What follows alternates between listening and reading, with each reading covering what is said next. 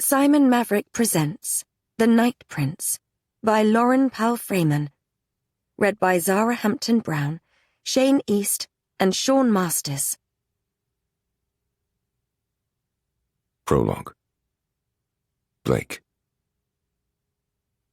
His footsteps echo as he walks down the endless prison corridor.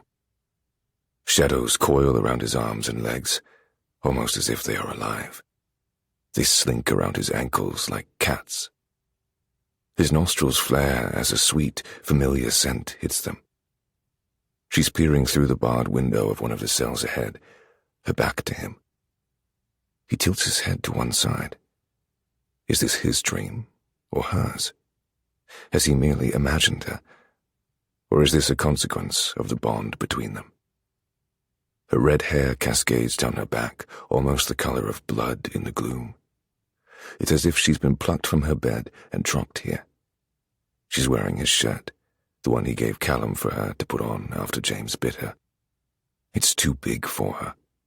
It caresses the soft curve of her behind and strokes her thighs. Her calves and feet are bare. He swallows. She stiffens like prey, and he wonders if she senses him watching.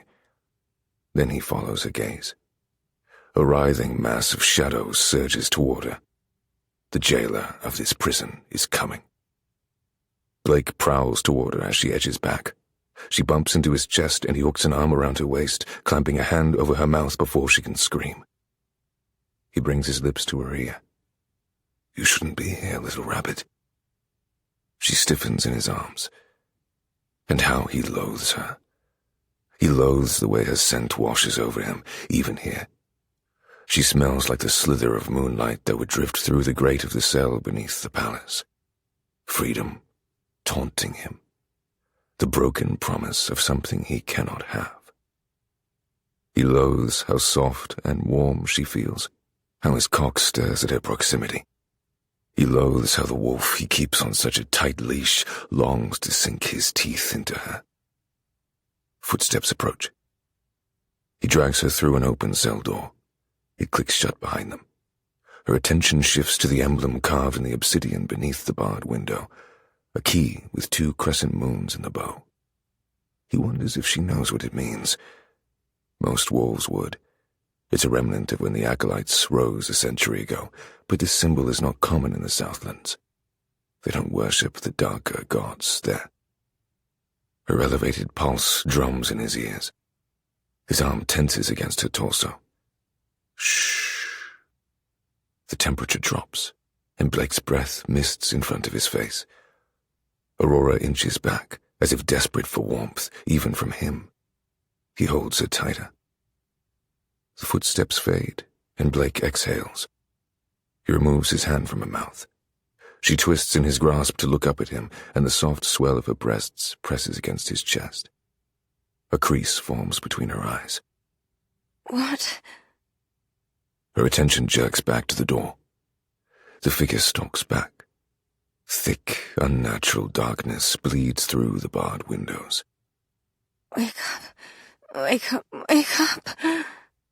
She's muttering under her breath. It's just a dream. Wake up. It's not just a dream. He shuts his eyes. He wrenches her back. He doesn't hit the wall. Instead, it dissolves. The cell door bursts open in front of them, but they're already falling through endless darkness.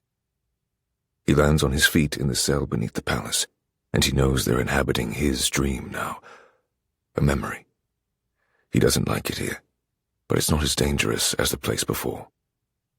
There's a cot against one wall, the mattress stained brown with old blood. A bucket of waste sits in the corner. There are books piled against one wall, a candle flickering beside them.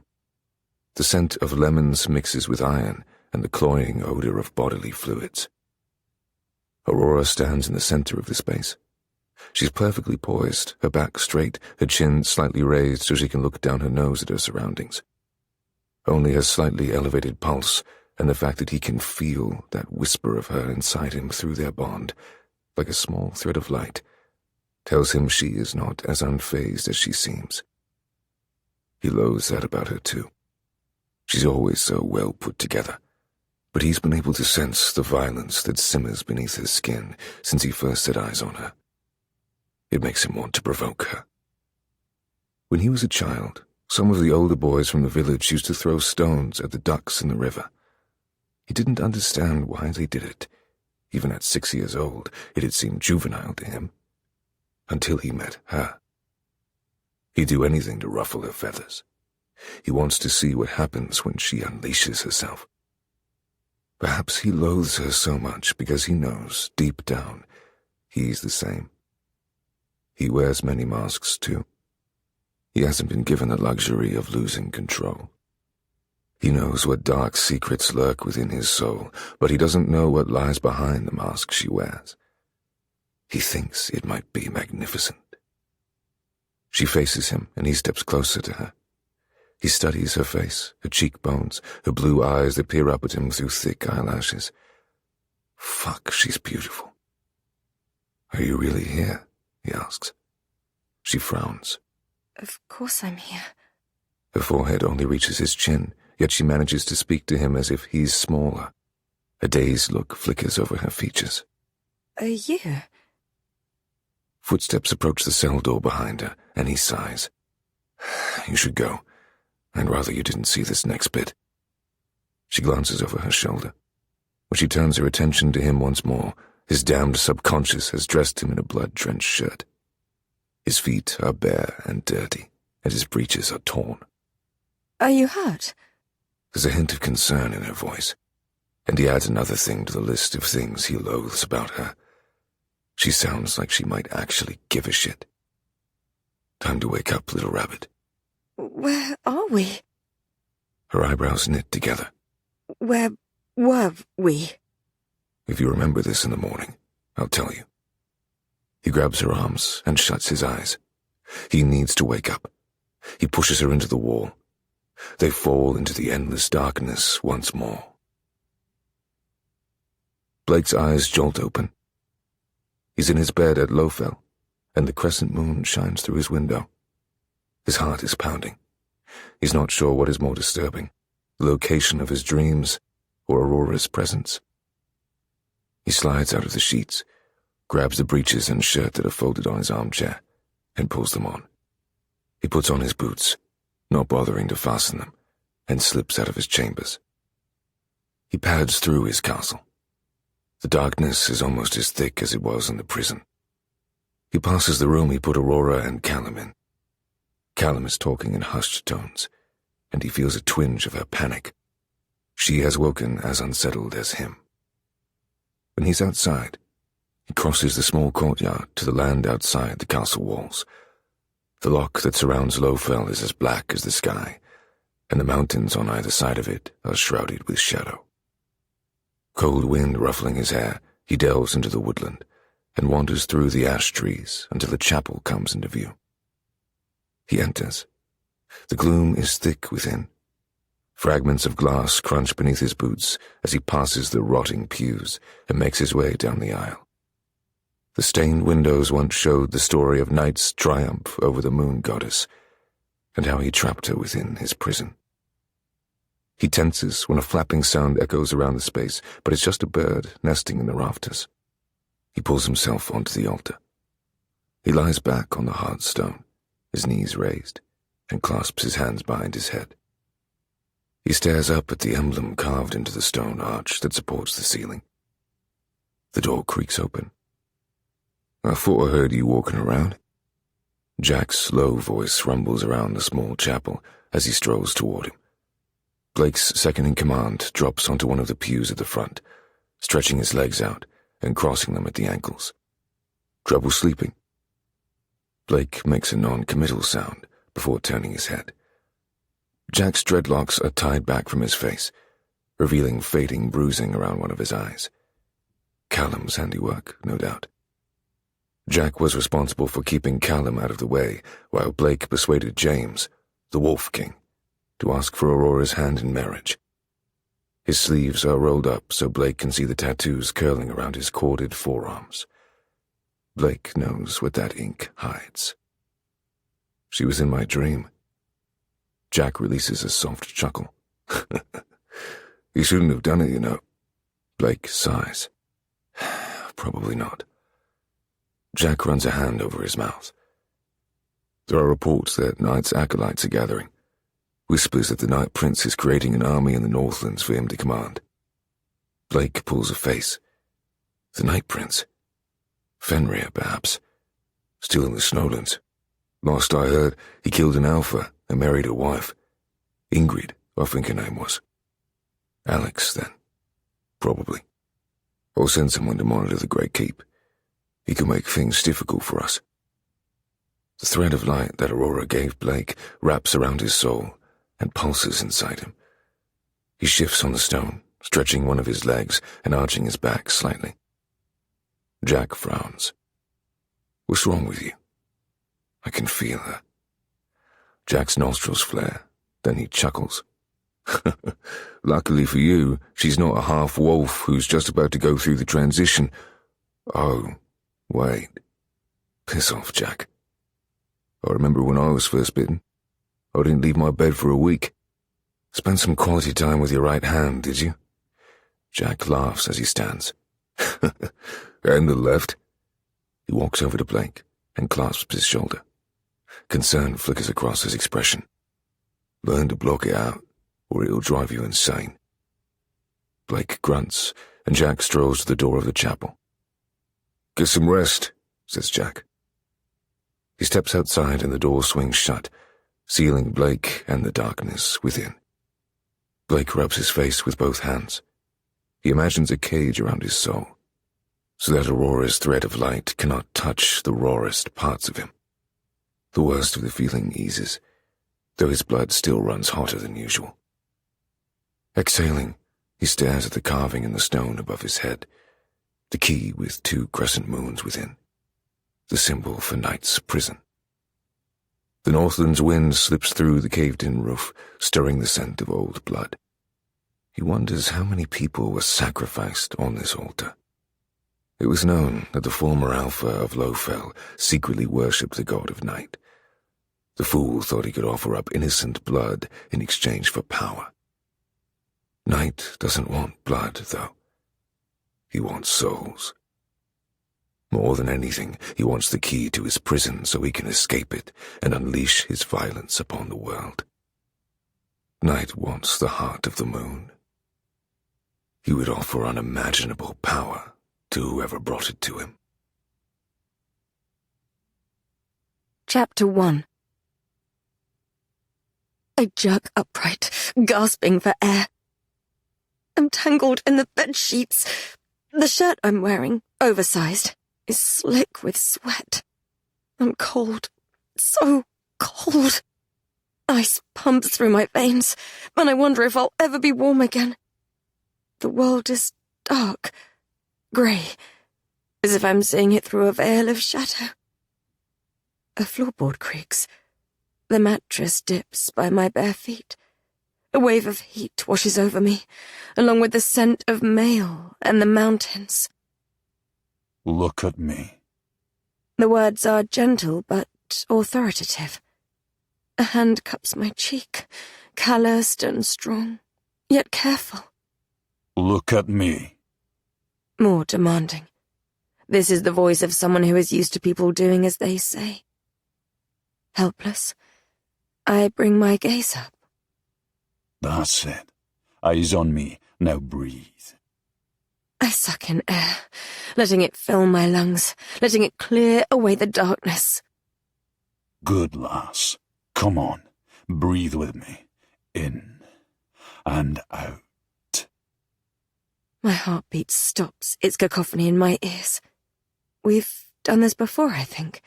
In the kennels beneath Sebastian's castle. Sebastian? Goddess! I killed Sebastian. A fresh wave of panic cascades over me. Princess! The word is sharp and commanding. Breathe. In and out.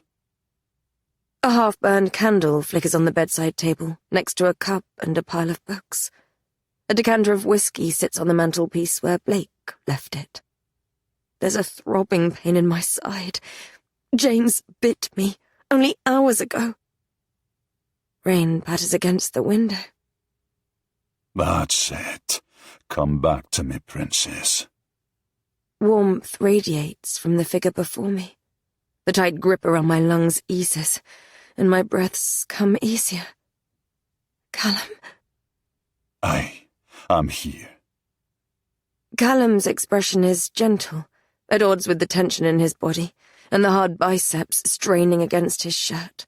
His hair, the colour of dark sand, is brushed back from his forehead, and his green eyes flicker with concern. Are you in pain? His forehead creases. Do I need to get Blake? No, It was just a nightmare, I think. I release a breath. What did you dream about? I shake my head as I try to remember. I was in a prison, and Blake was there, and something was pursuing me, and... I tense as our conversation earlier this evening comes back to me. I bring my knees to my chest. Goddess, I need to tell you something about Blake. He's plotting against you. Callum frowns. What? Everything he did, that bond he created that links my life to his, it was all part of a plan to steal the wolf throne. He's going to help you become the Wolf King, then he's going to challenge you. He knows he'll win because our lives are linked. You won't kill him, because if you do, I'll die too. Callum tenses. He told you this? Yes. Callum stares at me for a moment, his biceps like steel. A soft laugh escapes him and warms the cool air. This doesn't concern you? I ask. Oh, it concerns me. It's just... I couldn't understand it before. Why he'd done it. He threw everything away that he'd spent years working for. He set me free. He fought James. And when he saw you dying, his face... He swallows. He saved your life. I've been searching for the reason for it since we got here, and I could find none. I started to think... He shakes his head. I don't know what I thought, but this makes sense. I find comfort in that, I suppose, even if it complicates things somewhat. We need to break the connection between Blake and me. We do, but he won't try to kill me until I've won the throne. My pulse quickens. You think he'll try and kill you? I'm certain of it. I forfeited to James, and for years, people have speculated about what would have happened if we'd fought. It weakens his claim. Blake won't allow himself to be seen as weak. I grip Callum's wrist like I'm scared he's going to be ripped away. And Callum smiles. He will not defeat me. We have time. Until then, he could be useful. Get some rest, and we can worry about it later. He runs his thumb along my cheek. I'm sorry I left you alone. With all the chaos of the battle, it was the best time to get one of Blake's messengers into the castle to send word to Fiona and Ryan. I know. I understand. My blood warms at the proximity of him. This time it's not fear that pumps through my veins. It's something raw and feral that wants release. Callum's expression darkens. Princess. His voice is rough and low, almost a warning. I reach for his face, desperate to pull him closer. Pain bursts in my side where James bit me, and I wince, my hand hovering above the sheets. Callum's jaw clenches as his gaze drops to my waist. Can I see? I inch back on the bed, then lie down on the pillows. Callum peels back the bedsheets. He shifts, bringing one of my bare legs over his lap as he leans over me. Weeks ago, the thought of being exposed like this, in a man's shirt and my underwear, before the Alpha of Highfell would have scared me. Now, it makes my breathing quicken. He undoes the button, just beneath my breasts, then gently makes his way down. His thumbs and fingers lightly brush my skin. He draws the shirt apart to expose my midriff, and though the cool air touches me, I'm burning. I want him, I realize. I want him urgently, desperately, I want his hands on my body, and to dig my fingers into his muscles. I want the warmth of his mouth. I want to climb on top of him and claim him as mine. I want him in a way I've never wanted anything before in my life. I don't know what has come over me. Perhaps I feel like this because I almost died tonight. Perhaps I want to cast away the cold shadow of whatever nightmare awoke me. But I want to feel warm. I want to feel alive. I want to expel this energy that's coursing through me. Callum stills. I prop myself on my elbows.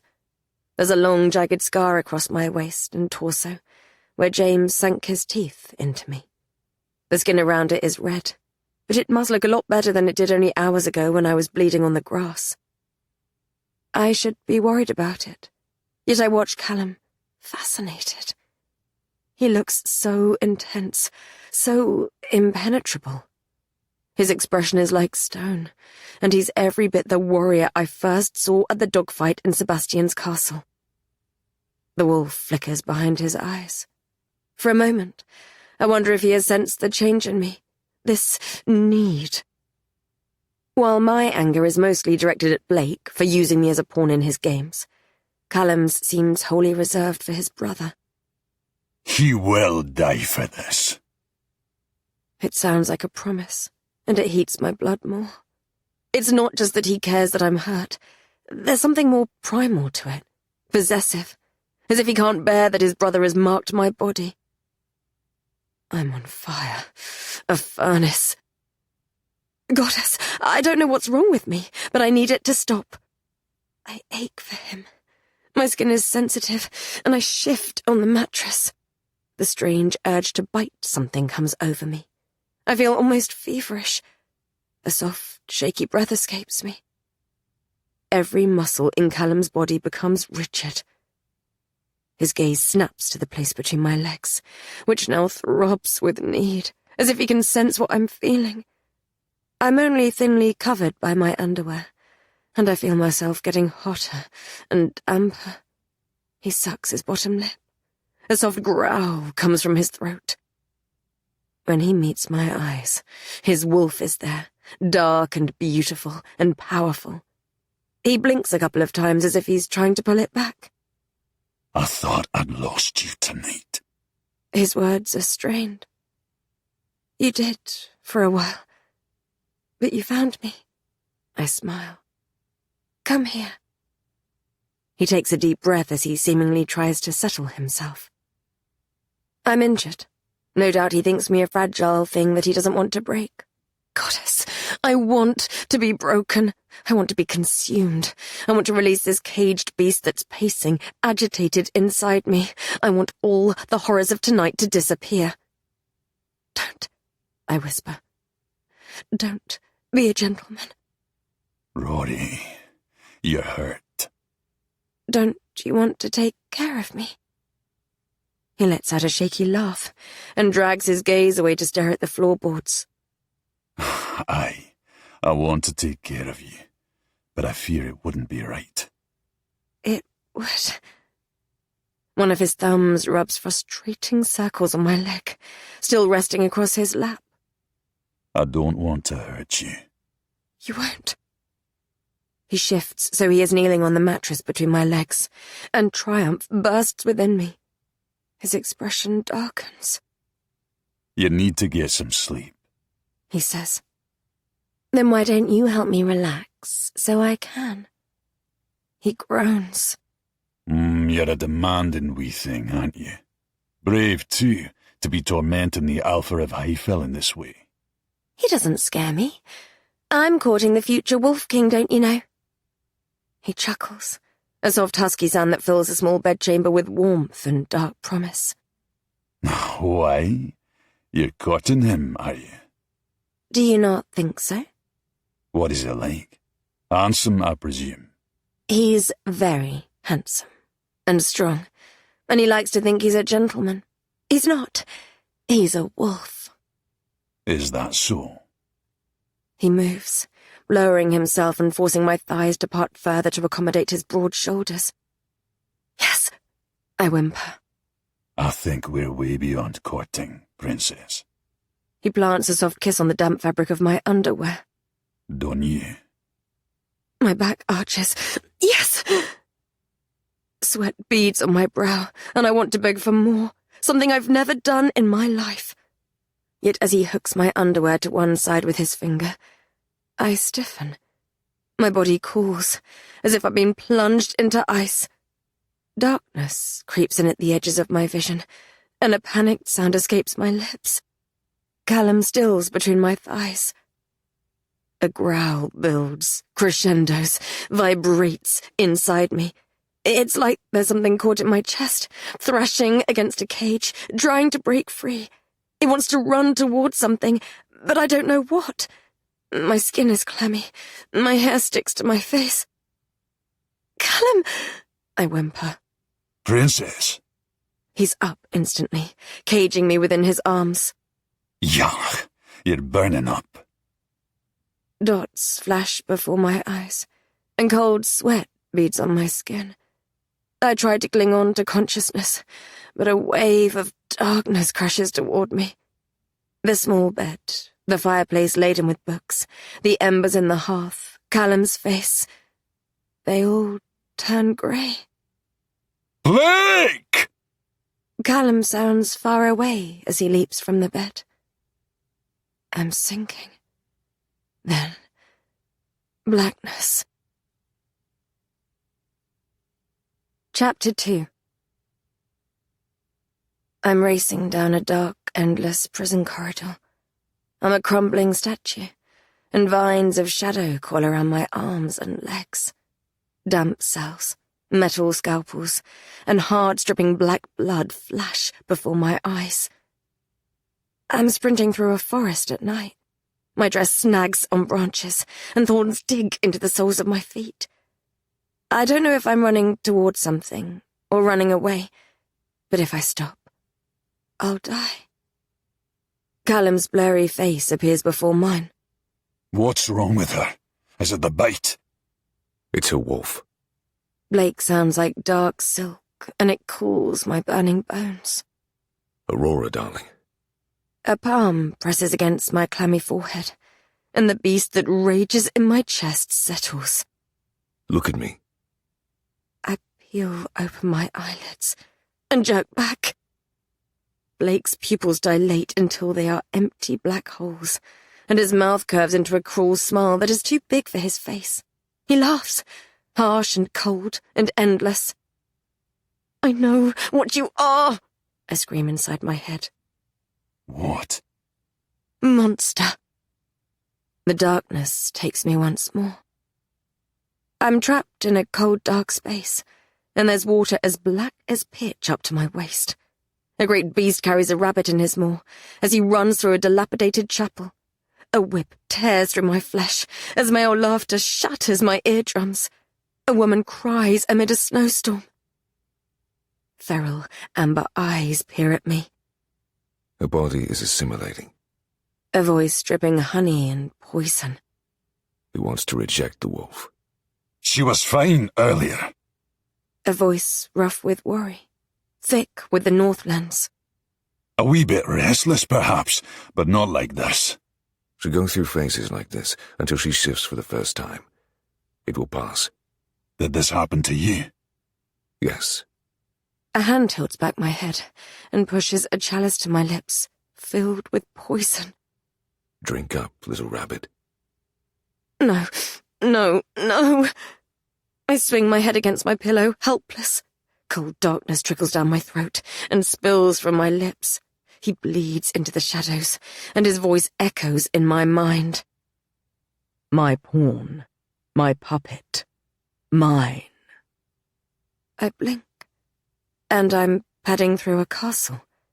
Cold air tickles my bare legs, and my naked feet slap against the flagstones. I savor the cold on my burning flesh. I savor the shadows that brush against my cheeks. My legs are weak. It's too dark to see, but I'm attached to a leash, and I follow it. My fingers squeeze around the hilt of a silver blade. Something growls in my chest. I'm not a pawn. I'm not a puppet. I belong to no one. I enter the room. He sleeps in a bed that's pushed against the wall. I don't know if I'm awake or dreaming. Everything is hazy, yet he seems more corporeal than before. He has his arms slung above his head, and his dark hair is mussed. He looks so soft, so peaceful, so easy to kill. I blink, and I'm straddling his torso, a blade to his throat. My thighs clench his hips. He feels solid, hot. His fingers curl around my wrist like a shackle. He opens his eyes, and something feral looks back at me. He blinks, long eyelashes fanning his cheeks, and the beast disappears. But something just as dangerous meets my gaze. He smells like blood and dark fairy tales and the depths of the forest. I don't recall inviting you into my bed, Aurora, darling. He is carrying me. My cheek is pressed against his hard, bare chest. I'm a doll, draped in his arms, a toy to be played with, a puppet to be controlled. I snarl and struggle, but he holds me tighter, and I cannot shake myself free. He passes me to someone else as if I'm nothing. Callum makes soothing sounds against my ear. I'm hot, so restless. When will it end? Where did you find her? Callum's voice is thick with sleep and worry. In my chambers. I hear his amusement. I think a wolf wants to kill me. I think most wolves want to kill you. A pause that lasts an eternity, or a heartbeat. You speak of our wolf as if it's separate to who she is. It is. The wolf is part of who we are, Blake. Perhaps if you accepted that part of yourself... Callum, if I ever want your counsel, I shall ask for it. And if I ever ask for it, I truly fear for the state of the world. Footsteps rumble like thunder through my ears. Keep a tighter leash on your pet. Shadows take me once more. I'm in a carriage with Sebastian, and he has a slit across his throat. I have strings hooked into my arms, and a faceless being is making me dance in an empty ballroom. Blake prowls toward me, eyes alight with violence. I'm running. I'm lost. Dark corridors twist into oblivion. There's a symbol, a key, with crescent moons in the bow. Someone screams. Someone sings. Bright, blinding light. I jolt upright.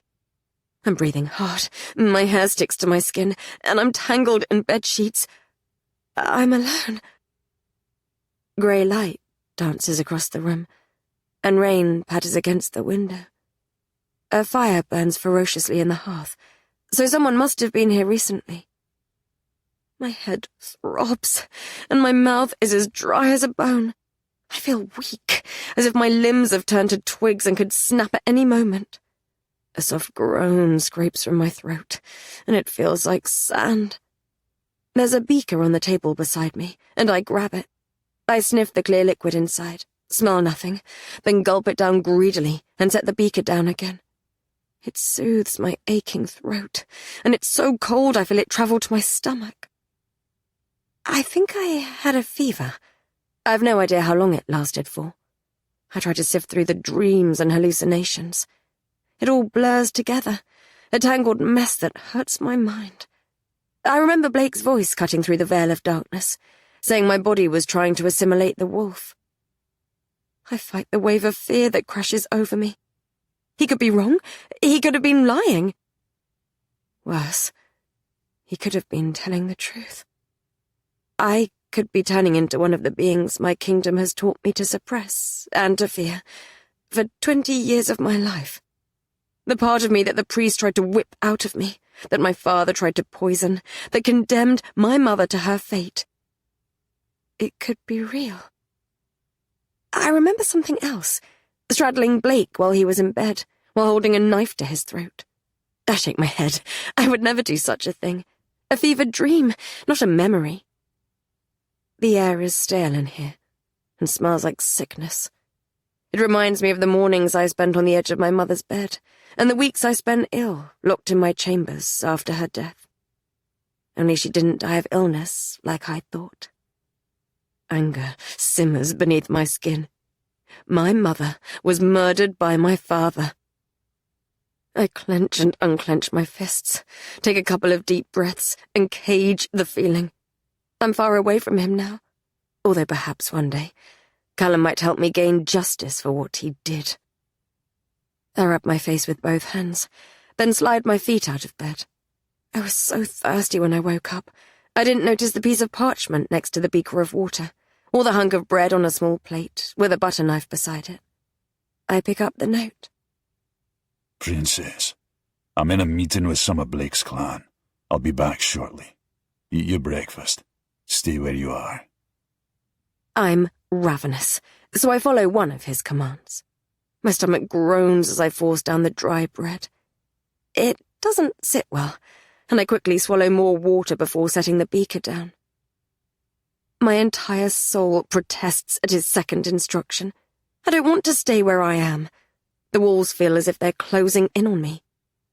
In the back of my mind, I hear myself as a young adolescent, pleading with one of the maids to let me go for a walk in the palace gardens, or join my father and brother for dinner in the great hall, or to ride my horse in the grounds like Mother used to let me. I can't be that girl anymore.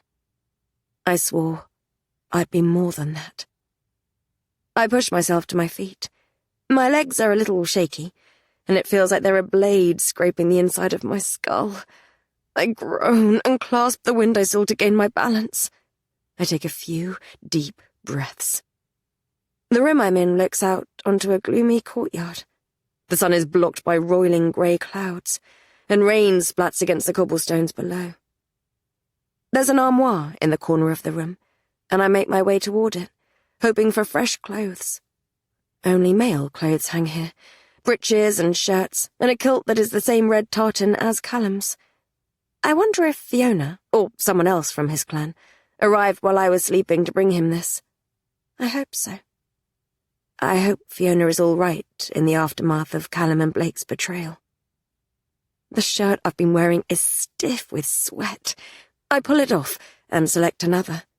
I'm not sure whose it is until I've slipped it on, and the scent of dark pine curls around me.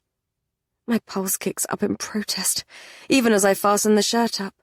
I don't want to wear Blake's clothes or smell like him, but it will do for now. I pull on some breeches too, and cinch them in with a belt because they fall low on my hips. Someone taps against the door. I freeze. Callum would have just walked in. I look over my shoulder, at the butter knife sitting beside the plate of bread. I hurry over to pick it up, drop it in my pocket, then warily open the door. A girl around my age and build, with long wavy dark hair, stands in the corridor. She is striking, with a sharp jaw and plump lips. Her dress is lovely, black with long sleeves made of lace. She looks somewhat familiar, though I don't think we've met.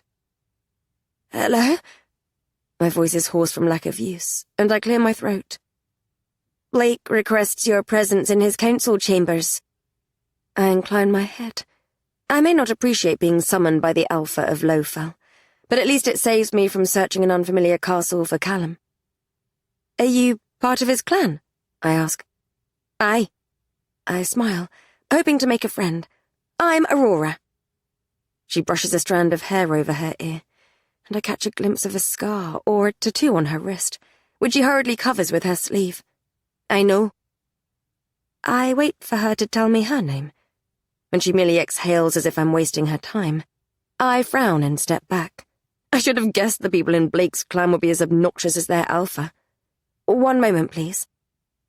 The only shoes I have are the blood-stained muddy slippers I wore when James gave me back to Sebastian. Wincing, I put them on. The girl doesn't speak to me as she leads me through a labyrinth of narrow corridors. The style is not dissimilar to Castle Matta Ali, the castle I was first brought to when Callum took me to the Northlands, but it seems more claustrophobic. Perhaps it's the lack of tapestries and clan colours that make the dark walls feel closer together. Iron sconces hold torches that flicker as we pass. I won't risk her. Callum's thick accent sounds almost like a growl as we approach a door. Don't be ridiculous. Blake's tone is smooth like satin. She'll be fine. We can handle. The girl knocks, and the room falls silent. there's a strange sense of anticipation building in my chest. I hate to admit that I'm somewhat curious about the place Blake calls home. Callum once told me that some people wondered if Blake, the half-wolf from the Southlands, was even an alpha. Anyone who questioned it usually wound up dead. Yet here we are, in his territory, in a very real castle in the Northlands. How did he get it? Is this truly his home? Do his people like him? Come in, Drawls Blake. Chapter 3. There are 3 tall arched windows in the wall on one side of the council chambers, and mountains that are shades of orange and brown are visible through them. Torches and black iron sconces flicker between the windows, and a fire burns low in the curved stone hearth. The space is dominated by a large oval table, and 4 men are standing around it. They all look at me as I walk inside. Blake is at the head of the table, with his hands flat on the surface. He leans forward. His white sleeves are rolled up, exposing corded forearms, and the beginning of the scar on his elbow, which he must have got when he was bitten. Not for the first time. I find myself curious as to how he was turned into a wolf. Callum's expression softens when his gaze locks onto mine. Rory, what are you doing here? I invited her. Blake's gaze brushes over the large shirt I wear, which belongs to him. You're looking dashing today, little rabbit. I offer him a clipped smile, because I'm sure he's trying to provoke me. Thank you. A male with dreadlocks and tattoos winding up the dark skin of his arms smirks. Jack, I think his name is. I saw him in the dungeons when Blake kidnapped me and tried to get me to marry James. My displeasure grows. The 4th male in the room, I've not been acquainted with. He is as large in build as Callum, with short black hair and a neatly trimmed beard. His arms are folded across his chest, emphasizing biceps that strain against a black shirt. He wears an eye patch over his left eye, and faint scars crisscross his throat.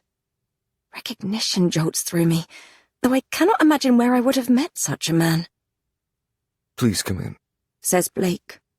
We were just talking about you. I walk toward the table. I heard, I say. What were you discussing? I don't like the idea that 4 men were talking about me, without me being present. You should be resting. Callum whispers with a note of reprimand. Did you not read my note? You've had a high fever for 3 days. 3 days? Callum is about to go to war with his brother, and I've been bedridden for 3 whole days. Questions pound through my already thumping head, as I wonder what I must have missed. I couldn't bear to be trapped in that room any longer, I reply quietly. I feel much better now. Up close, Callum looks like he's barely slept. Stubble peppers his jaw, and there are smudges beneath his eyes. His usual scent of the mountains is overlaid by male sweat, as if he's not been washing. I put my arm around his waist and squeeze. On top of everything that has happened with his brother, he's had to worry about me. The woman who brought me here huffs in the doorway. Will you be joining us, Elsie? Asks Blake. No. Elsie offers no deference to the male who I'm guessing is her alpha. She heads into the corridor, and her skirts make a rustling sound as they drag across the flagstones. The door swings shut behind her. I breathe in quickly, when I feel a sharp squeeze of emotion in my chest.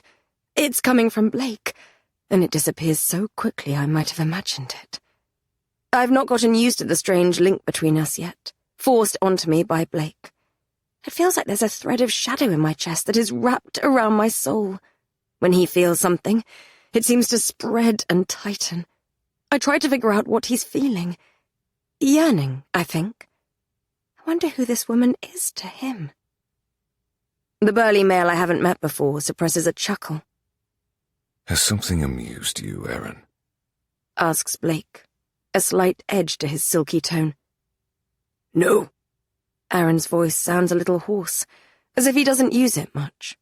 He doesn't sound sincere. He leans closer to his alpha, whispers something in his ear, and Blake nods.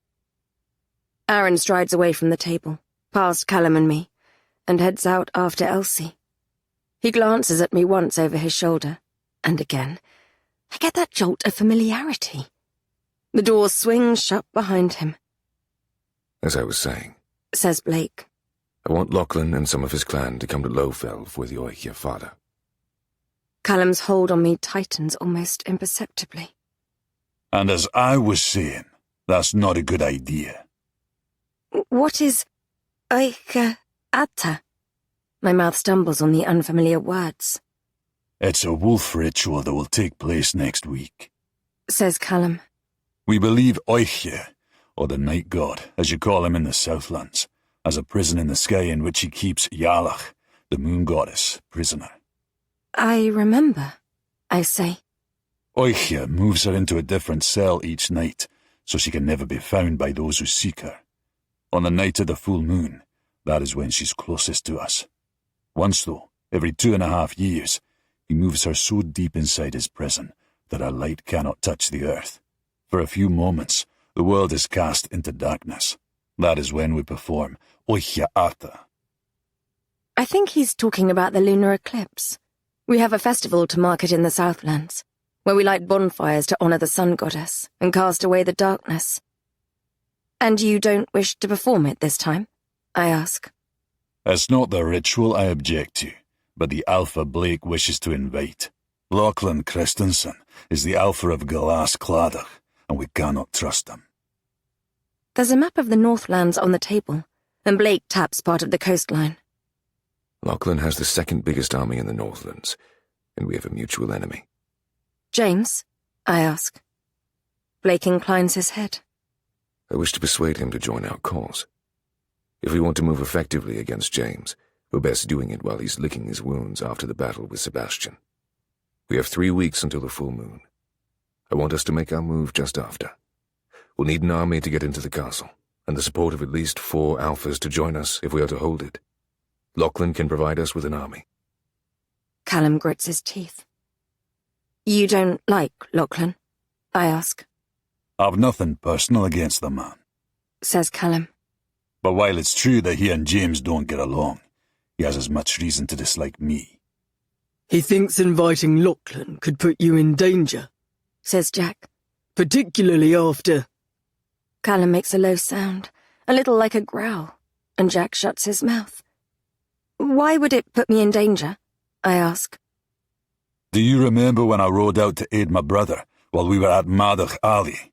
Says Callum. We lost the battle against Sebastian, and I was shot with wolfsbane. Fear had clenched my heart when Callum fell to his knees in his chambers, covered in sweat and gore.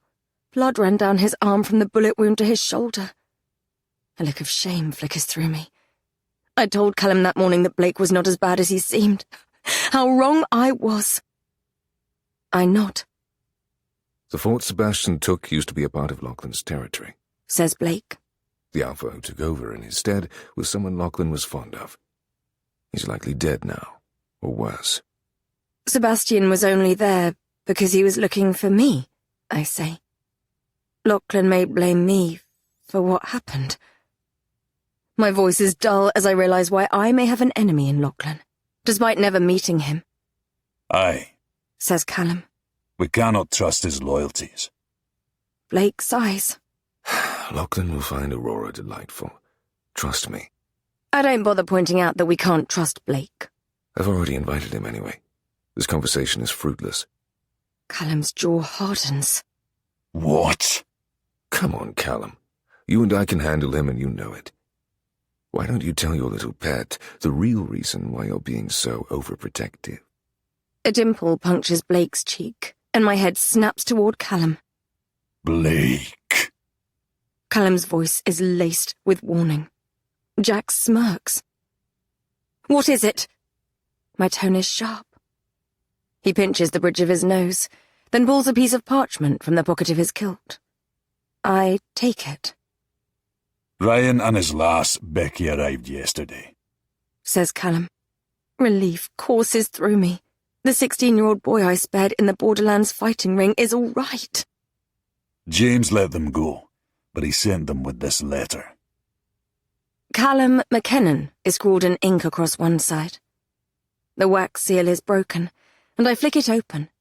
I turn the parchment over and read.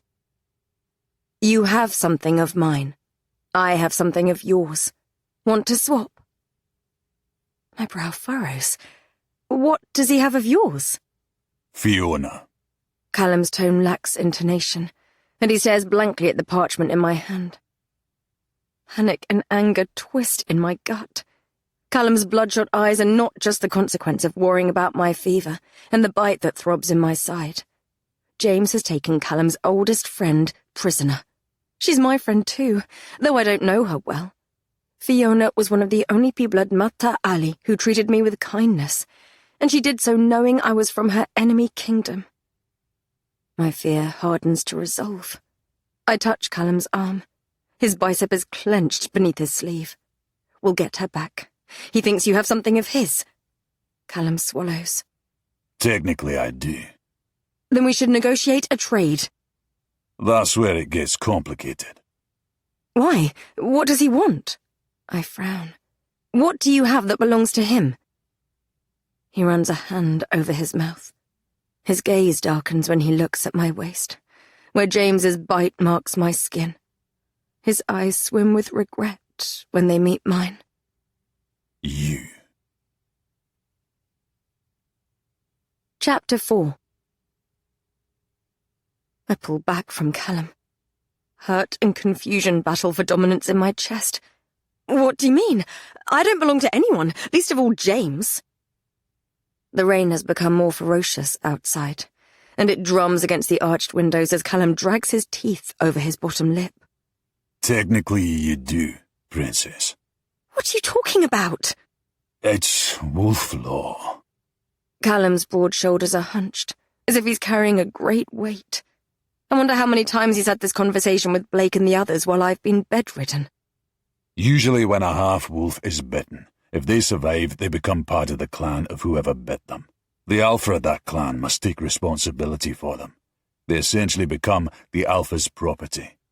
James is from Highfell. If he'd not been king when he'd bitten you, you would have been mine. James outranks me. He has a claim to you. Wolf law dictates that if he asks for you, you must go to him. My legs feel shaky. From the fever or shock, I don't know. I place a hand on the edge of the oval table to balance myself. The thought that the male who attacked me, who has forever changed my life, thinks of me as his property makes my blood run cold. Anger twists in my chest, and my heartbeat thunders against my ribs. Blake is backlit by the roaring fire in the hearth. Jack leans against the table. I hate that they are witness to this. I hate that they have all discussed this without me. I swallow my emotion and bury it deep. That's ridiculous, I say. Just because James says something doesn't make it so. I don't belong to him. Blake drums his fingers on the map. Be that as it may, He says. if he asks for you back and we refuse, it puts us in breach of wolf law. The optics are bad. To have a future king refuse to adhere to the rules that bind all wolves. Unlike Callum, there is no emotion in his voice. He speaks as if me being another man's property is of no consequence to him. I note his wording, too. A future king. He doesn't want to be in breach of wolf law, because it may ruin his prospects for the throne, not Callum's. My gaze snaps to his. So you plan to hand me to him? Callum puts his hand over mine. His palm is hot and calloused, and his touch offers me some comfort. No, never. There's a simple solution. Says Blake. Another alpha must claim you before James officially asks for your return. I note that Blake doesn't name Callum as the alpha who must claim me, as if he himself is an option. Jack watches Blake carefully, his lips pinched in the corners. He seems to have noticed this too, and doesn't look like he approves. What are you talking about? I say. I don't want to be claimed. What does that even mean? Blake shrugs. An alpha would mark you with their bite and announce you as part of their clan in front of witnesses. The claim is stronger if it happens at a celestial event or in the presence of a priestess, but it's not always necessary. When I shake my head, it throbs. Absolutely not. Not even if it would keep you safe? Asks Callum. I flinch. He agrees with Blake. They have had this conversation before without me too, then. No. Callum brushes his thumb over my knuckles. If you're worried about the pain... No. Hurt flickers across Callum's face, and I realize he thinks I'm rejecting him. Perhaps this is the way of wolves, to dominate and claim ownership over one another. Perhaps this is the way of all men. I belonged to my father. I was given to Sebastian. I was taken by Callum. I was used as a pawn by Blake. For the first time in my life, I have tasted freedom here in the Northland's winds. I have smelt it in the pine-rich forests, and seen it in the wild mountains and rain-drenched valleys. I have felt it too in the warmth of Callum's arms. I have a chance here to be an equal instead of a prize. I won't give that up so easily. I sigh. I cannot belong to anyone again. Not even you, Callum. Callum's expression softens. It's not about belonging to someone. It's about being part of a clan. It would make it easier for me to protect you. I don't belong to you or your clan, I say. I have a title already. I'm the Princess of the Southlands. Perhaps, after everything that has happened, that does not count for much. I'm sure my father would execute me for treason if he knew I was not being held against my will. Still, I cannot denounce my position and title, nor defer to an alpha. I will not. Callum's forehead creases. It's not like that, Princess. It would keep you safe. I'm not safe. From the moment you and Blake attacked James, you declared war on him. James has obviously realized that I'm of some importance to you. This will not stop him. He will come for me all the same. Are you going to let him take me? Callum's expression darkens. Never. I take a deep breath to compose myself. It doesn't matter whether he says I belong to him or not. He is trying to rattle us. We must get the clans on side so we can win this throne quickly, and we must get Fiona back before James has time to act. There is a knock at the door. Yes? Blake asks. A crop of messy copper hair comes into view as Ryan pokes his head into the room. Callum exhales. What is it, Ryan? Despite Callum's clear exasperation at the interruption, my lips curve into a smile. Ryan's freckled face breaks into a grin when he sees me. Princess, you're awake? Ryan!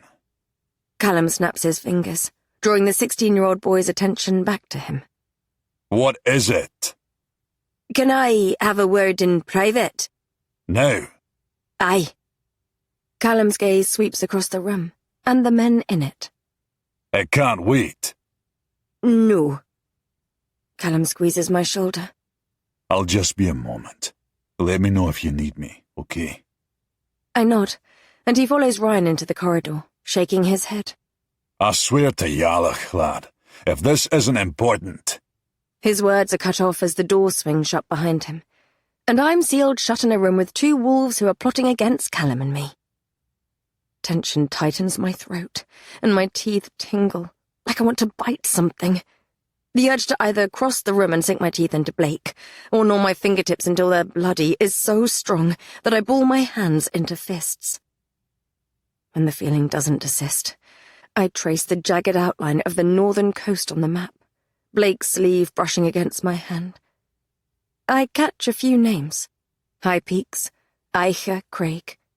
Highfell must be up here somewhere. I spot it by a patch of land named Glen Gielach. Blake whispers something.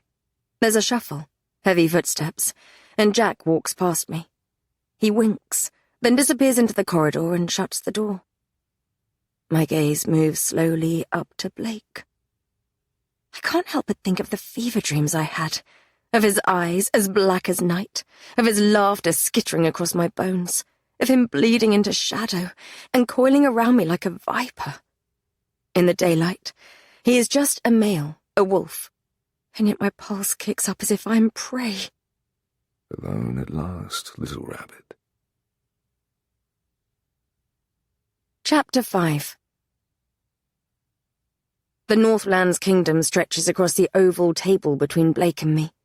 The wind hammers the rain into the arched windows, and the noise pounds through the gloom like the drums of war. Alone at last, little rabbit. When he first linked our lives together, I felt his emotions as strongly as my own. I think he has found some way to conceal them, because though I can still feel that dark part of him inside me, I can't identify his intentions. How I loathe this male. I think I may loathe him even more than James. I can taste my hatred, bitter on the back of my tongue. My teeth tingle, ache, like I want to sink them into his flesh. He used me. The worst part is how much that hurts. I've never had friends. As the princess, I always stood apart from others. I wasn't allowed to run around and play silly games with the other children. As an adult, no one talked freely around me. My brother Philip was cruel. Every male who ever spoke to me did so because they had something to gain from my father. I thought this had hardened me and made me a good judge of character. Now, I wonder if it made me even more susceptible to deception, so desperate to make a connection with someone, anyone, that I let myself be fooled by a snake. It's not that I ever fully trusted Blake, but goddess, a part of me had wanted to. I enjoyed conversations with him, even when he was trying to provoke me. He spoke to me as if I was equal to him, more so perhaps than even Callum did. A horrible, weak, cringing part of me wanted to be his friend. I loathe him and myself for it. How are you feeling, little rabbit? His voice is carefully smooth, casual, as if he's merely making small talk. I may not have seen Blake's poison until it was too late, but I know he gains enjoyment from other people's pain. I won't give him mine. I force my lips into a polite smile, the same smile I've given many obnoxious lords while I secretly recoiled at their presence. I am well, thank you. He tilts his head slightly to the side. I feel him then, a cool prickle beneath my skin, the strangest feeling of shadowy vines that spread around my soul. When I felt his yearning earlier, it seemed involuntary. This is different. It's like he's reaching for me and trying to gauge my emotion. I tense, blocking the sensation, caging my emotions and keeping them close. Are you well rested? He asks. I'm fine. Callum said you had nightmares. What did you dream of? There is something pointed in his tone, as if the answer is important to him, though I can't fathom why. It was just the fever. I keep my voice sweet as honey. Thank you for your concern. I catch it, his slight flicker of displeasure. My smile aches a little less. My sweetness irritates him. Good. He strolls toward me, his footsteps loud and steady on the flagstones. He stops close enough that his dark forest scent wraps around me, and he leans back against the table. It creaks beneath his weight. His face is close to mine, and his thigh almost brushes my hip. I want to move back, to put distance between us, but I force myself to stay where I am. This close. I see that he looks like he has not had much sleep either. There are faint shadows beneath his eyes, and his dark hair is messy, as if he's been dragging frantic fingers through it. A soft curl brushes his forehead. In my fever dreams, he had seemed ethereal and untouchable, a monster made of death and shadow. The realness, the solidity of him, corded forearms, broad shoulders, a hard chest straining beneath his white shirt, makes him seem even more dangerous somehow. You defied James, dragged a blade across Sebastian's throat, and all I get is a pretty smile and a thank you for your concern. His voice is low and seductive. How disappointing. If I ever led you to believe I was trying to impress you, Blake, I apologize for the misdirection. A dimple creases his cheek. Are you angry with me? Can't you feel it? I ask. Right now you're guarding your emotions. As am I. Despite my unwillingness to ask for Blake's help, the question slips out. How? How does this thing between us work? He looks like he's considering whether or not to answer. When I saved your life, I shared my life force with you. It was like I gave you the end of a rope to pull you back, and I grabbed onto your life force at the same time. I don't know how it feels to you, but for me it's like a thread of light from your life force is still inside me. When you feel something particularly strongly, it wraps around my emotions and pulses, and I feel it too. If you were to die, I'd imagine it would pull me to death with you, and vice versa. How do I stop you from feeling me? I can stop it myself by imagining a cage around my emotions, to stop myself from touching your light. You could try that. He cocks his head to one side. Is that how it feels for you? Like a thread of light?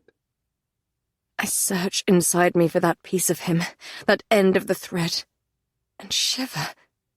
No, it feels like darkness. Well, are you angry with me? Why would I be angry? I try to keep my tone smooth, but I can't quite conceal the bite behind it. You saved my life, and linked our lives together without my consent, all as part of your plan to take the throne and kill Callum. We're friends, then? My soul protests, and from the glint in his eye, he knows it. We're not friends. I'm not sure Blake even knows how to make friends. Jack and Aaron seem amiable enough with him, but Blake must have manipulated them in some way. Perhaps they fear him, like the wolves at Castle Mudder Alley did. I force myself to smile. I made friends with a man in the Southlands once.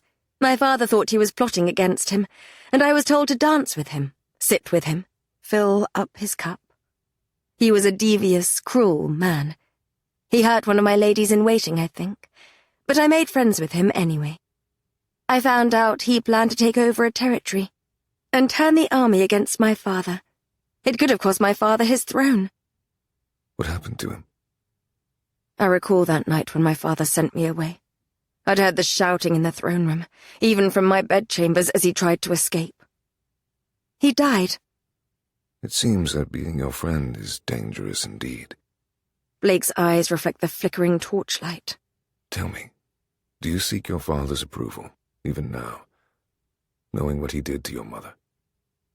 Rage billows in my chest like a tempest. Self-loathing crashes through me as well. I'm not sure why I told him that story. Did I wish to scare him? Impress him? I try to compose myself. I don't want him to know that one of his blows has landed.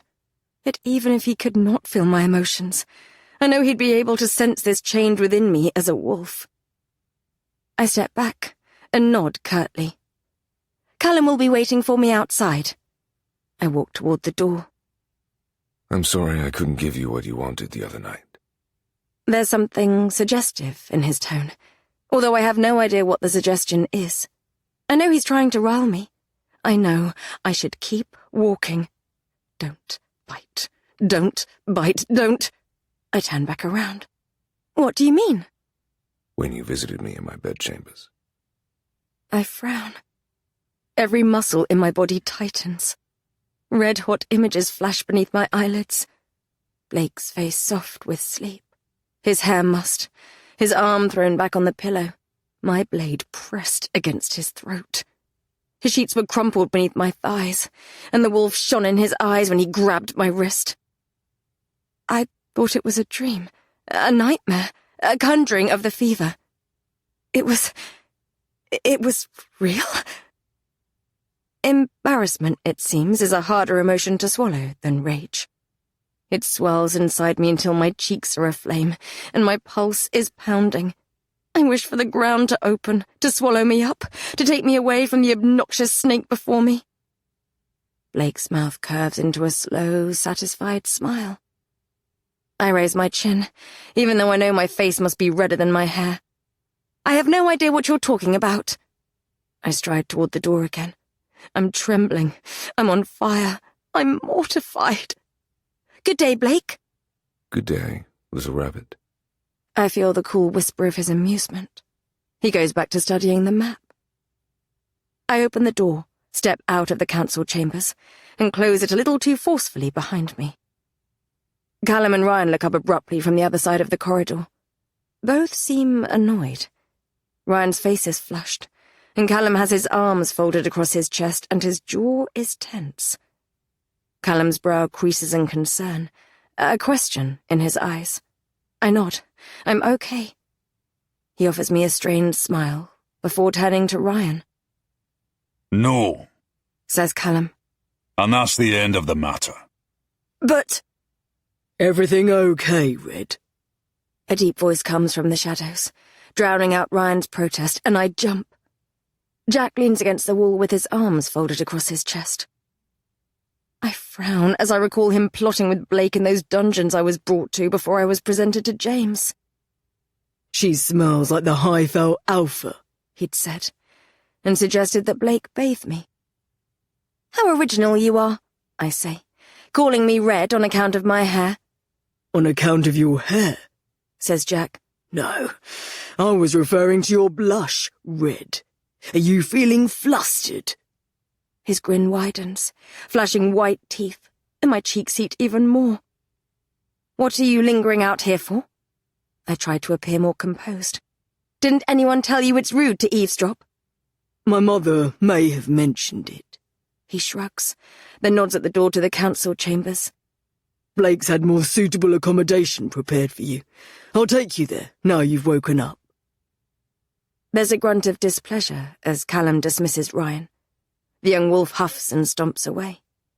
Callum mutters something under his breath about insolent pups as he crosses the space between us, and threads my fingers in his. The tension softens in his shoulders. Ready? Says Jack. Aye. We follow Jack through a labyrinth of corridors. What was that all about? I ask under my breath, as our footsteps thump against the stone. Ryan wants to go back to Madach Alley.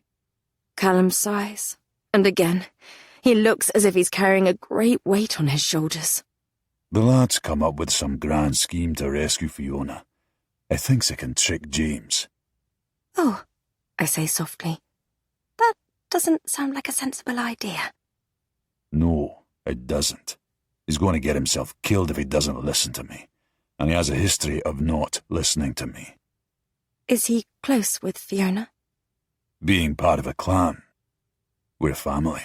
She taught him how to ride a horse, and Fee, James and I, we used to let him tag along when we went hunting.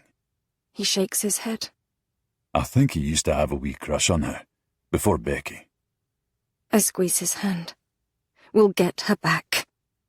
Aye, and I shall make James pay for all of this. Hurting you, claiming you, taking Fee. I could do without worrying about Ryan on top of everything else. Jack points things out as we pass them.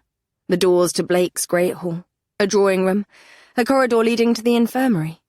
Just like earlier, I notice the absence of any clan banners or tapestries within the castle. It's quiet, too. We pass a few people in the corridors, 2 women in brown dresses having a hushed conversation, and an old man in a black and grey kilt, carrying a box of fish toward the kitchens. A young child, around 4 years old, with a mop of black curls, tears down a stairway past us, causing Jack to tell him to run faster if he means to outrun his mother. Either Blake's clan is not very big, or they're residing elsewhere. When Jack gestures to a spiral staircase leading to a library in the tower, I make a note of it so I can visit later. I want to find out how Blake connected our lives, so I can disentangle myself from him. The library seems to be a good place to start. Finally, we stop outside a door on the 2nd floor of the castle. Jack opens it. The room is much larger than I expected. A huge 4-poster bed dominates the space, covered in furs, and 2 armchairs sit on a sheepskin rug in front of the roaring fire. In the corner, a wooden partition partially hides a dressing area and a sturdy oak armoire.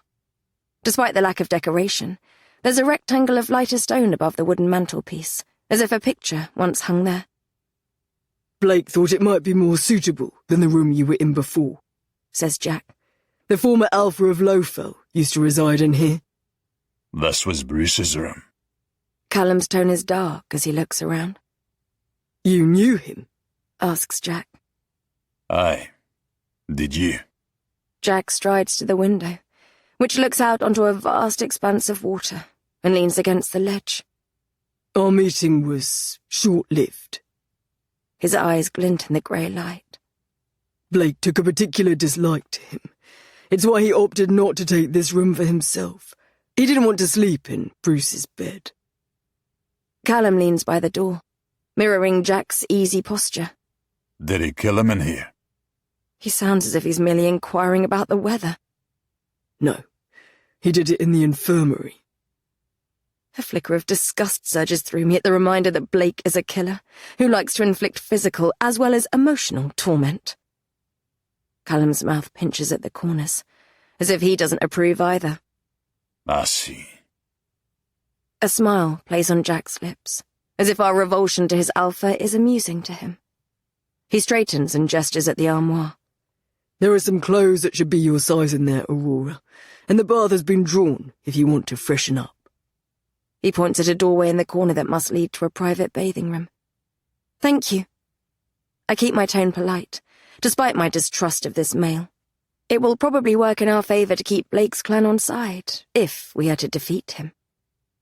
Jack's smile widens before he nods. My offer stands, if you want to spar later, Callum. Perhaps you could train with Ryan, says Callum. Keep the lad out of trouble.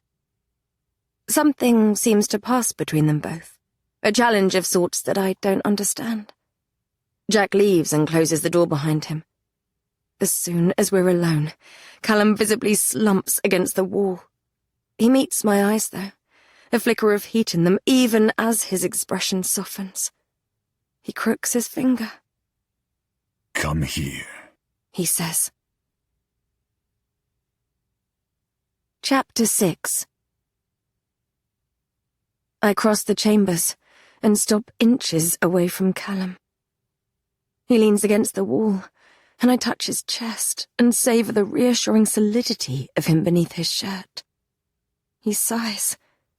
It's as if my touch is as reassuring to him as his is to me. Without warning, he slides his hands beneath my thighs and lifts me up. I wrap my legs around his torso. He carries me to the bed, climbs onto it, and lays me down on the quilt. My head sinks into the feather-soft pillow. He settles over me and rests his weight on his forearms on either side of my face. He presses his forehead against mine. His skin is hot, almost fevered.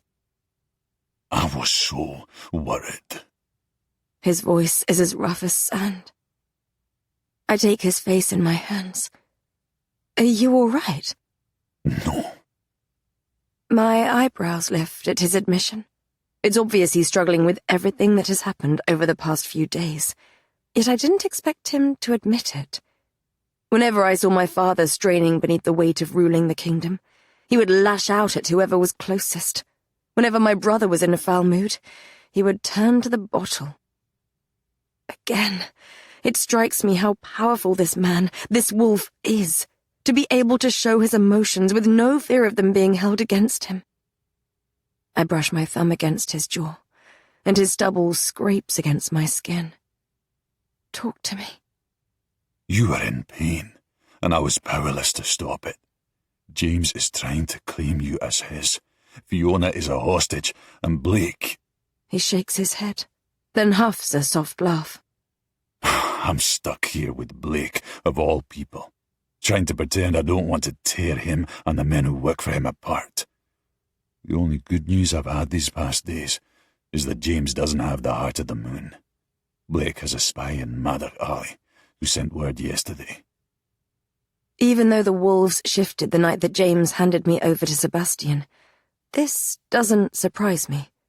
The heart of the moon is an ancient wolf relic that is said to have been ripped from the moon goddess's chest. It would give the wolves the power to shift at will, which would be a big advantage in the war between the humans and wolves. I didn't think that Sebastian would have traded something so important for me, I say. Foolish man, says Callum. It's strange that you shifted, though. At the time, I thought... Callum's brow furrows. What? I prayed to the moon goddess, I say, feeling silly. I thought, perhaps, she answered. Callum smiles softly. Perhaps she did. She is said to involve herself in the fates of wolves, at times. He strokes my cheek, then sighs. What is it? I ask. I thought I would feel better when you awoke, yet I find myself feeling restless.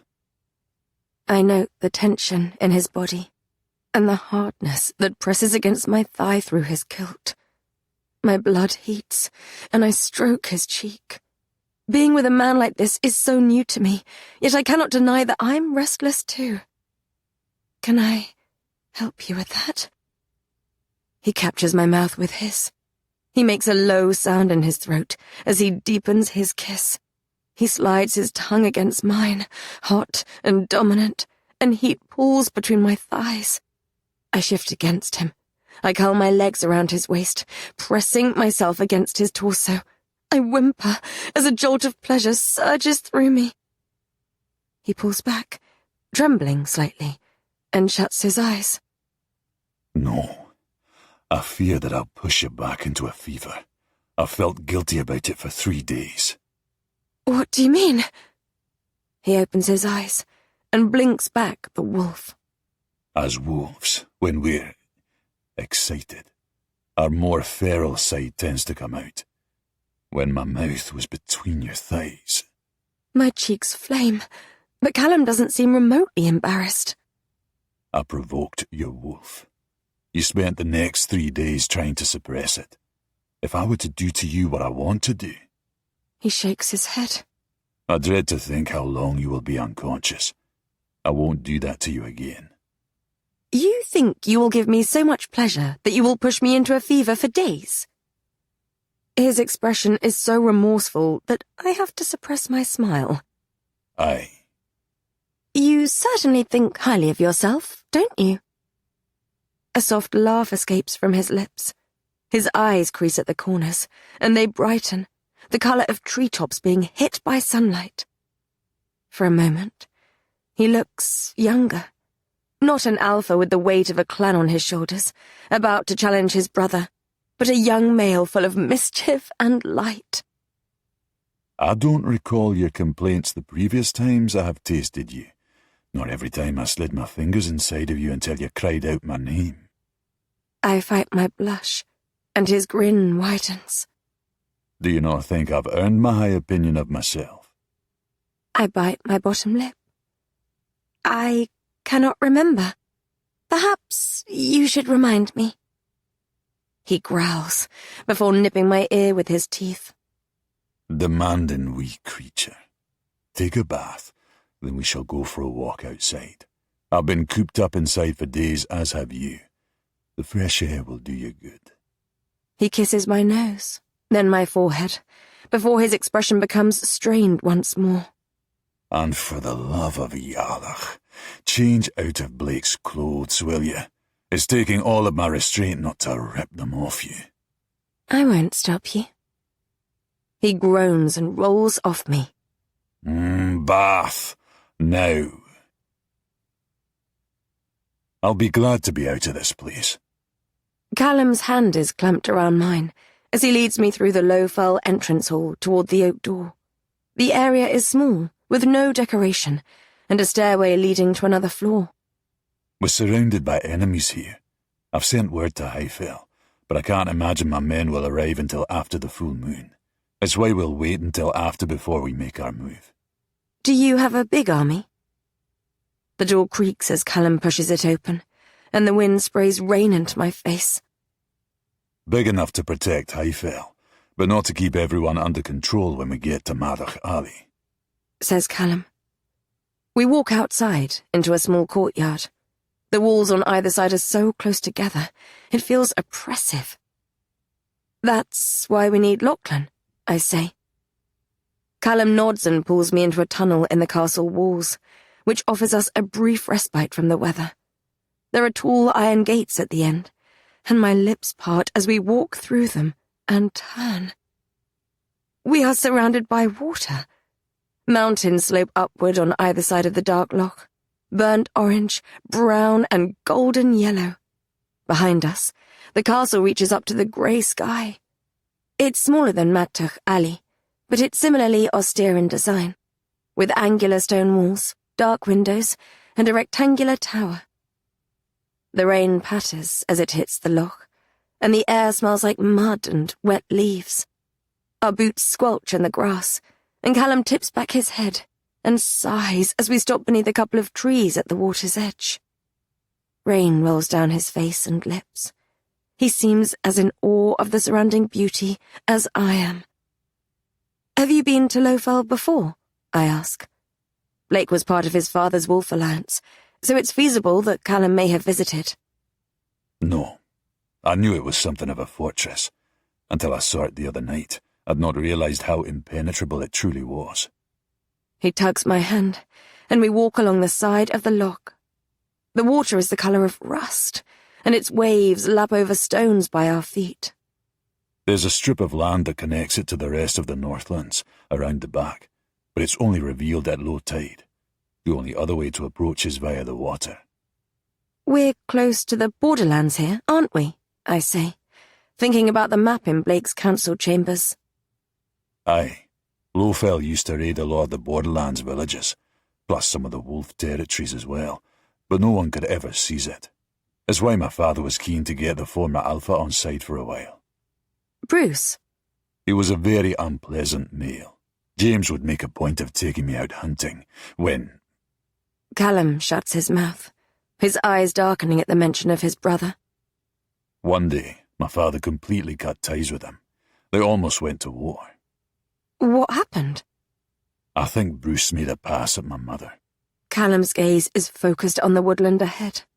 My father was a jealous man, and that kind of insult would not have gone down well. Everyone thought Bruce would challenge my father for the throne, but then we got word he'd been killed, and there was a new Alpha of Lowfell. "Blake?" Aye. Callum chuckles darkly. I don't know how that devious shite did it. This castle is near impenetrable, and Bruce had a particularly bloodthirsty clan. From what I've seen over the past day, it seems like Blake disposed of them as well. I nod. It's quiet here. There don't seem to be many people living in the castle. No. That troubles you. Ash trees sway around us as we enter the woods, and I almost slip on the wet fallen leaves on the ground. Callum grabs my arm, supporting me, and I wince as the bite mark in my side aches. Callum's jaw tightens, but I pull away and start walking before he can comment.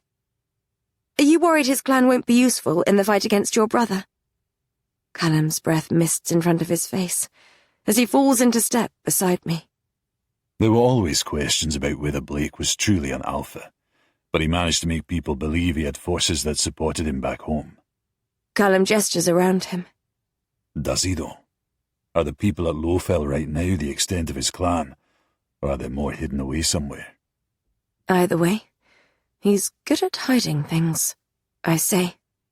Aye. Callum's face darkens. The trees get closer together and cast their shadow over us. That's what troubles me. As we delve further in, the scent of wet leaves and moss gets deeper, and a building comes into view among the trees. It's a small chapel with a singular spire. As we get closer, it's evident that it's in need of some repair. The walls are crumbling, and the stained glass window above the door has been smashed.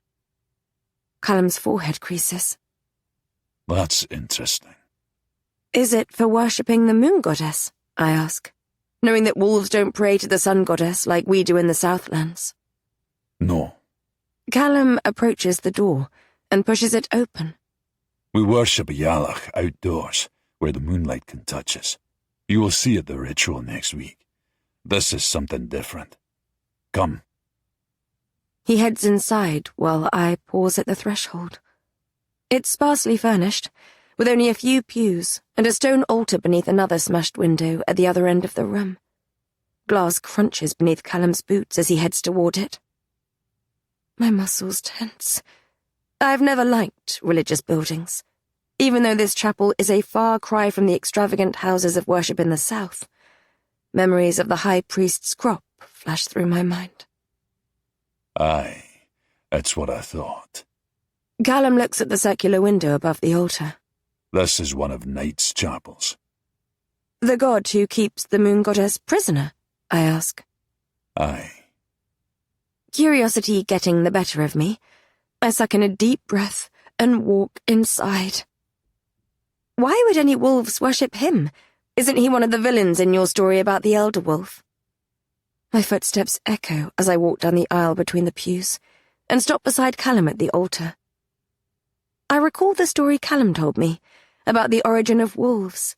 The first wolf, the elder wolf, had fallen in love with the moon. She gave him the power to shift so he could fight the dark creatures who belonged to the god of night, until the sun goddess became jealous and sentenced the moon goddess to the prison in night's sky. Her imprisonment was what stopped the wolves from being able to shift at will. Before the first men and the elder wolf, Night's monsters roamed the earth. Soul-suckers, winged beasts, water serpents. He turns to lean against the altar, hands clasping the edges of the stone. Grey light flits across his jaw as branches sway outside the broken windows. When Yarlach was locked away in his prison, she tricked him into imprisoning all his dark creatures. Night was imprisoned too in the process.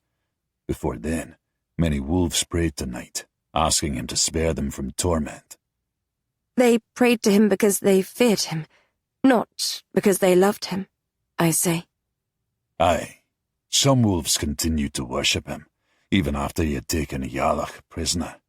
We called them Night's acolytes. In my grandfather's day, they rose up against us, not just here, but in other wolf territories like the Snowlands too. My eyes widen at the mention of my mother's homeland. Why? I ask. What did they want? They were determined to free their dark god from his prison. Is that possible? They believe the heart of the moon is the key. It's why finding the relic would be a blessing and a curse. It would mean freedom for my people, and would help us in the war against the South. But it could start an entirely different war, with those who worship night. Exactly. He shakes his head. Why any wolf would choose to turn their back on their goddess is beyond me.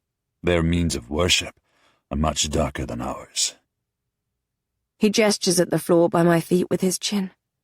The stone is stained dark brown. My stomach curdles. Is that blood? Night's acolytes would sacrifice people in the hopes he would bless them with his dark powers. My breath mists in front of my face as I cast my gaze around the chapel. There are small symbols carved into the stone walls that I can't quite make out from here. Part of the roof is caved in at the far end, and there are a few branches protruding into the building. It seems like a ruin of whatever it once was. Yet there is a strange feeling in this place. Cold and dark and eerie. Should we be worried that Blake has this chapel on his grounds? I ask. Blake is a lot of things, but he's never struck me as a religious man. It's an old building, and it doesn't look like it's in use any longer.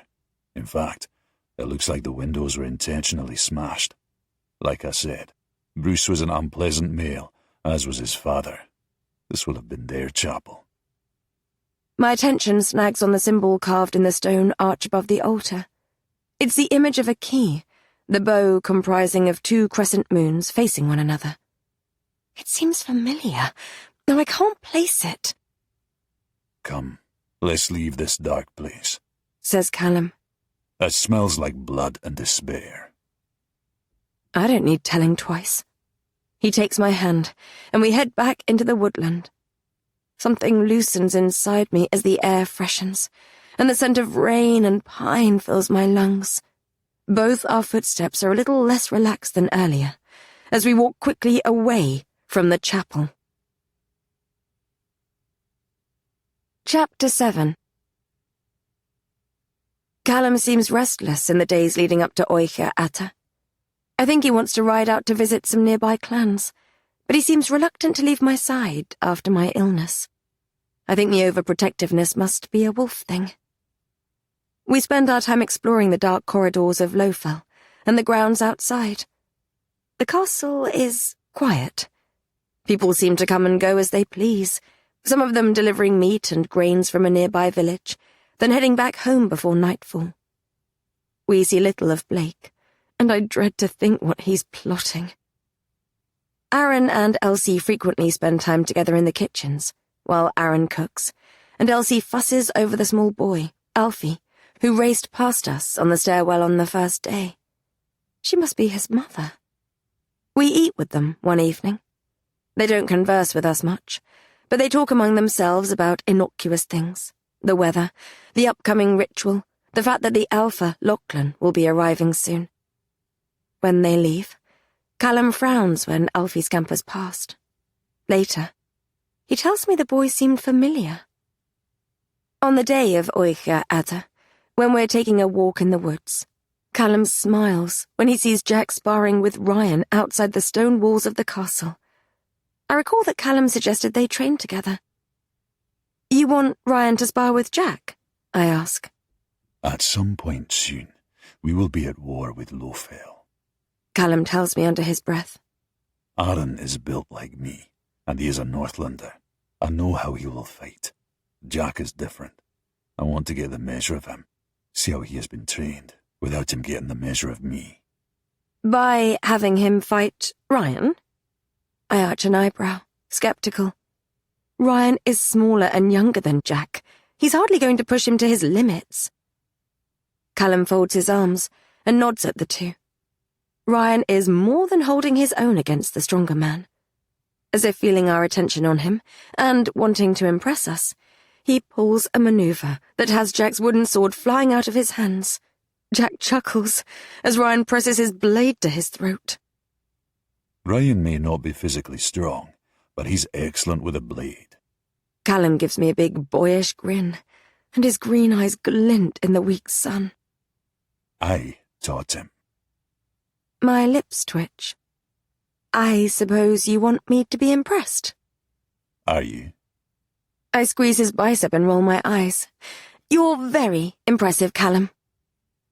His loud laugh causes a few birds to take flight from the woodland, and Jack to look in our direction and grin. Later, the sky darkens through the window of our bedchambers, and my anticipation about the ceremony grows. I sit in one of the armchairs by the fire, my legs curled beneath me, and flick through one of Blake's books. I took it from the library, a dusty room in the tower that Callum has been walking me to each morning, before complaining that he's bored. Experiments, Book 2, is handwritten across the front. I found a book like this in my old chambers at Matuch Alley. Similarly, it's an account of torture conducted on wolves that I presume was written by Blake. I don't want to read about the awful torment that Blake must have inflicted, yet there are sections within it about the full moon. I read about the way in which a wolf's bones break and shift, the ways different stimulus can provoke the subject's inner beast, the way that reason and logic is replaced by primal instincts when the wolf surfaces. The lunar eclipse is tonight, and it's 2 weeks until the moon will be full. If Blake and Callum are right about me, then these things will happen to me too. Tension calls in my chest and squeezes. I chew my fingers, and some of the knots unwind as I rip off the edge of my fingernail. The leather armchair on the other side of the hearth creaks as Callum stands. Slowly, he unbuttons his shirt. I put my book down, transfixed, as he exposes his hard chest and the ridges of his torso. He shrugs the material off his powerful shoulders and drops it onto the floor. "What are you doing?" I whisper. He sits back down in the chair, legs slightly parted. Come here.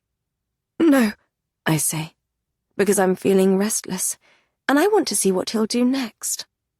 Aye, now.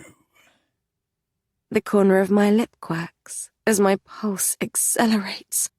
The dark hunger in his expression compels me to obey.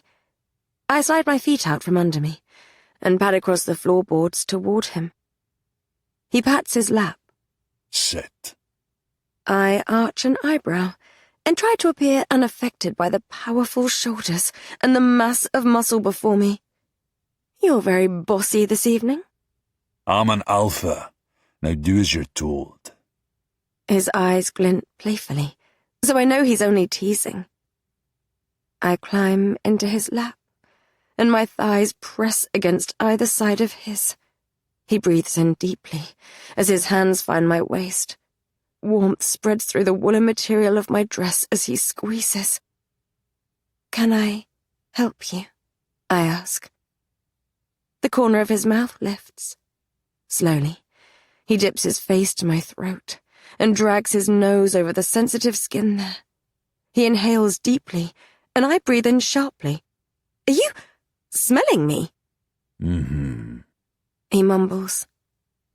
I curl my arms around his neck. "For any particular reason?" He opens his mouth, and his breath brushes my ear. "And don't say it's a wolf thing." He brings his face back to mine and grins. His green eyes gleam in the firelight. It is a wolf thing. He slides his big hands up my back, then nips my earlobe with his teeth. Heat coils low in my stomach. It's been too long since I've been inside you. I want to check that you still smell like me. I huff out a laugh. "Oh, it really is a wolf thing." He drags his tongue up the column of my throat, and I arch my back as a gasp escapes my lips. These wolves are strange creatures. I want Lachlan to know exactly who he'll be dealing with if he tries anything. His voice is low and rough, and something stirs within me. "And what do I smell like?" You smell like fresh snow and moonlight and honey. You smell delicious. He nips my skin with his teeth, and a soft whimper escapes me. But not enough like me for my liking. He curls his arms around me and pulls. My face falls to his shoulder, and my chest is flush with his. His scent and the heat of him, it overpowers me. Mountains and dawn and Callum. My peaked nipples rub against his skin through the fabric of my dress as he rubs his arms up and down my back. I kiss his collarbone, and his muscles tighten. "What are you going to do about that?" I ask. He nuzzles my neck. I'm doing it now. "You can do better than that, can't you?" He looks up slowly, and the wolf is in his eyes. I lower my lips to his. He leans forward and claims them.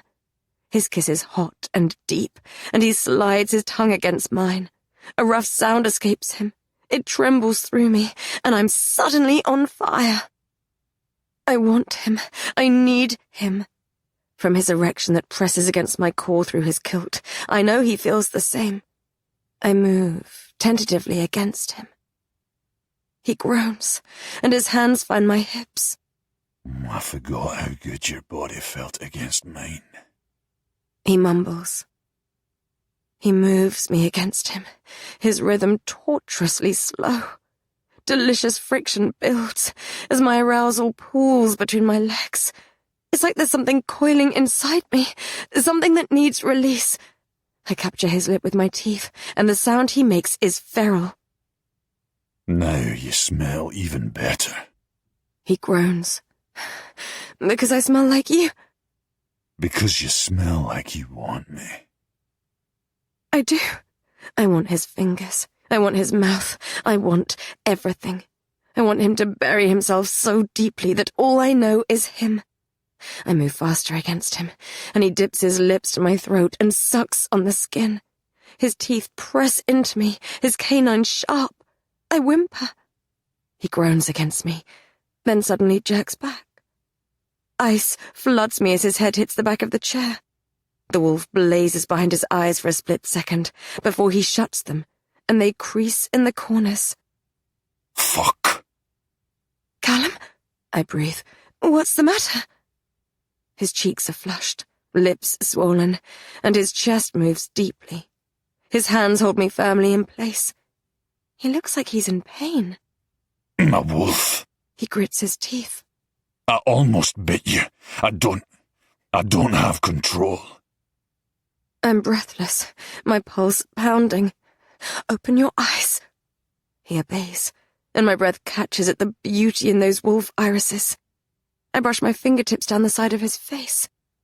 You don't scare me. I scare myself when I'm with you. The leash I keep myself on always feels frayed. I don't want to hurt you. I don't want to push you into a fever for days again. I trust you. You wouldn't. Not if you knew how loudly my blood howled every time you were near. So, you're never going to touch me again? The corner of his mouth lifts, and there's a wicked glint in his eyes. I didn't say that. He sucks in a deep breath, tempering his emotions. Then he nods, resolute, as if he has made a decision. I want to wait until after the full moon. I'm going to wait until you've shifted the first time, and I know you can handle me. He slides a hand onto my cheek, and his expression darkens. I'm going to wait until your senses are heightened. Touch, scent, taste. He runs his thumb over my bottom lip, and my breath hitches. Then I'm going to take my time, exploring every inch of you. He dips his mouth to my ear. And I'm going to let the wolf side of me off the leash. I breathe in sharply. Desire coils inside me and throbs between my thighs. I turn my head and lean toward him, wanting to kiss him. His hands keep me in place, halt me. He holds me for a moment, as if showing me who is in charge. Then he presses a soft, chaste kiss on my lips. The sound of chatter and footsteps outside our chambers breaks the tension. Callum blinks, and the wolf disappears. Sounds like people are gathering, he says. Come on. Lachlan and his clan will be here soon. We should go. Frustration pulses through me. I still feel him hard between my legs, so I know he feels the same. Stubborn wolf. Don't look at me like that. He smiles, somewhat sheepishly, and kisses me again. I'm sorry. I just wanted to hold you, to kiss you. I didn't mean for it to get this far. You're a frustrating wolf, Callum McKinnon. Has anyone ever told you that? He shrugs. Some people may have mentioned it. If it makes you feel any better, I'm suffering too. I roll my eyes and climb off him. It's suffering of your own devising. I turn away from him and brush down my dress. I would have let you take your pleasure from me in any way of your choosing, if you weren't so stubborn. I smirk when he stiffens and curses under his breath. I grab my cloak from the foot of the bed and walk toward the door. I look over my shoulder. Are you coming? He gets up, slips on his shirt, and grabs a black coat from the armoire. There's a dark look in his eyes as he stalks toward me, but it becomes playful as he hooks an arm around my waist and nips my ear with his teeth. Bold words, Princess.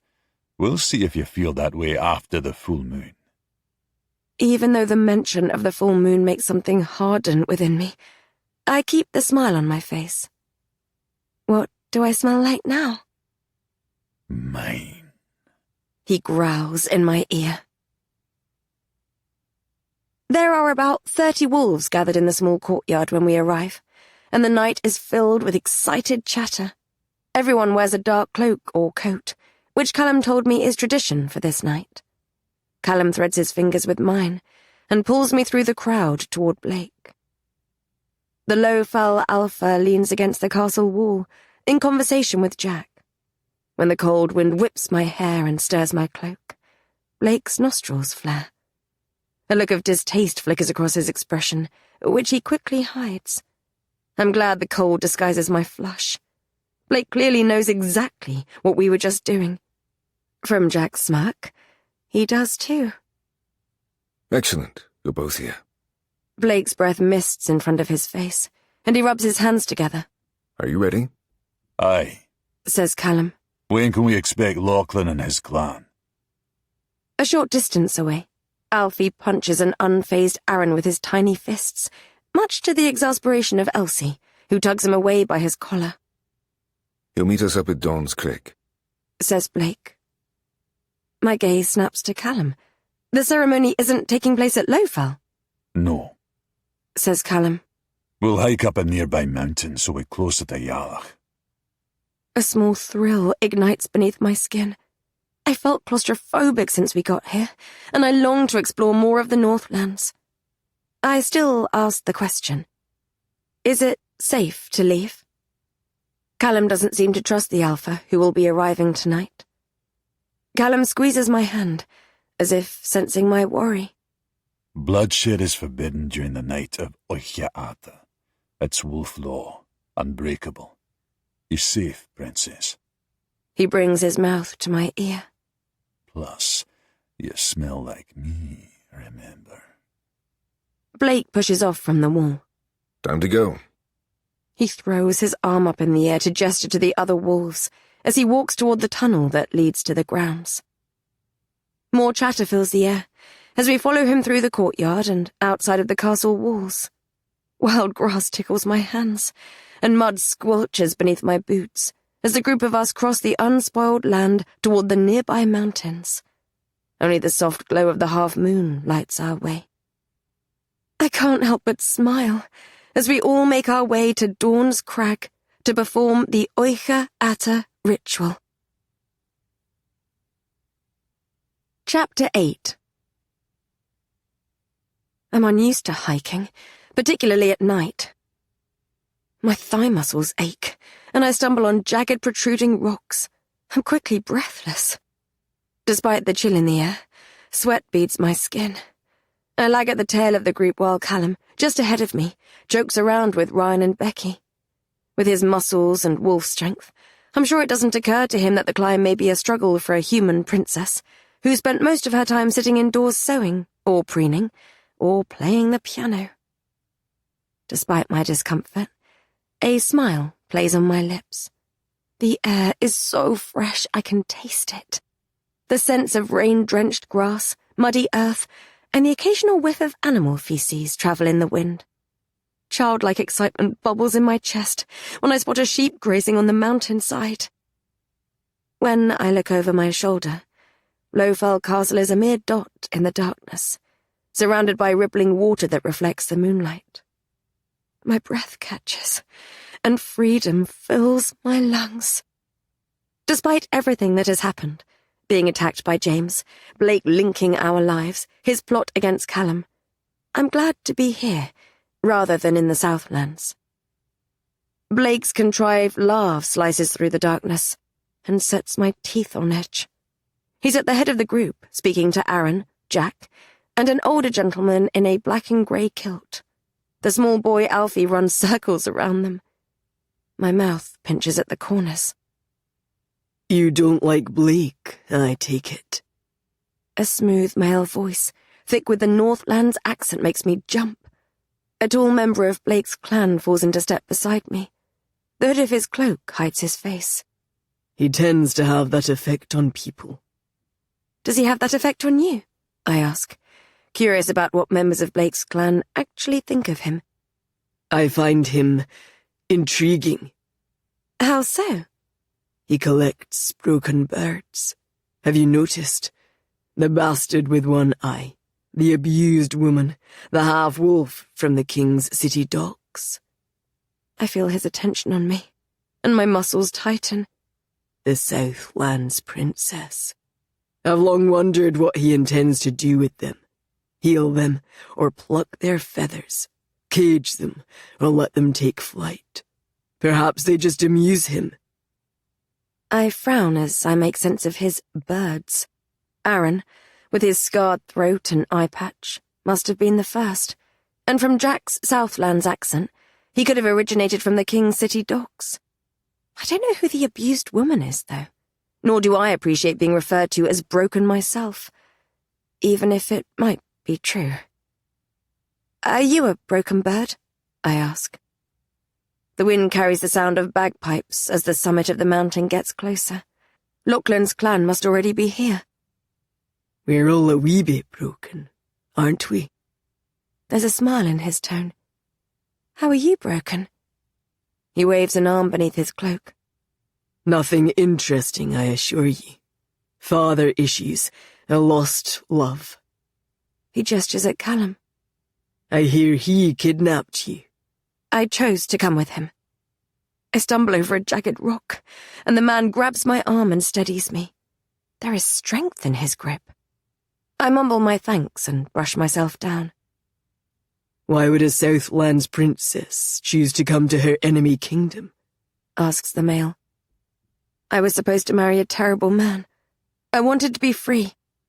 Ah, I see. Callum would have been powerless to resist. What do you mean? I hear he enjoys a damsel in distress. I have the strangest feeling this man is trying to antagonize me. I shouldn't be surprised that Blake's clan are as provocative as their alpha. I'm not a damsel. No. Yet you let him save you from your perilous situation in the borderlands, rather than saving yourself. I'm stung by the slight shred of truth in that. That is part of the story, I suppose. I'd also planned to gain information on the wolves. I shrug. I thought if I gave it to my father, I could barter for my freedom. My loyalties changed when I got to know Callum. More so, when I learned more about my father and the man I was supposed to marry. What truth did you learn? That people in power mold their stories to serve their interests. That the wolves are not the villains my people are taught to believe they are. Not all of them, anyway. Blake calls over to Elsie and asks her to keep the little beast under control. The track steepens. At one point, I need to use my hands to clamber over some rocks. I've never had to do such a thing before, and a smile spreads across my face when my palms get wet and dirty. Callum looks over his shoulder when we're on less treacherous ground, and grins before playfully shoving Ryan toward the mountain edge.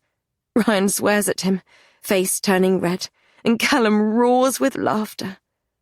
I take a moment to catch my breath, shaking my head at the childishness of the alpha I find myself involved with. The cloaked male steps beside me once more and chuckles. He must be as tall as Callum.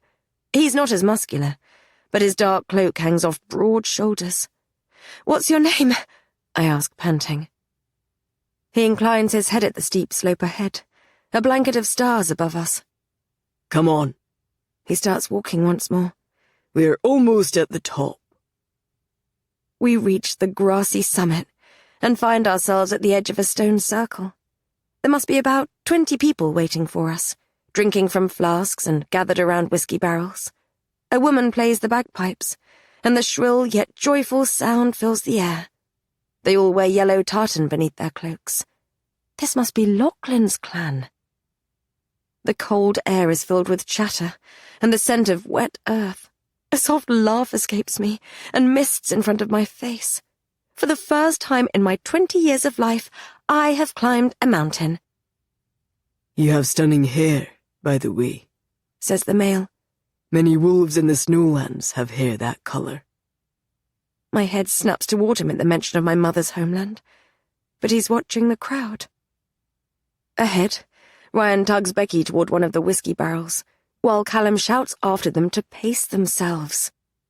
Jack strides toward a blonde woman in the middle of the revelry, who wears a white dress. She's the only person who isn't wearing black.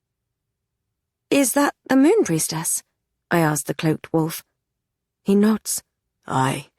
She'll be conducting the ceremony later. Aaron musses up Alfie's hair and leads him in the opposite direction, while Elsie seemingly exchanges a sharp word with Blake before following them. Is Lachlan here yet? Callum's rough voice is carried by the cold wind. I can't see him. I suspect we'd know if he was. Says Blake. He always likes to make an entrance. Gentlemen, says the male beside me. He lowers his hood.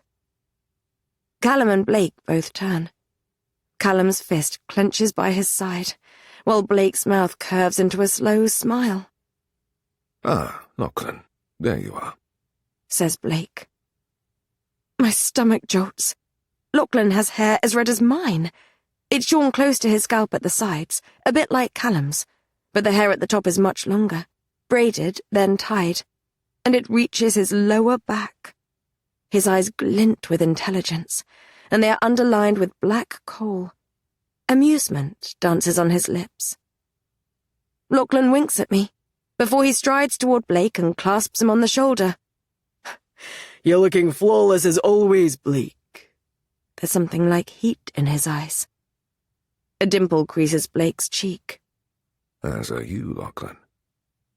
Callum crosses the space between us and puts an arm around my shoulders. There's something territorial about this dance, and Lachlan chuckles. Rest easy, Callum. I have no quarrel with you. I've just become acquainted with your princess. He grins at me. I like her. Some of Callum's tension dissipates, though he still seems wary when he shakes Lachlan's hand. Thank you for coming. I was hoping we could speak. Lachlan makes a dismissive gesture as he steps back. I know what you want to talk about, but we'll have time for politics later. Blake has invited me to stay for a few nights. Let us enjoy the festivities tonight, and we can talk about your brother and what I want from you in exchange for my support tomorrow. I don't know about the rest of you, but I'm parched after the climb. My men brought a barrel of Glas Cladach's finest whiskey. Can I tempt you? Always.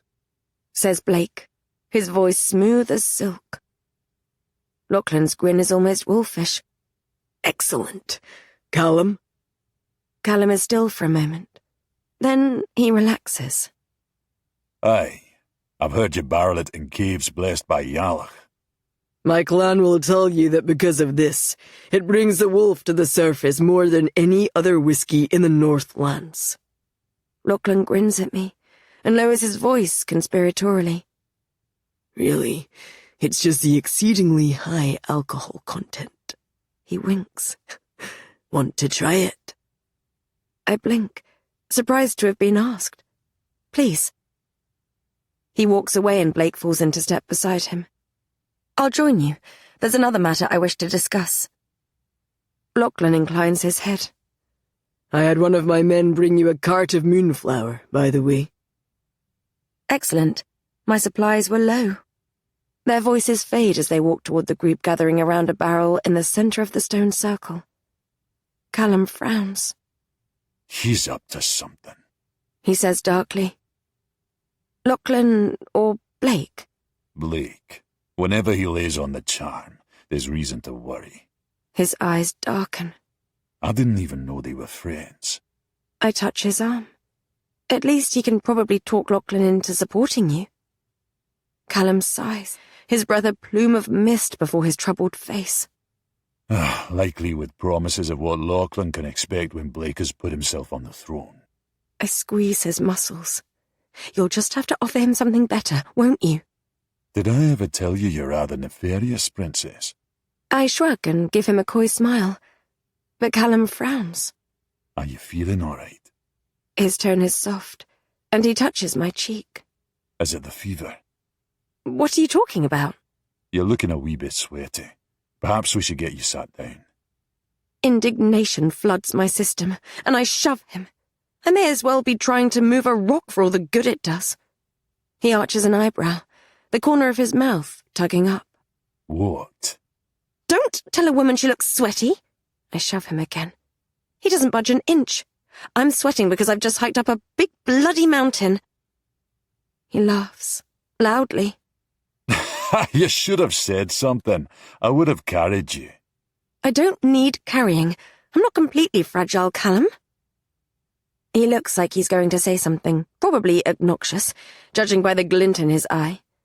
But his brow furrows. At the same time, that thread of Blake's life force coils around my soul. I stiffen as it implodes, and ice crackles through my veins. Blake stands with Lachlan and Aaron by the whiskey barrel. The wind drags its fingers through his dark hair and makes his black coat flutter. His expression is careful, casual, but I catch a hint of ice in his eyes. On the other side of the circle, the blonde priestess in the white dress has her hand curled around the young boy, Alfie's arm. She appears to be scolding him, and his bottom lip wobbles as his eyes, big as saucers, fill with tears. The wind carries her voice toward me, as Elsie, his mother, storms across the circle, knocking shoulders with an older gentleman in her haste to get to him. An abomination. Your mother should be ashamed bringing you here. You're as tainted by darkness as she is, and you have no business. The roar in my ears tunes out whatever she says next. I don't know why she is punishing the little boy, but I won't stand for it. I have little patience for religious zealots, having been whipped throughout my childhood for my sins against the sun goddess. I want to be respectful of the wolves' culture, but I can't stand by and watch a young child be made to feel small by someone who claims to know the will of her goddess. I stride toward them. Let go of the child, I say. The moon priestess's blue eyes snap toward me, and strands of blonde hair whip her face. There must be something in my expression she doesn't like, because she releases her grip on his arm. You're the Southland's princess, aren't you? You're ignorant of our customs, but— Careful. Callum puts his hand on my shoulder, as if to let me know I have his support. His heat sears my back, but it does little to warm the ice in my veins. I'm unsure whether it's my anger or Blake's that makes my body shake. The priestess points at Alfie. His mother is tainted. Promised to the god of night. He is a young child, an innocent, I say. You ought to be ashamed of yourself. I hold out my hand to him. It's okay, Alfie. He grasps my fingers with his tiny hand, his black hair in disarray, and his cheeks flushed and wet. I pull him toward Callum and me as Elsie shudders to a halt beside us. The wolf blazes in her eyes as she prods her finger in the priestess's direction. You stay away from my son. I cannot conduct a ceremony to honor our goddess when a supporter of the god of night is in attendance. Elsie is no more of an acolyte than any of us here. Blake's voice is like a blade as he approaches. Aaron is beside him, and the large man's arm brushes against me as he grabs Alfie's collar and tugs. Tears shimmer in the boy's eyes, until Aaron scoops him up and sits him on his broad shoulders. Come on, Trouble, he says. Let's go count the stones in the circle. He strides away, and I wonder if he doesn't want the young boy to witness whatever Blake has planned next. Apologize, says Blake, his tone like silk. The night has quietened around us, as if Blake's presence has alerted both clans that something is going on. Elsie's cheeks redden. It's fine, Blake, says Elsie. Don't you dare cause a scene. Not tonight. You'll ruin everything. I'd rather be in bed with a book than listen to this bitch drone on all night anyway. Blake keeps his gaze on the priestess. Apologize, he repeats. The priestess glares up at him. It is forbidden to spill blood on this night. Who said anything about spilling blood? The corner of his lip curves, and Callum tenses behind me. I have a hallucinogenic in my infirmary that makes wolves think their skin is melting from their bones. I have a paralytic that makes one long for death. Do you know what sound a wolf makes when they are deprived of air again and again and again? I do. A chill skitters over my skin that has nothing to do with my anger, nor the iciness in the Northland's air. That's enough, Blake, says Callum softly. She's still a priestess. He's right, though. My words come out quietly, as if I can't quite believe I'm saying them. Every bone in my body is locked, every muscle tight. She should apologize. The priestess looks between Blake and me. Her eyebrows almost imperceptibly lift, as if something has dawned upon her. She dips her head.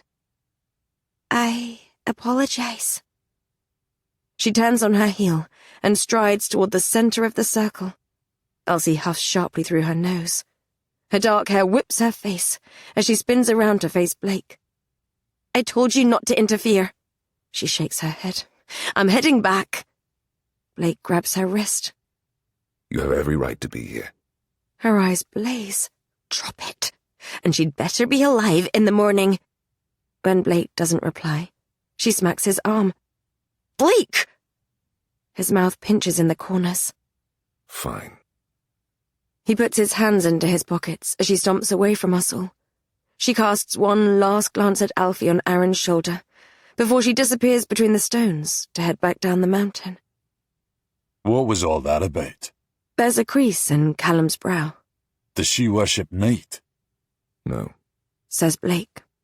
she's tainted by her father's choices, that's all.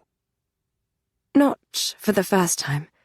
I wonder who she is to Blake. Before either of us can ask anything else, Lachlan strolls up to us, 4 drams of whiskey in hand. Blake conceals his emotion as quickly as I do. Is everything okay? Asks Lachlan. Fine. Says Blake. He's watching the priestess as she talks to a group of women wearing yellow tartan beneath their cloaks. Lachlan passes us each a drink. Well, here's to old friends, new alliances, and broken birds escaping their cages. He winks at me. Despite the discomfort of what has just occurred, we clink our glasses and drink. I can't shake the dark feeling that has come over me as the smoky substance burns my throat. Tonight is going to be fun, Says Lachlan. Chapter 9. It takes a while for the tension to dissipate after Elsie's departure. It as more of Lachlan's whiskey is consumed, the chatter gets merrier, and the scent of alcohol fills the air. I even catch Blake laughing with members of his clan, who, strangely, seem to like him. The ceremony is more serene than I expected, though much has surprised me about wolves since I arrived in the Northlands. There is a brutal beauty in this kingdom, in its wild peaks and howling winds and powerful alphas who can be gentle as well as deadly. Callum has me tucked against his side as we sit against the stones in the circle, holding unlit candles, while the priestess tells us stories of the Elder Wolf, when darkness claimed the Northlands and monsters roamed the earth. Her own candle is alight and flickers in front of her face. When Yalloch was sentenced by the sun to the prison in night sky, before she ripped out her heart and sent it to the Elder Wolf, she was only condemned to be captive for a century. However, she travelled to the depths of his prison to make a deal with him, says the priestess. And thus we experienced the first dark night. On this night, she vowed she would stay with Night in his prison for all eternity, if in exchange, he would lock all the monsters who possessed his dark power within his cells. Her soul was one he coveted more than any other, so he accepted her terms, knowing it was the only way he could keep her forever. The vow was sealed with her power, and the monsters disappeared from our world. What Knight did not realize was that in his haste, he was tricked, for he too was a monster with dark power, and thus was locked within his prison too. On this night, which occurs every 2.5 years, when Yalloch's light is gone from the sky, we know she finds herself in the furthest depths of his prison once more. On this night, we commemorate the sacrifice she made and shine our light for her so she knows that we remember. The priestess walks around the circle, and we lift our unlit candles for her to light. We stand, and I breathe in sharply as a shadow passes over the moon, and the land becomes dark. The wolves sing in a language I don't know, the words rough yet soft, and they raise their candles to the sky. While I don't recognize the song, my heart knows it somehow. I lift my candle. Callum's smile is big and easy, and his eyes brim with joy when they lock onto mine. It's like he is pleased to be sharing this sacred moment with me, and warmth swells inside me. I smile too, as our small lights fill the darkness, casting the shadows away. After the ceremony, Jack rolls a barrel of whiskey, hidden behind one of the stones, into the centre of the circle. He tells us it's courtesy of Lofel, and a cheer fills the air. The 50 or so wolves gathered swarm around him. The bagpipe player resumes her tune, and the cold air fills with music and laughter. Callum pulls me against his chest, nips my ear with his teeth, then tells me he's going to get us some drinks. I pull my cloak close, as Callum exchanges warm greetings with a few of the wolves in yellow tartan kilts. They laugh at something he says, as he clasps one of them on the shoulder. He has an easy way with people, and I think that will be just as useful in us winning against James as his brute strength. I've often thought that much of Callum's power comes from showing his more gentle side. My father would see that as weakness, but I'm starting to see that my father's cruelty was nothing but a mask he used to hide his fear. Callum is making his way back to me, when he stills about halfway across the circle. His body becomes rigid, and the humour disappears from his face. His expression becomes unreadable, the way it does when he's under threat, and my insides clench. The chatter in the circle dims, as more people cast their gazes into the shadows surrounding the stones. Their wolf senses are picking up on something that I cannot. Something is wrong. A loud crack shatters the night. My heart leaps from my body. A few wolves throw themselves to the ground. A crack forms in one of the tall stones as a bullet hits it. I look wildly around as the music shrieks to a halt. Men carrying muskets emerge from the shadows between the stones. Adrenaline surges through my body. James strides through them. This is the wolf who attacked me, who gave me back to Sebastian, who bit me and almost killed me. As tall and muscular as Callum, James makes his way toward the center of the circle. The wind stirs his wild brown hair, causing it to brush against his broad shoulders. He wears a simple crown made of twisted branches, a crown he didn't wear the last time I saw him. It's a message to those gathered here. He is the Wolf King. "Hello, brother," he says as people part around him, giving the two wolves space. His guards remain at the edge of the stone circle, keeping us prisoner within. James. Callum's hands curl into fists. I hope you're not here to spill blood on this holy night. His tone is dark, and he sounds as if the opposite is true, as if he longs for James to give him an excuse to expel the violence inside him. James smiles, though it doesn't meet his eyes. "As king, it is my duty to uphold wolf law, not break it." He rolls up his shirt sleeves, exposing corded forearms, one of them inked with tattoos. "Though, if you were in breach of Yalach's rules, brother, then I would be forced to take action, regardless of what night it was." His gaze moves to me, and I force myself to hold it. "You have something that belongs to me. Give her to me, and no blood will be spilled." Callum's answering growl rumbles around the circle. Rory does not belong to you. My breathing is fast. My mouth is dry. I can't belong to another man, yet I can't figure out how we are going to escape this situation. Perhaps I should have let Callum bite me, yet I have a feeling James would have found an excuse to take me anyway. "I bit her, and she survived," says James. "Wolf law dictates that she is mine. She bears my mark. Unless you can say the same, you have no claim. Give her to me, or blood will be spilled." His men raise their muskets. "Do the wolves gathered here today really want to die for the sake of a cunt-struck alpha and the daughter of their enemy king?" A few of Lachlan's clan exchange whispers. I stiffen when the Wolf King turns his attention to me. "Do you want to cause another war, Aurora?" asks James. "Do you want countless wolves to die? Is that why you came to the Northlands? To stir up trouble between my brother and me on behalf of your father?" Another murmur fills the whiskey-scented air. I wonder if we have underestimated James.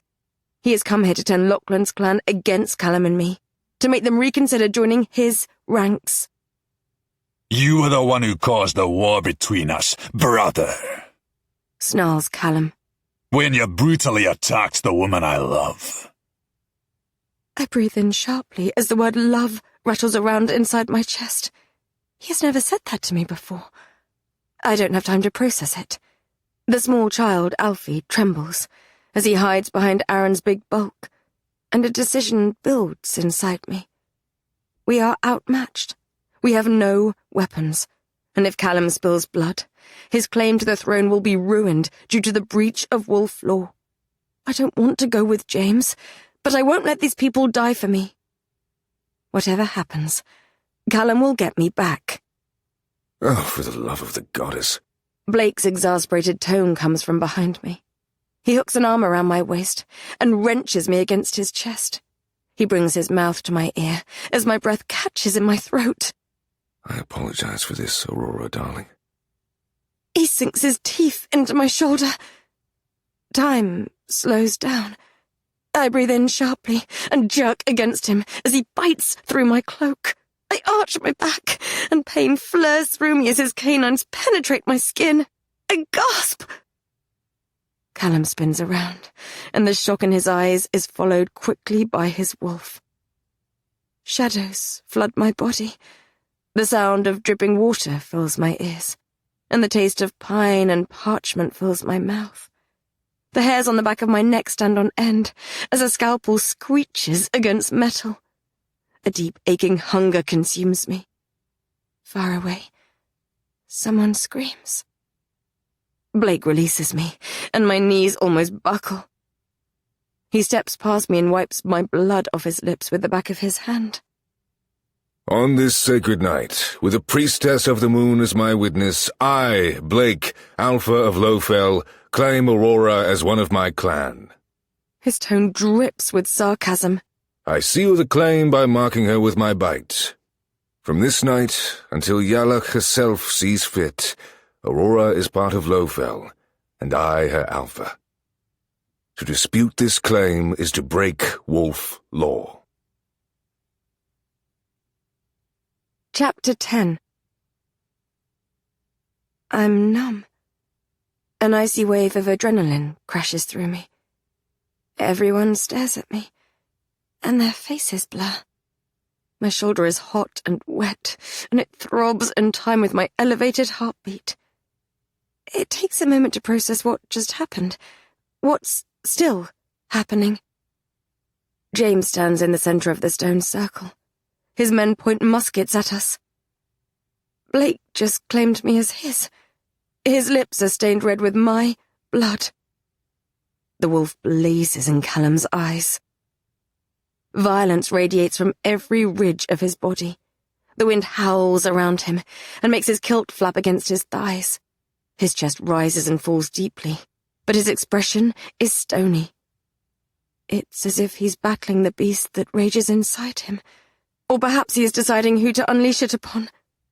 He has turned his back on James. His full attention is consumed by Blake. James smiles wickedly. I suppose the matter of which Alpha Aurora belongs to is settled then. James gestures that his men lower their weapons. We'll respect wolf law and leave peacefully. No blood will be spilled tonight. James's voice is amused. He doesn't seem concerned to be leaving without me, and I'm filled with dread as I wonder if he wanted this to happen. Callum and Blake make a powerful but fragile alliance. Even though Callum has told me he doesn't like the dominant alpha side of himself, he's protective of me. Blake biting me, hurting me, and claiming me as part of his clan could be enough to ruin their alliance. James walks away.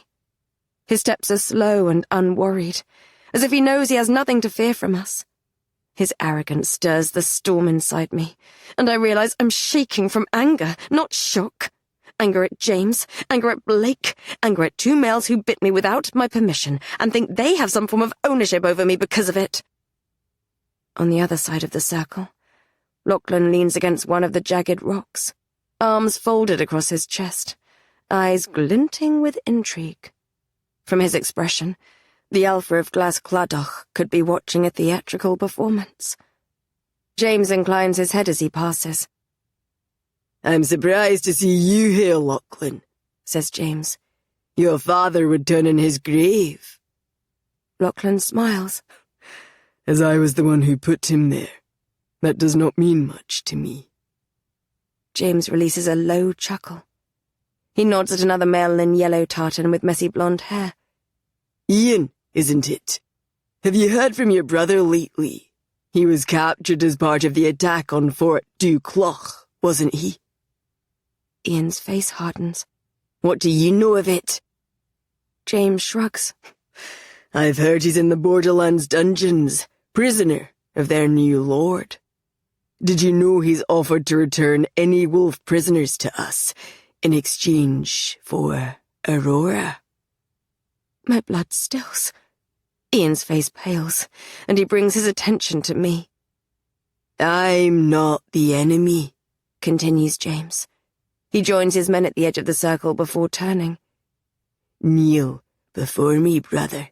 Apologize. I'll pardon your treason and exile you to Highfell. Aurora will be used as I see fit in the real war against the South.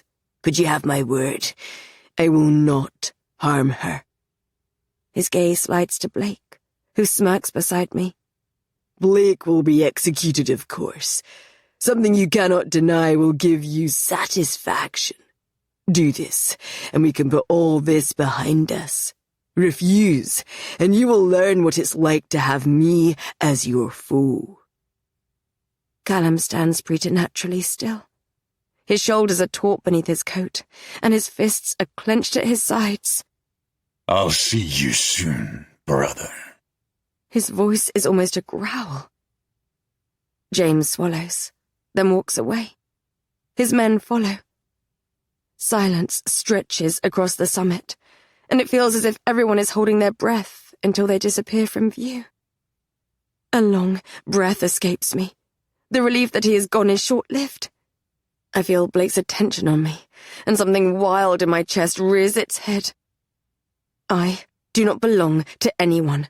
I am Princess Aurora of the Southlands. Blake had no right. I spin around. His exasperation pulses in my chest, flickers across his face. I slap him. His head snaps to the side, and the sound of the impact echoes off the stones. A murmur travels around the circle, as if his clan can't believe I hit him. Jack turns his chuckle into a cough by the whiskey barrel, while Aaron shakes his head. Callum strides across the clearing.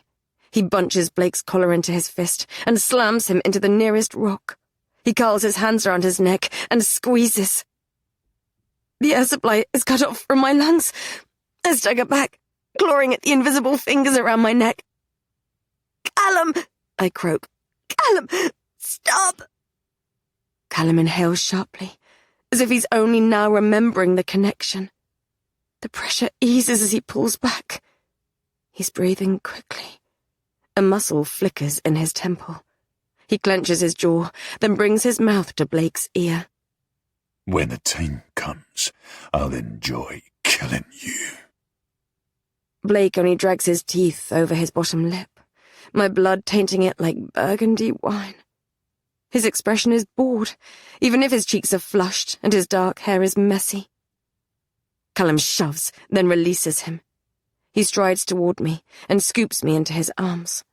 Without a backward glance, he crosses the circle and walks away from the gathered wolves. Agitated conversation fills the darkness. "I'm quite capable of walking by myself," I hiss, my cheeks flaming. I don't know what the wolves must think of me, but getting bitten, then carried away was not the first impression I hoped for. I cannot let you go right now. Please do not ask it of me. Callum begins the decline toward Lowfall Castle, the angular stone building small from such a height. At least we've established that James definitely doesn't have the heart of the moon. Blake's smooth voice follows us, and he sounds completely unaffected by what happened. "Indeed," says Lachlan. "Why bring muskets if you can use your teeth?" Their voices fade into the night. Callum doesn't speak again as he carries me down the mountain, through the torchlit courtyard, and into Lowfall Castle. He takes me straight to our chambers. The fire is almost out, and embers glow in the hearth, He sets me down in front of one of the armchairs. His hands are on me again instantly, running up and down my arms, before cupping my face. His eyes are wild when his gaze drops to my shoulder. Are you hurt? His voice is as gruff as gravel. I shake my head. It's just a bite. It's not, though, and we both know it. It's an assault on my freedom, and an insult to a territorial alpha who considers me to be his. A low sound escapes him. He shouldn't have done that. No. My jaw clenches. He shouldn't have. He touches my throat. Did I hurt you? I'm all right, Can I see? he asks. I nod. He unties my cloak and drops it to the floor. I turn and move my hair aside, so he can undo the fastenings of my dress. I flinch, knowing he can see the scars that brand my back. But when I face him, his eyes are on the blood-stained fabric on my shoulder. Gently, he pushes my sleeves down my arms, until my dress bunches at my waist. Cold air brushes my bare skin. I feel exposed, but he's not looking at my breasts. Blood is smeared across my shoulder, oozing from the teeth marks that puncture the skin. The wound glistens in the low light. The blood makes it look worse than it is. It should heal quickly, but Callum swallows, hard. He squeezes his eyes shut as he presses his forehead against mine. Fuck. I want to kill him. You can't. Not yet. I touch his chest, curling my fingers into his shirt. I'm okay. He claimed you. I don't care what anyone says. My tone sharpens. I don't belong to anyone, least of all Blake. His chest is rock hard beneath my knuckles, his muscles strained. He stalks away, into our bathing chambers. It's as if he can't bear to look at me. Callum? The air is cold against my bare chest, and I cover myself with my arms. I feel vulnerable, even more so than when Blake bit me. My skin pebbles, and I'm starting to pull my dress back up when the floorboard creaks. I release a breath, and my grip on the fabric. Callum holds a washcloth and a small bowl of water. He has not abandoned me like I feared. He takes my upper arms and steers me into the armchair by the fire. He kneels before me and places the bowl between my legs. Dampening the cloth, he brings it to my shoulder. Gently, he wipes away the blood. I feel the warmth of his palm through the cloth. The look on his face. I feel as if I need to comfort him, reassure him, even though I'm the one who has been bitten. When the blood is gone, the circular mark is barely visible on my skin. It's not deep, I say. It will heal soon. Callum wrings out the cloth in the bowl, and my blood dances across the water. There is power in an alpha's bite. If Yalach accepts the claim, it will scar. This may well brand your skin forever. My pulse kicks up. What? For the first time since we arrived here, the fever rises within me again. Sweat beads on my skin, and my insides feel like they're burning.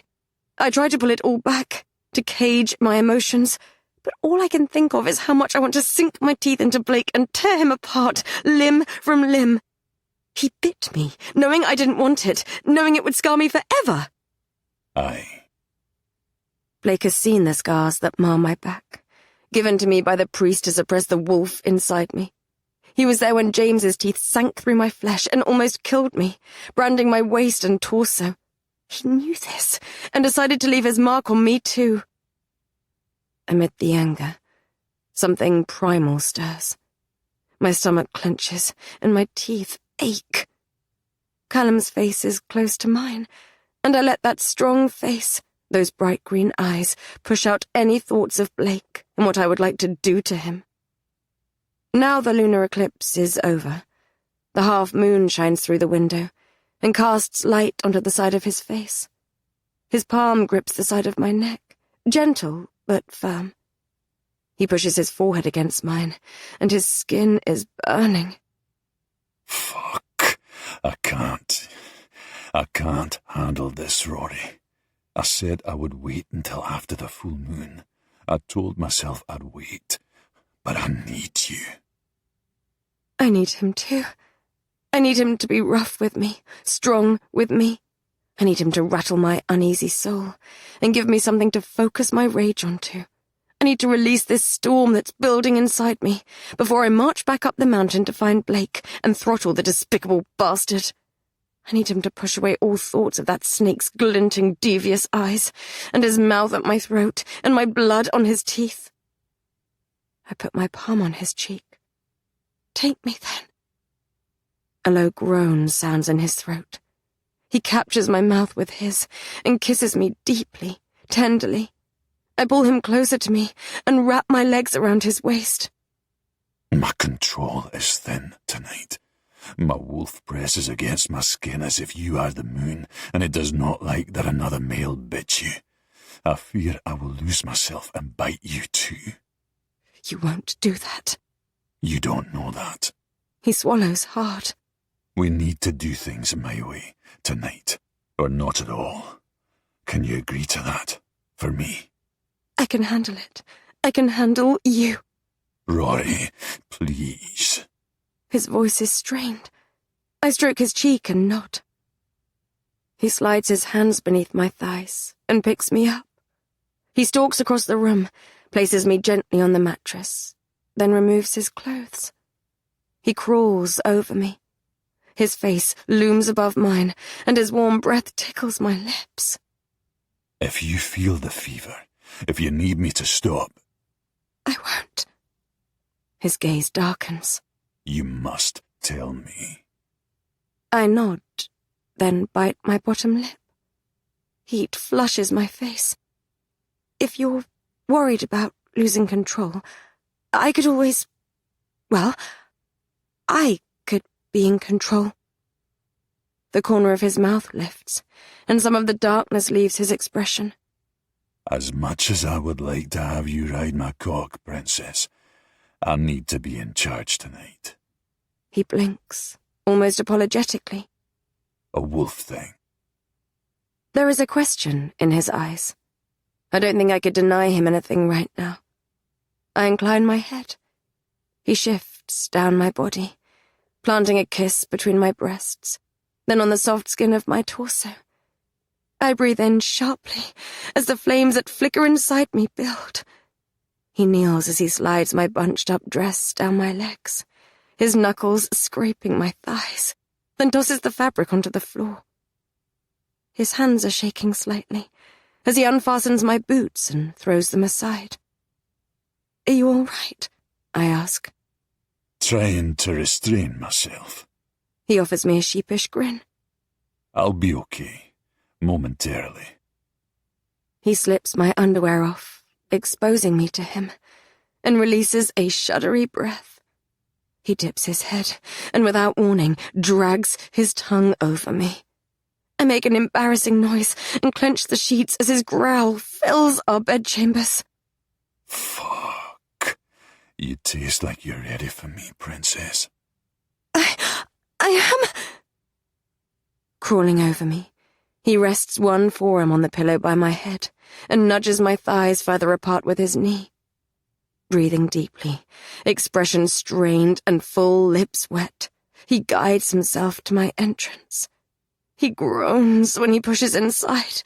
My back arches, and a soft cry escapes my lips at the delicious pressure, the pinch of pain. He pauses when he fills me completely, closes his eyes, and presses his forehead against mine to give me a moment to adjust to his size. He thrusts. It is deep and slow, and a rough grunt scrapes against his throat. Sweat beads across my face as his scent floods my nostrils. I dig my fingers into the hard muscles of his back and kiss his neck. I need him harder, faster. I curl my ankles around his back and rock my hips against him. He scrapes his teeth against the column of my throat and brings his mouth to my ear. My way, remember, Princess. He moves tortuously slowly, drawing soft moans from my lips with each thrust. He's trembling, and I know it's because he's holding himself back. I tried to respect his wishes. I tried to be gentle, but my hips move of their own accord, and my fingernails pierce his back. My teeth ache, and there's something wild within me that wants to tear into his flesh. Bite, bite, bite. I fear myself. I'm worried that if he doesn't give me what I want, I'll give in to this strange primal urge that is taking over me. Sweat beads on my brow as I suppress it, and the fever rises within. Please, I gasp, please. He groans, and it's like my pleas snap something within him. He thrusts harder, deeper, and reaches the place inside me that I need him to touch.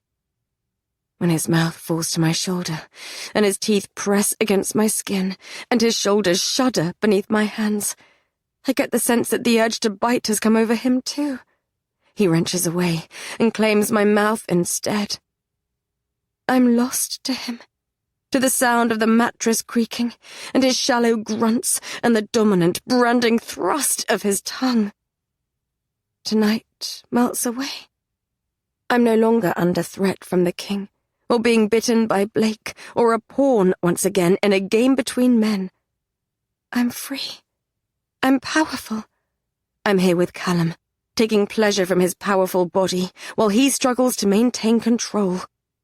Come for me, princess, he growls.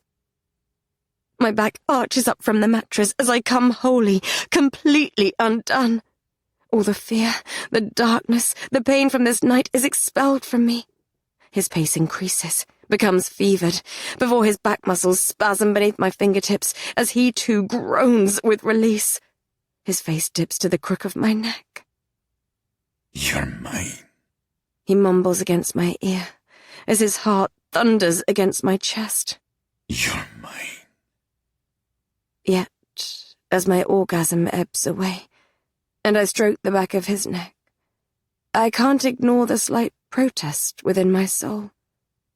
A small voice whispers through my bliss. It tells me I belong to no one. Chapter 11. Darkness. Tendrils of shadow wind up my legs and coil around my arms. I cannot breathe. I cannot see. I cannot... My eyes adjust. Cold, stale air floods my lungs.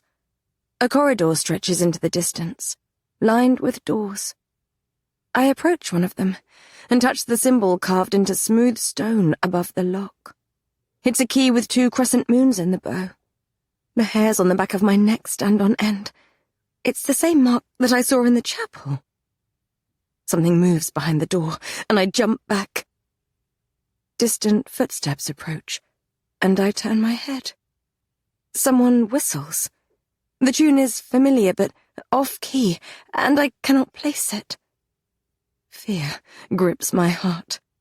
Every instinct in my body tells me to run. I edge away from that sound. I run. I must be dreaming, but I cannot shake the feeling that if I'm caught, there will be consequences. Where are you going, little soul? A male voice echoes around me, and my blood turns to ice. There is something cold and powerful in his tone, inhuman. You have found me when many cannot, and yet you run. I turn to the nearest door and try to push it open. It won't move. I shove my shoulder against it so hard I think I bruise the skin. I suppress my cry of frustration as laughter resounds all around me.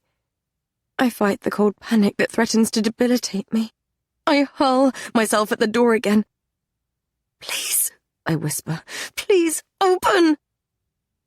The scent of dark pine crashes into me as someone else throws himself against the door at the same time as me. It crashes open.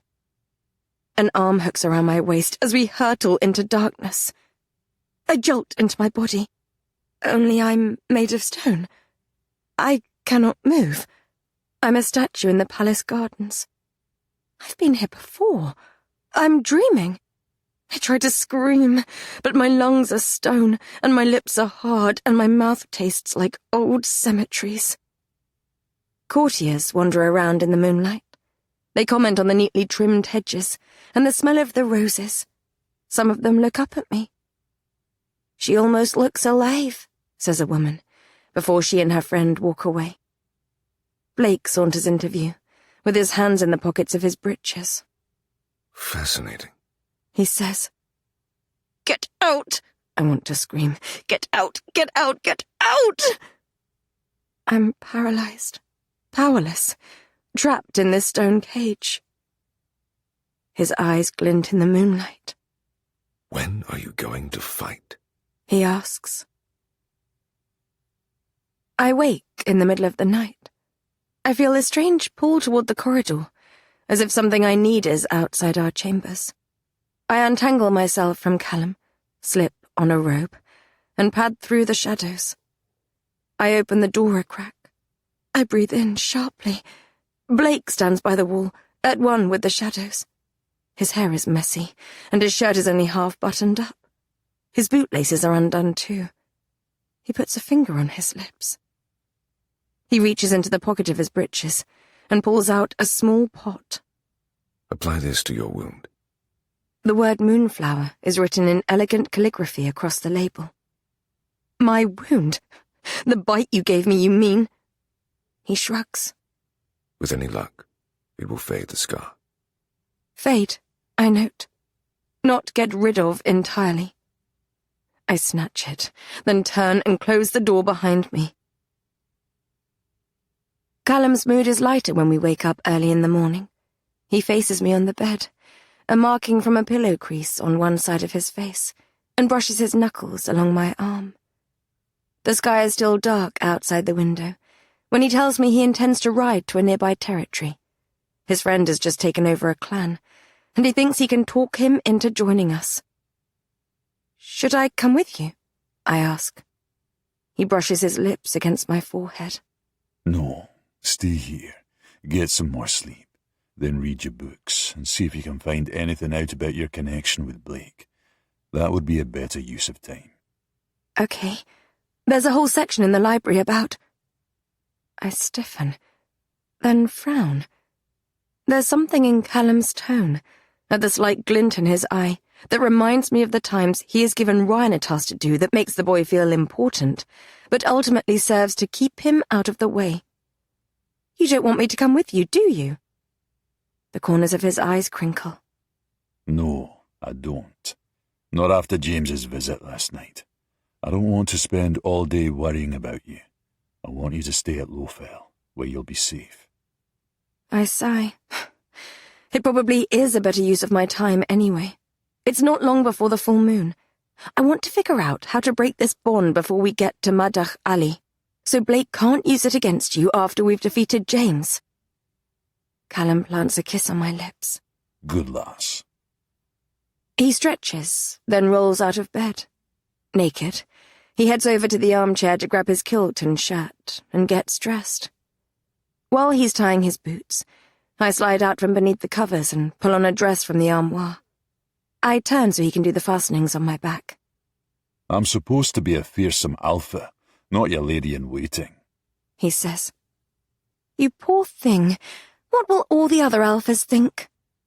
They will mock me, and I won't care. I hear the grin in his voice. Though I must admit, I prefer taking your clothes off to putting them on. He hooks an arm around my torso and pulls me into his lap before nipping my ear with his teeth and making a playful growling sound. I stroke his cheek. You'll make a better king than James, I say. I hope so. We've been at war with the Southlands for so long, and James is obsessed with vengeance. I cannot forgive the Southerners for what they have done to my people, yet I wonder if there could be peace someday. You're the princess of the Southlands, and I would be king of the Northlands. I wonder if you and I could bring peace. His tone is earnest and sincere, yet cold panic flickers in my chest. He's not saying it aloud, but I know he's suggesting a marriage alliance between us. It's the kind of match I would have never let myself dream of before coming to the Northlands. Not because it's with a wolf, although I certainly wouldn't have imagined that, but because it's with someone I care for. I always knew I would marry for politics rather than emotion. It's part of the reason why I locked up my feelings for so many years. The thought of having both would have made my heart sore once. I don't feel that way now. For our kingdoms to be united, Callum would have to strike an agreement with my father, the man who had me beaten by the High Priest and who killed my mother. Callum must hear my quickening pulse, because the humour disappears from his face. A fantasy, perhaps. Nudging me off him, he stands. He takes my face in both of his hands. Listen to me, Princess, because it's important. Whether we like it or not, Blake is your alpha now. Don't be silly. Of course he's not. It's not up to you or me to decide. It's Yalak's decision. And if she accepts Blake's claim... He bites his bottom lip. An alpha can put the power of their wolf into their command. Their dominance forces other wolves in their clan to submit and to obey their alpha's will. My eyes widen. That's abhorrent. Aye, it is. The command is called the Anya. It's not a practice that is widely used. If an alpha uses it, and someone in their clan resists, it calls into question who the stronger wolf is, which can lead to a challenge. If Blake has been accepted as your alpha... My muscles tighten. He could do that to me. How will I know for sure if Blake is my alpha? He runs his thumb over my shoulder, where Blake's bite mars my skin. It's still sore, even after I put some of Blake's ointment on it. I'm almost certain he is. As wolves, we heal quicker and better than humans. But if any kind of claim is accepted by our goddess, the bite doesn't heal. We'll know if the mark remains. Either that, or Blake will use the Anya, and you'll be forced to submit to him. I don't think he'll stoop so low until we take Madak Ali. He needs us on side for his plan to succeed, but I wouldn't put anything past him. I'll be careful. Good lass. Callum offers me a smile that doesn't quite meet his eyes. He brushes his lips against my forehead and heads out of our chambers, leaving me alone at Lowfell Castle. While he's away, I'm determined to get some answers. I need to find out how to break this bond between Blake and me. Our lives are connected. He bit me and claims he's my alpha, and I'm even dreaming of him. I must break all ties with Blake before he consumes me completely. Chapter 12. I make my way up the spiral staircase to the library in the tower. It's cozy within, with a crackling hearth that casts a soft glow onto the shelves that line the walls. The room is smaller than I imagined it would be for an alpha who likes books, probably because there are tomes all over the castle. I've caught glimpses of them stacked in drawing rooms and bedchambers, and there are likely more in Blake's room too. There are still hundreds of them in here, and I flicked through a few already. The floorboards creak beneath my feet as I wander around, stroking the spines. There are a lot of medical books, which is what I'd expect for a healer, but also history, religion, and even fiction. Absently, I chew my fingernails as I try to decide where to start. I hiss when I accidentally tear a bit of skin from my finger. Then I select a few of the big leather-bound books at random. The cushioned window seat looks out onto the loch and the burnt orange mountains outside, and I place my pile on it. Outside, the water is covered with early morning mist. Even after all the violence I have seen in the Northlands, I'm awash with the sense of peace. I'm about to settle down when a giggle permeates the silence. I startle. A small mop of dark hair peeks out from behind the door, and I smile. "Hello, Alfie." He grins. "I'm going to pick a book," he announces. "About flowers, or boats, or monsters." Elsie appears moments later, dressed in an elegant grey dress with long sleeves. Her dark hair is tied in a bun that emphasizes her cheekbones and bright eyes.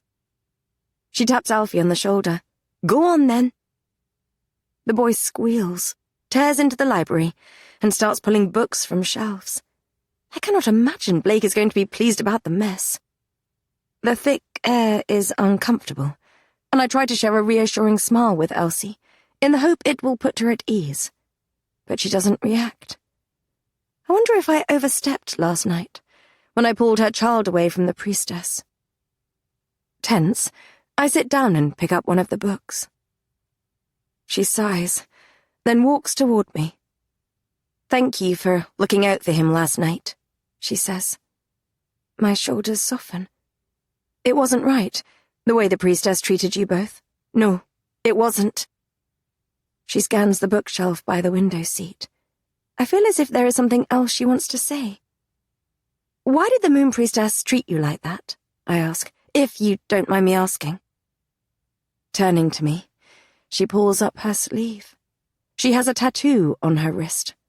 It's a key, with 2 crescent moons in the bow. My heart beats faster. It's the mark from the chapel that reappeared in my dream last night. I've seen this before, I say. She steps back and readjusts her sleeve. It's the mark of Oicha, the god of night. Aye. Her expression is defiant. It's the symbol for his prison.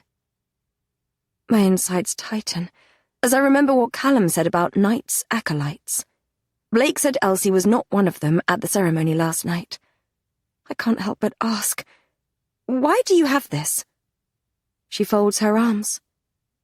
My father worshipped the god of night, if you must know. The line of her jaw is as sharp as a dagger, and I know I've offended her.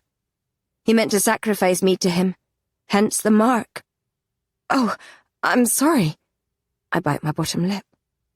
My father doesn't care too much for me either. He used to have me beaten in one of the houses of worship in the name of the sun goddess. I instantly feel as if I've overshared, and I'm unsure why I want to connect with this wolf so badly. You must know exactly how I feel, then. Her tone is sarcastic, and I blush. Where is your father now? I ask.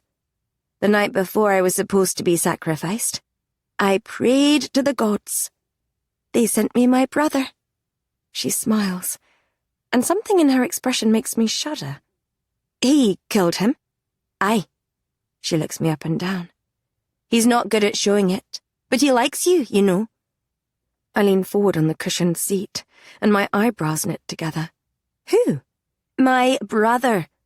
Your brother is here? Aye. Her forehead creases, and she looks at me as if I've lost my mind.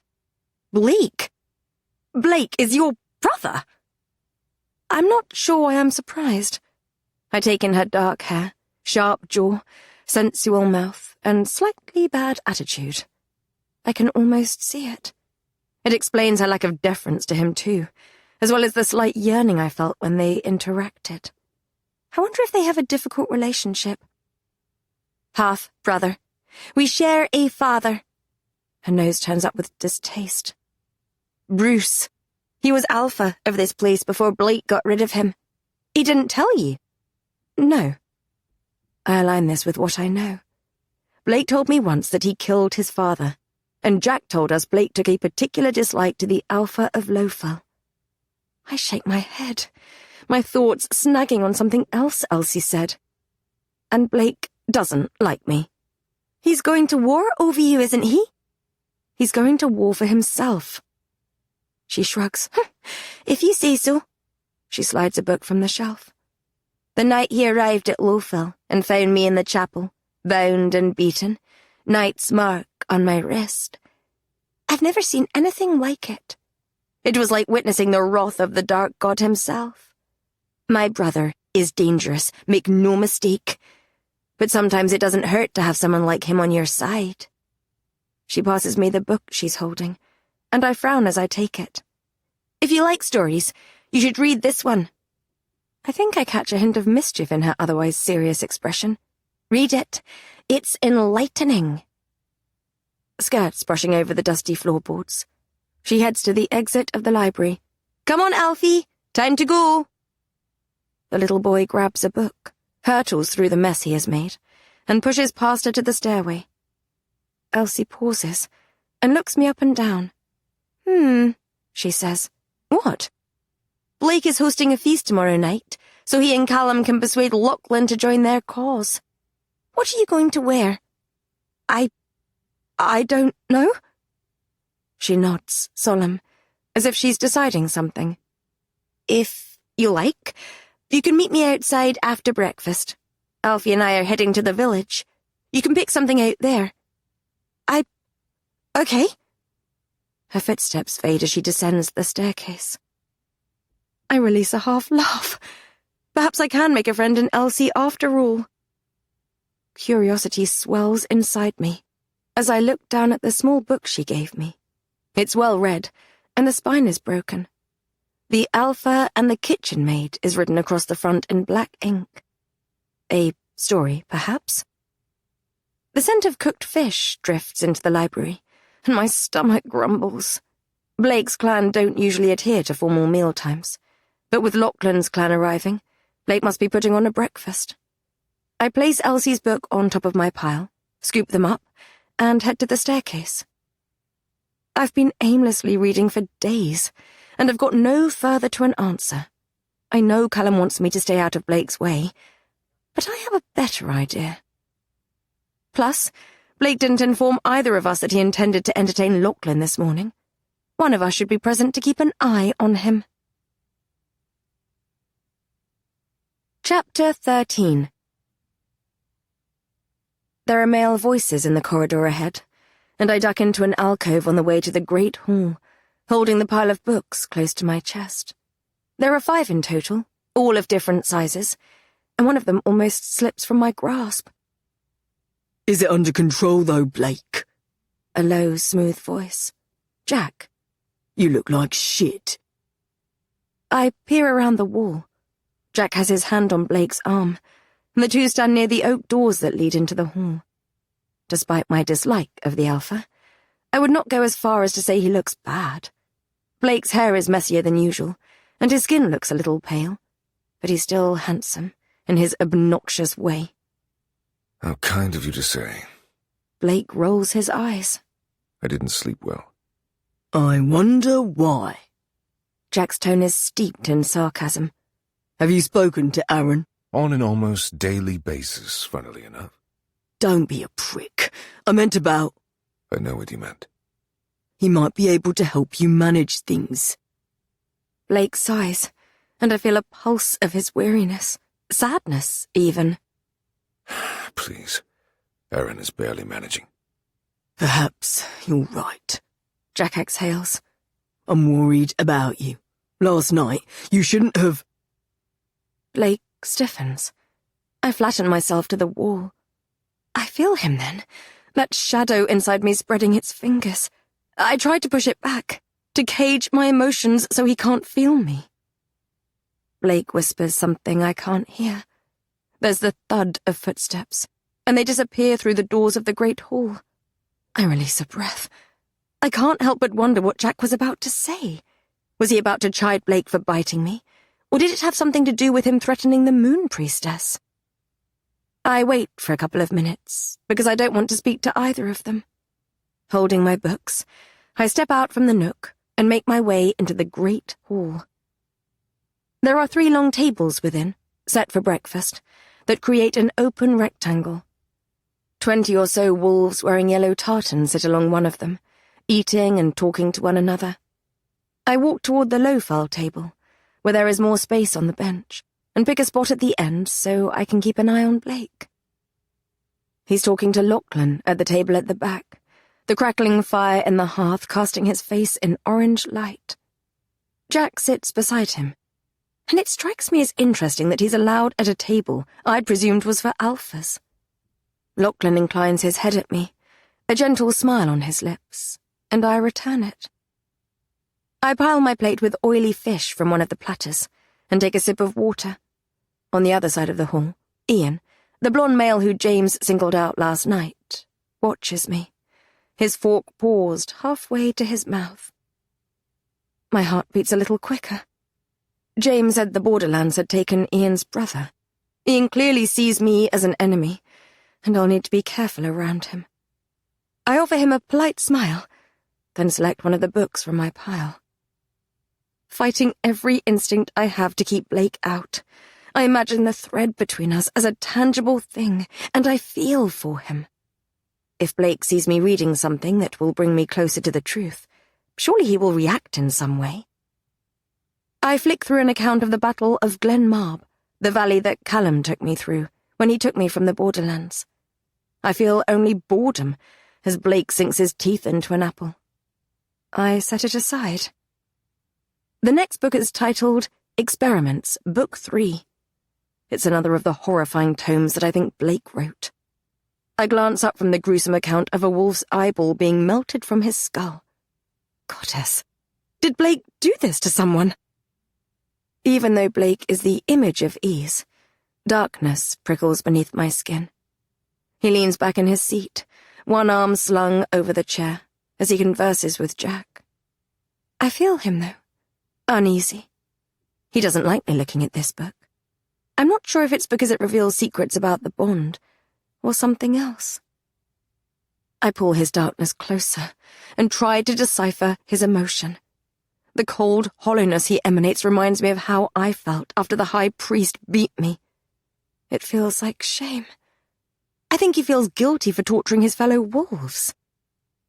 I put the book to one side so I can look into it in more depth later. I release a breath, and only then realize how Blake's tension has wound its way around my body, squeezing like a deadly serpent. I pick up the book Elsie gave me next. I flick it open and skim through the pages. It's a love story, from the look of it, between a woman who works in the kitchens of a grand castle and the grumpy male who is the alpha there. I flush when I catch a rather intimate description of the two characters in bed with one another. Heat coils low in my stomach. Across the hall, Blake clears his throat. I glance up at him. He's still talking to Jack and Lachlan, but one of his hands grips the edge of the table. I go back to the story, flicking back the pages so I can read it properly from the start. Perhaps Elsie was making fun of me when she said it was enlightening. I get to the part where the alpha comes to the kitchens to tell the maid she looks good enough to eat. A shadow looms across the page. Is Callum not satisfying you, darling? Every muscle in my body tightens and locks. Blake leans forward and tugs the book out of my hands. He flicks through and stops at a random page. I feel his pulse of amusement. The alpha slides his throbbing member into her wet folds. Aurora, darling, where did you find this? This is quite shocking. My cheeks flame. I grit my teeth and bite back my retort. I know he's trying to get a reaction out of me, and I won't give him the satisfaction. He flips her over onto her stomach and thrusts his hips. I jump up and knock the back of my knees against the bench. A few wolves look in our direction. I collect my pile of books, slide along the table, and march toward the exit of the great hall. Blake pockets the love story and follows me. You're not still upset about last night, are you?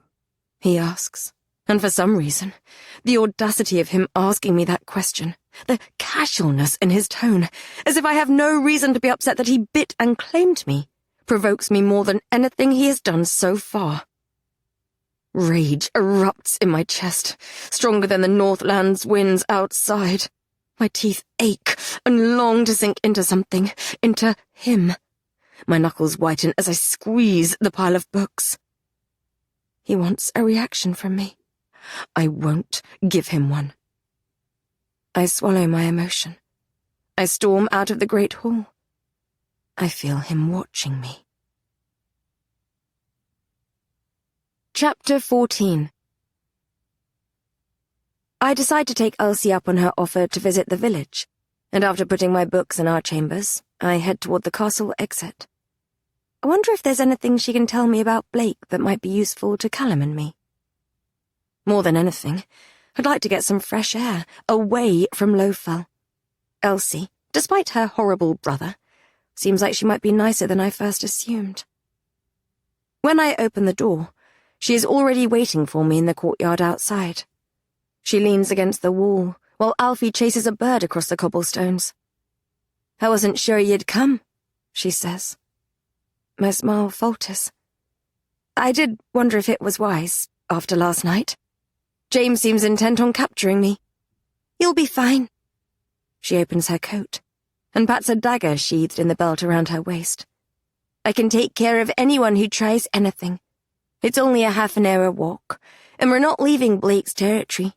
Besides, it looks like that big oaf will be protecting us meek ladies anyway." She rolls her eyes, though her cheeks flush slightly. I look over my shoulder, half expecting to see Callum. It's Aaron who strides through the castle doors, wearing a black shirt and a kilt of black and grey tartan. "I thought you didn't want to come," says Elsie as he approaches. "Changed my mind." His voice is hoarse, as if he doesn't speak much, and his mouth pinches in the corners. He doesn't sound convincing. "Had your mind changed, more like?" Elsie arches an eyebrow. Alfie trips on a stone and wails as he falls onto his knees. Elsie scoffs. "Oh, come here, you." She marches toward him, picks him up, and brushes down his little breeches. I glance up at Aaron. "Blake told you to keep an eye on me, didn't he?" "Is that supposed to be a joke?" he says. I frown, and he points at his eye patch. "On account of me only having one?" My cheeks flame. "Oh, goodness, I would never—" I shut my mouth. Aaron is grinning, and Elsie shakes her head as she marches Alfie over. She slaps the burly male's arm. "Don't be mean," she says. "You're joking." I bite my cheek. "You have a sense of humour, then? I wondered." Aaron lets out a gravelly laugh, and not for the first time. Familiarity jolts through me. "Aye, Blake told me to watch you. Something about protecting his assets." I exhale, and my breath mists in front of my face. Of course he said that. He ruffles Alfie's messy hair with a big hand. "Come on, let's get this over with. I hate shopping." With Alfie wittering on about getting a glass of apple juice from the Appley lady when we arrive, the four of us head through the tunnel in the wall, then cross the grounds. I must admit, having spent most of my time in castles so far, I'm curious to visit a village here in the Wolf Kingdom. I'm even more curious to know what the people who consider Blake Alpha think of him. Light rain falls as we leave Lowfell behind. We walk past the mountain path we ascended last night, and soon reach an overgrown track that cuts through a valley. Alfie races ahead.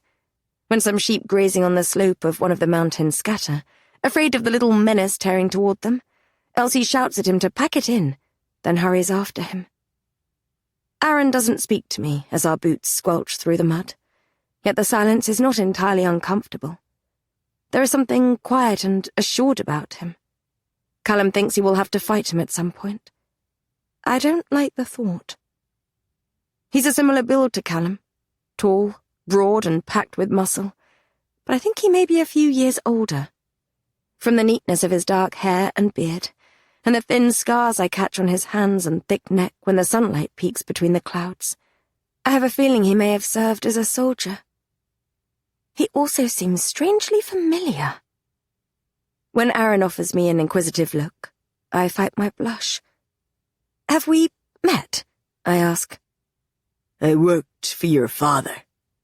I stiffen, and the corner of his mouth tips up. "I don't anymore, obviously. I was in his army."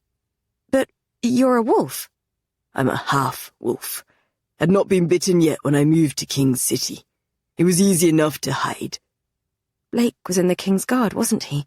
Is that where you met him? He inclines his head. "Something like that." "And you came with him, to the north?" "I did." "Why?" Aaron chuckles. "You're very direct, aren't you?" He shrugs a shoulder, but darkness passes over his face. "I owe Blake my life. I'd follow him anywhere." Ahead, Elsie pretends to be a monster whose diet consists of naughty wee pups who upset the livestock, much to Alfie's delight. A smile ghosts Aaron's lips before his throat pops. I came to the city the summer your mother died, he says. My uncle took me out for her funeral. I'd never seen so many people gathered in one place before. People lined the streets, throwing flowers, sending prayers to the sun goddess. My throat tightens as I remember that day. The scorching sun, the scent of incense, following the coffin into the domed church of light and sun. Everyone was watching, and all I wanted to do was scream. Yet I held it inside as I walked behind my father toward the front row of pews. My brother Philip turned up late. He stumbled down the aisle, stinking of alcohol. Yet father turned his back on him and hissed at me to pull myself together when a tear slipped down my cheek. She must have been very loved, says Aaron. Her people didn't know her, not really. They didn't know she smelt like lavender and horses, or that her eyes crinkled in the corners when she smiled. They never heard her stories about brave princesses who fought monsters. Though perhaps, if she was a wolf, I didn't know her either. She was, I say softly. It's not yet midday when we reach the village, and the rain finally stops. Stone houses scatter across the sloping landscape, many with smoke coming from their chimneys.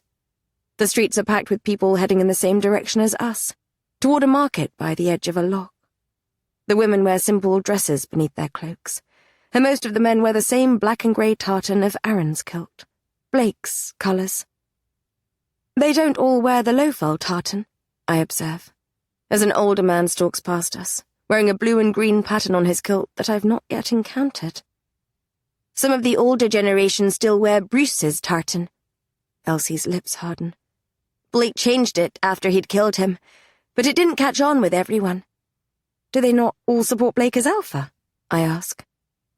She shrugs. Most like him well enough. Our father caused a lot of disruption.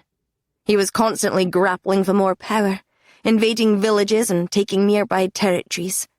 It was the villages like this one that suffered for it, when other Alphas decided to fight back. Blake has given them some semblance of peace, and most respect him for that, even if he is an outsider. Most.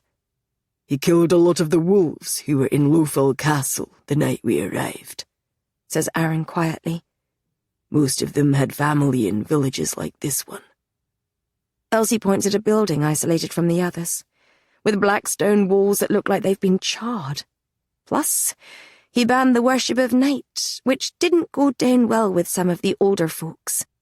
He's managed to douse any sparks of rebellion over the past few years, but some wear the old tartan to remind him that they supported his father, not him.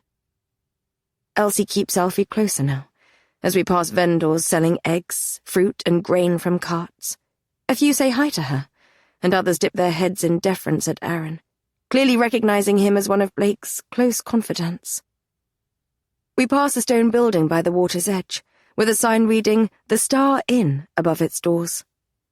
The faint scent of ale comes from within, and adds to the scents of fish and wood smoke that come from the market stalls. Elsie tenses.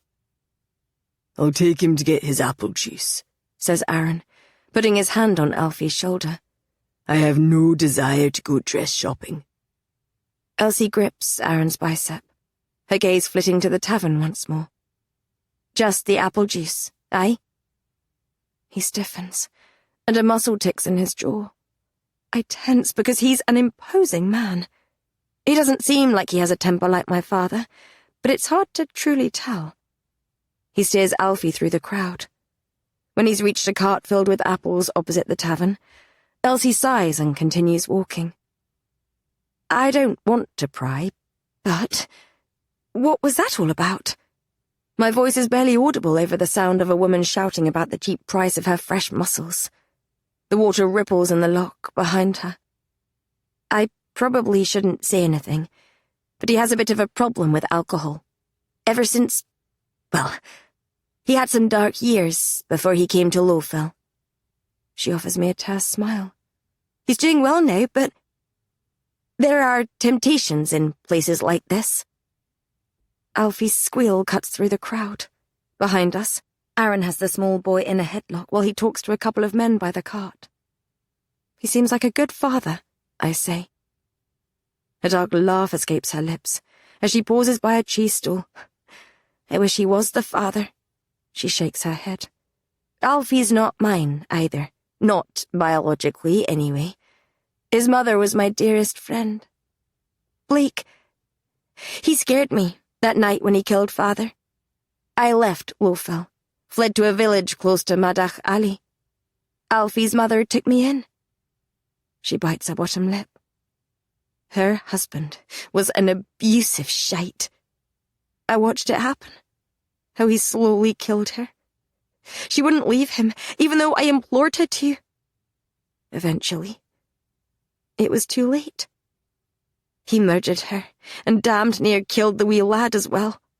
I got him out of there, and brought him here. I'm so sorry, I say.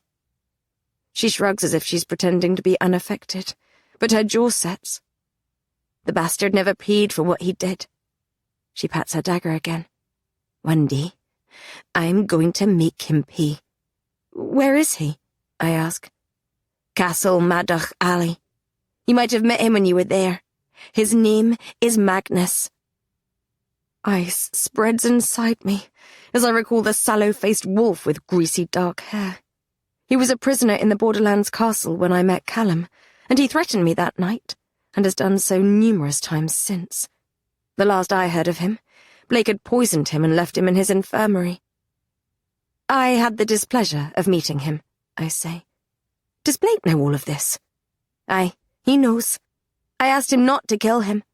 I want to look into his eyes when he dies. Blake's been torturing the bastard for the past few years. She shakes her head. Magnus knows Alfie is here. He thinks Blake is keeping him hostage. It's how Blake has him wrapped around his little finger. You disapprove, I say. I've no qualms with him tormenting the bastard, but I wish he wouldn't use the lad to do it. Sensing I've touched on a sore subject, I ask, Are you and Aaron together? She laughs a little too loudly for it to be real. Us two? Together? She waves a hand dismissively. No, of course not. I must not hide my skepticism, because she exhales and can't quite meet my eye. He's a good man. He's been good to us both. He's even tried it on with me a couple of times over the years, but... Well... She bites her lip, some of the spark dimming in her eyes. She shakes her head. The goddess has other plans, unfortunately. My eyebrows pinch together. What do you mean? Ah, nothing. Just, his soul belongs to another. He has feelings for someone else. You could say that. She's back in King City, I think. Elsie shrugs. He pines for her sometimes. He thinks I don't know, but I do. She bites her bottom lip. I wish I could look past it. After everything I've been through, I want someone who belongs only to me. Heart, body, and soul. I think I deserve that. You do. She grins suddenly, and her face lights up. Have you started that book I lent you? Yes, but then your brother took it off me. Did he now? I'll find you another. She points towards a stall by the side of the loch, laden with different coloured fabrics, and speeds up. Come on, let's get you a dress for the feast. I get all of mine from here. I can't deny I'm a little excited as I follow her to the vendor. After everything that has happened lately, it's nice to have some semblance of normalcy. My fingers itch to pick something that will make Callum as tongue-tied as he was the last time I wore a nice dress. On the way back to Lofel, an hour or so later, I have 3 new dresses draped over my arm that Elsie was kind enough to purchase for me. Aaron is in a dark mood. I wonder if he drank something, and Elsie's nostrils flare a couple of times, as if she's trying to determine the same thing. Sensing they might need a moment, I stride ahead to join Alfie. He offers me an apple, and starts naming the nearby sheep. Is everything all right? Elsie's lowered voice carries in the wind. I'm not sure, says Aaron. Apparently, people have been seen entering the chapel by the water. I have a bad feeling Knight's acolytes might be rising once more. There are rumors that the Night Prince is getting ready to free his master. It could make things difficult. Aye, she replies softly. It could. Chapter 15. Callum returns to Lowfell that evening. He joins me in our chambers as the sun is setting over the loch. Settling in one of the armchairs in front of the hearth, he tells me about his day. It's drizzling outside, and his shirt is damp and clings to his muscular shoulders and torso. Despite the bad weather, he's in high spirits. Flynn, the alpha he went to visit, has promised to support him when he goes head-to-head with James. I knew he would have my back, says Callum. I've known him for years. He was my first friend when I moved to the south. I don't bother telling him Madoc Alley is hardly the south. I know he thinks anywhere below Highfell is southern. I tell him about my day, too. He frowns when I tell him what I overheard about the chapel. That night, Callum makes love to me softly and slowly, before we fall asleep in each other's arms. The next morning, I wake up restless. The sun has not yet risen, but I can't get back to sleep. My dreams were agitated. I found myself stalking long, endless corridors, past barred cells shrouded in darkness, with the ominous feeling that something bad was following me. I have tasted freedom here in the Northlands, but my dreams make me wonder if I still feel trapped, caught in a game between alphas I have little control over. The fact that the new Borderlands Lord seems to have resumed the search for me makes me feel even worse. I wonder if, when I slid the blade across Sebastian's throat, some vengeful seed was planted in my soul. It longs to be watered, fed, to grow and spread its vicious thorns. I wish to coil my hateful vines around James and my father. I want Blake on his knees, defeated and gasping at my feet. I glance at Callum. He's lying on his front, covers pulled down to his waist as if he got too hot in the night, despite the chilly air. He looks gentle now. His dark sand-coloured hair is mussed, his lips plump and soft, his body rising and falling with each breath. When James had threatened me, though, those relaxed muscles had tensed, and he had become a hard, angry force. When Blake bit me, I thought he was going to kill him. I know he won't let me put myself at risk. He will do anything to protect me, even if I want to be able to protect myself. There is a childish part of me that wishes to incur Callum's wrath, his full strength, in the way my enemies probably will. I want to see his sizable biceps clench, and his jaw to harden, and that low growl to build in his chest, because I have angered him. I want his eyes to flash with his wolf, enraged, and to meet him with my own wildness, which I always swallow. I want him to take his pleasure from me roughly, as if he's not afraid that I'll shatter or break. If he did, I would know he thought me equal to him. Someone unafraid of the parts he keeps hidden. Someone capable of looking after herself. Without thinking, I bite the edge of my fingernail, and the tang of blood creeps into my mouth. Lachlan said Callum enjoys damsels. I don't wish to be a damsel. I noticed yesterday that Ian and some of the other members of Lachlan's clan seemed hostile. I want to make sure I can protect myself. I slide out of bed. Callum stirs beside me, a soft growl scraping against his throat, but he doesn't wake. The floor is bitingly cold on my bare feet and my legs, and I hurry over to the armoire, quietly opening it to pull on breeches and a tunic. I put on my boots and pad out of the room. Lowfell Castle is dark and quiet as I navigate the narrow corridors. There are a couple of servants stirring pots in the kitchens when I pass. They must have been brought here from the village to accommodate Lachlan's clan. I keep my head down, turn down a long corridor, then hurry down the stairs to the infirmary. I listen to make sure Blake is not inside, then open the door. The underground room is smaller than the infirmary at Castle Madoc Alley. There's only space for one cot in the centre, and a workbench and chair in the corner.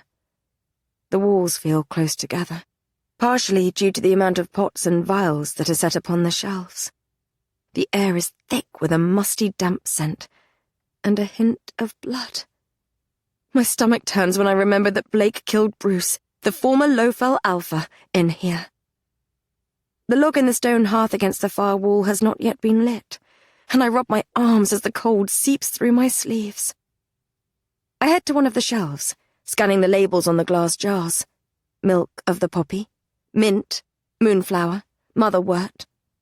They are organized alphabetically. I stroll to the other side of the infirmary and smile when I read white poppy, willow bark, then wolfsbane.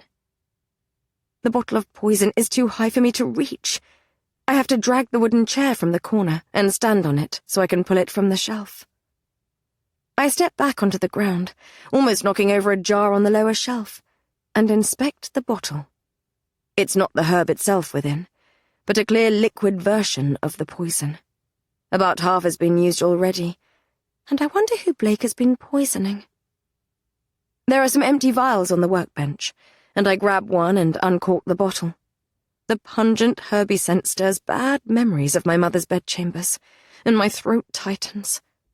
My father poisoned her with this. He then poisoned me with it for years after, small doses every day, to try and suppress the wolf he suspected lived inside me. I tip some of the liquid into the empty vial, cork it, and put it in my pocket. I pick up the next vial and start filling it. That's not for me, is it? Blake's drawl comes from behind me. Wolfsbane sloshes onto my hand, and I curse under my breath before spinning around. Blake is leaning against the opposite wall, arms folded across his chest, and an amused look on his face.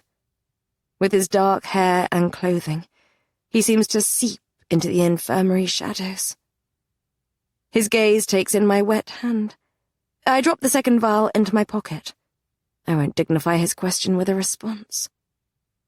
A dimple punctures his cheek.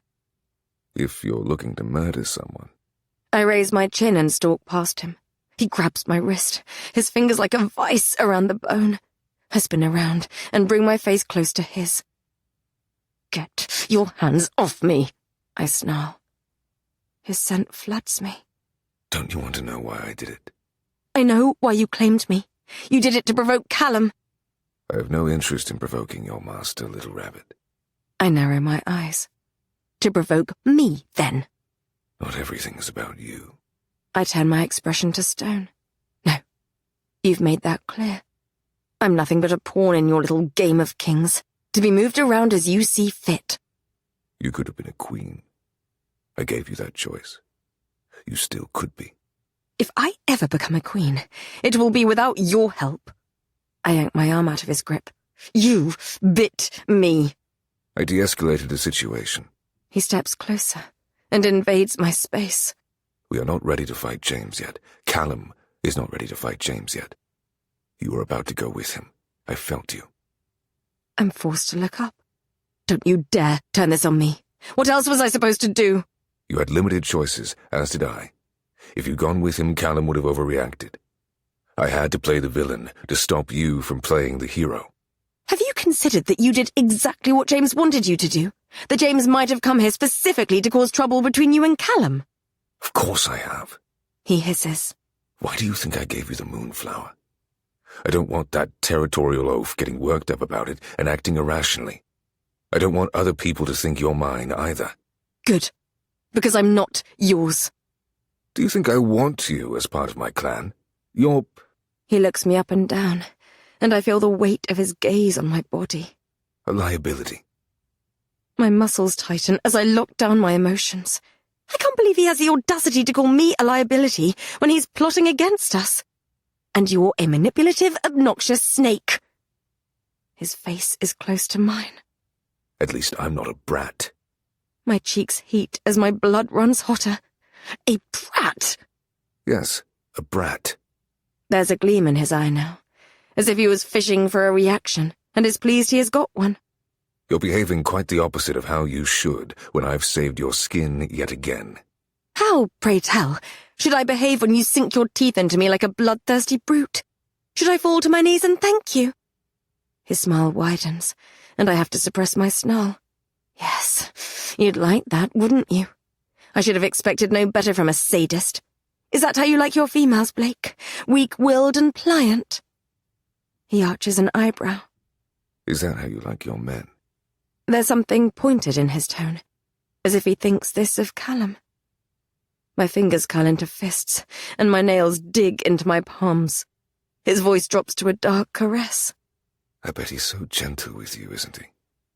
So afraid you might break. My blood is wildfire, and my skin burns. I feel another wave of the fever coming for me, and I can't push it back. How dare you speak to me in that way? My senses are heightened. The scents of the infirmary overpower me. Herbs and blood and Blake. I can see each individual eyelash fanning against his cheek, each fleck of gold in his irises. His heat wraps around me, and through it all, I hear another heartbeat, competing with my own like a war drum in my ear. A slow, dangerous smile spreads across Blake's face. He grabs my chin. Oh, hello, little wolf. He says. A wave of panic rises through me, as I wonder if my eyes have changed. I grab his wrist, and though he doesn't release me, his breathing shallows. A hiss fills the air, and I remember the wolfsbane I spilt on my skin. It's burning him. Though my heart is beating fast, though there is something unsettled in my chest that longs to break free, I smile. And I'm the sadist, he whispers. I'm about to retort when I realize that though his skin is burning, I don't feel it. My brow furrows, and he tilts his head to one side as if he's trying to read whatever emotion I'm feeling. I kick him in the shin, hard. I yowl as pain flares in the same spot, and my wrist feels as if it's on fire. Blake makes a low, startled sound in the back of his throat and releases me. Both of us stagger back a step. My senses return to normal. The backs of my eyes sting. What was that for? He asks. Do I need a reason? I fold my arms. I hate you. I don't want him to know about my discovery. His whole plan relies on Callum not wanting to hurt him, in case he hurts me too. He must feel my flicker of triumph, though, because he laughs. Don't get ahead of yourself. You didn't feel my pain because I decided you wouldn't. My shin stops throbbing, and my wrist feels as if it has been doused in cold water. See? But I can bring it back, so don't get any ideas. Why did you stop me from feeling it? He shrugs. To see if I could. How? I caged my pain. He stares at my hand, and I feel a pulse of his curiosity. The more pertinent question is, why doesn't wolfsbane burn you? He gave me a rash even before I was bitten. I was dosed with it throughout my childhood. Perhaps I'm immune. I dose myself with it too, and yet I cannot counter the effects entirely. He shows me his wrist. The skin is red and bumpy, as though he's been stung by a nettle. Perhaps if you'll allow me to run some experiments on you. He grabs my wrist, and I stagger back. Absolutely not! Even if I'd not seen his ghastly books, filled with the horrible things he did to wolves to sate his curiosity, I would not do anything to appease him. Stay away from me. I try to pull away, but his fingers tighten. The amusement in his eyes disappears, and that dark thread pulses around my soul. I follow his gaze to my fingers. My cheeks flush. My fingernails are torn, and there are bloody tracts down the sides where I've ripped off skin with my teeth. It's a habit I didn't used to have. I've just been feeling anxious lately. Let me go! I jerk my hand from his grip. His expression becomes nonchalant once more. I could almost believe I imagined his reaction. He cocks his head to one side. Are you scared? I tilt my chin up. Of you? No. I probably should be, considering who he is and all he has done. His gaze dips to my pocket, where the vial of wolfsbane is cool against my thigh through the fabric. I'd keep that on you at the feast tonight. I don't like the way some of Lauchlan's clan are looking at you. That's why I got it in the first place, you patronizing snake. I want to snap at him. Heart thumping, I turn my back on him and head up the stairs. Some of my tension unwinds when Callum rounds the corner at the other end of the corridor. I was looking for you. His eyes darken when Blake emerges. They haven't spoken since Blake bit me. Both men halt, Blake only a few feet behind me, his body heat warming my back. Blake. Callum's voice is low and guttural, almost a growl. Blake's expression is unreadable. Callum's features are like stone. I know you've never had a father to teach you such things, but biting a woman without her consent is not how a real man behaves. Blake goes completely still. His handle on his caged feelings flickers, and my vision temporarily darkens as his emotions flood me. He's upset. Callum's blow has landed. I remember what he told me once, about how his father forced himself onto his mother. No. Blake says, his voice like shadow. Speaking of biting, have you seen your little pet's fingernails lately? It's Callum's turn to still.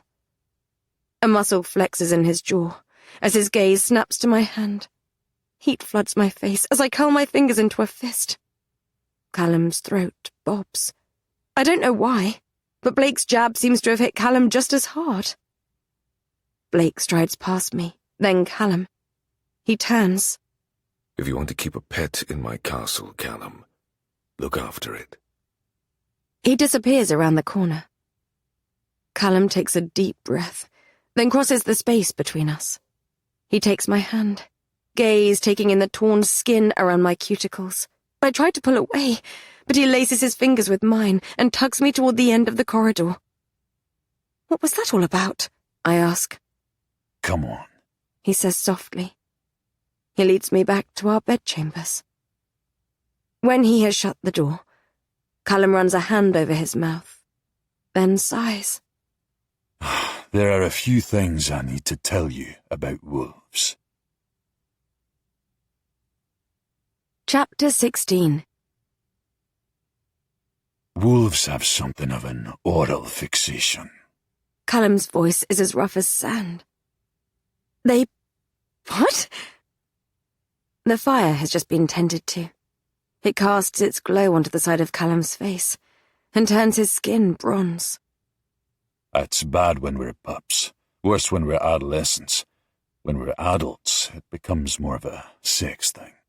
My cheeks flame, and Callum brushes his knuckles against one of them. He brings his lips to my ear, and his warm breath caresses my skin. Wolves like to bite. The hotness in my face spreads and surges lower. I don't know why such a thought would cause this reaction within me. He takes my hands in his. When you had a fever, Blake told me that before the first few shifts, the changes that happen to a half-wolf are akin to what full wolves go through during adolescence. His expression becomes somber. Your fingernails. You've been biting yourself. I should have taken care of you. I should have offered you advice for that particular fixation. I'm sorry, Princess. I forgot what it was like. My forehead furrows as I try to make sense of what he's saying. Callum, I don't want to bite you. No? Outside, the wind rattles the window, and its soft, haunting song drifts through the mountains. I think you do, Princess. He runs the pad of his thumb over my lips. Gently, he forces entry, and the taste of salt and heat floods my mouth as he pushes down on my tongue. An ache bursts between my legs, and something coils so tightly inside me that I think I may erupt. A whimper escapes me, muffled, as something wild within me urges softly. Bite. The wolf shines in Callum's eyes as he watches me, and the strange reaction I'm having to him that I'm trying to suppress. He steps closer and slides his thumb further back. I should push him away. I should pull back. I should not be fighting the urge to sink my teeth into him with every ounce of my willpower. My breathing quickens, Sweat beads upon my brow. Heat pours between my thighs, and Callum's nostrils flare. No? Very well. He huffs a soft growl, and pulls his thumb away. I've not been as attentive as I should have been. His voice is hoarse. It's a primal act. I worry I'll lose control of myself. The fever. He shakes his head. It troubles me. But if you need me, come to me. He takes my chin between his thumb and finger. No more biting yourself, okay? When evening approaches, rain drums against the castle walls. The torches flicker as Callum and I make our way to the feast. I'm wearing my new dress. It's long-sleeved and blue, and I catch Callum trying not to stare at the low neckline. Noise hits us as we reach the doors to the great hall. Raucous voices, the clatter of crockery, and music. We pause beside a man who plays the bagpipes, and I'm almost deafened. The space is packed. I can't even see the alpha table at the back. Blake must have invited people from the village, because many wear Lofal's black and grey tartan. I think there are more people from Glas Cladach, too, who must have travelled for the festivities. Their kilts and dresses are wet from the rain, and the air is hot and damp. Ready? Asks Callum, threading his fingers with mine. I nod. My shoulders bump against people's arms as we weave through the crowd. Callum greets wolves, his voice loud and warm. A shriek makes us both stiffen, and we both laugh when we realise the source of the sound was the small boy, Alfie. A disgruntled-looking Aaron confiscates a goblet of wine from him. Elsie, beside him, takes it off him quickly, then catches my eye and grins. Looking superb tonight, Aurora, says Lachlan, as we reach the alpha table. He leans back in his chair, and the collar of his shirt shifts. Candlelight flickers over the edge of a tattoo on his collarbone. I return his smile. Thank you. Blake is on Lachlan's other side, talking to Jack, but his gaze flicks up. Callum's hand tightens around mine. We take our seats beside Lachlan. The tension between Blake and Callum is palpable. Neither of them acknowledges the other, yet Callum's biceps bulge against his sleeves, and Blake's fingers flex by his butter knife. Both relax as food is brought out. Large platters filled with salmon that must have been caught from the loch, steamed potatoes, and green vegetables. Goblets are filled with rich red wine. Lachlan makes small talk about his clan. The air is alive with music, laughter, and the loud, unruly conversation I've become accustomed to in the Northlands. Everyone is in high spirits. So, Lachlan. Callum puts down his fork. Blake turns his head in our direction, his goblet of wine halfway to his lips. Are we finally going to speak about the reason you came here? I'm presuming you want something in return for supporting me when I challenged James for the throne. A slow smile spreads across Lachlan's face. I have 3 conditions for my support. Callum leans back in his chair. Okay. I want Fort du Cloch, the territory Sebastian took when he was looking for Aurora.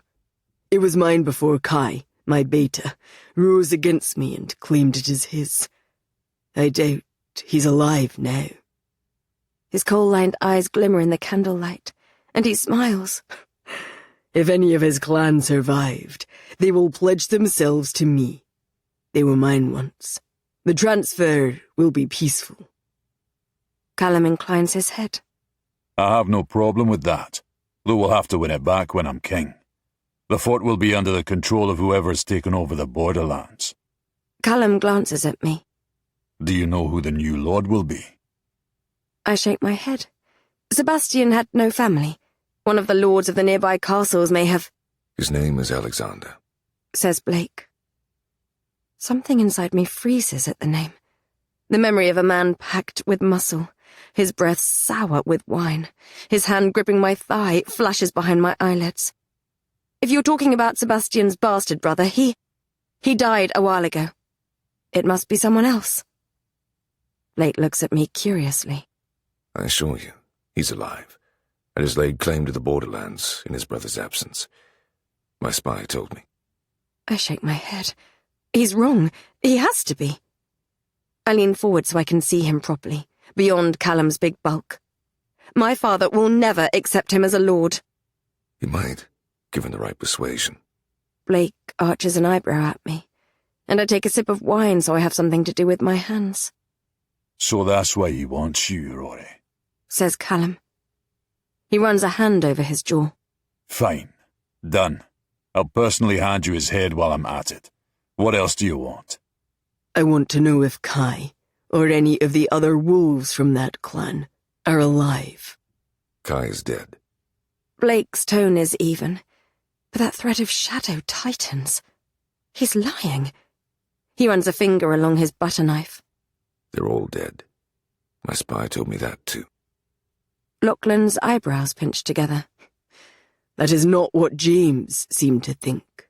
If Alexander has Kai, and the lovely Aurora is here with us. Callum straightens in his chair. His fist clenches around his fork. He suddenly looks every bit the fearsome king he wishes to become. Be very careful about what you suggest next. Lachlan chuckles. I'm not suggesting we actually trade Aurora for the prisoners, Callum. But if there are men, women, and children from my clan who are still alive, she could be used to trick Alexander into thinking otherwise. I swallow. You think he's holding children captive? I do. He leans against the table so he can meet my eye. Will you help me get them back, Aurora? No. Callum's tone is final. Rory will not be dangled like bait before him. When I'm king, I will make his death my priority. And if there are any prisoners that can be saved, we will get them out. But we must get James out of the way first. I can't suppress my frown. It's not as if I would suggest barraging recklessly into harm's way.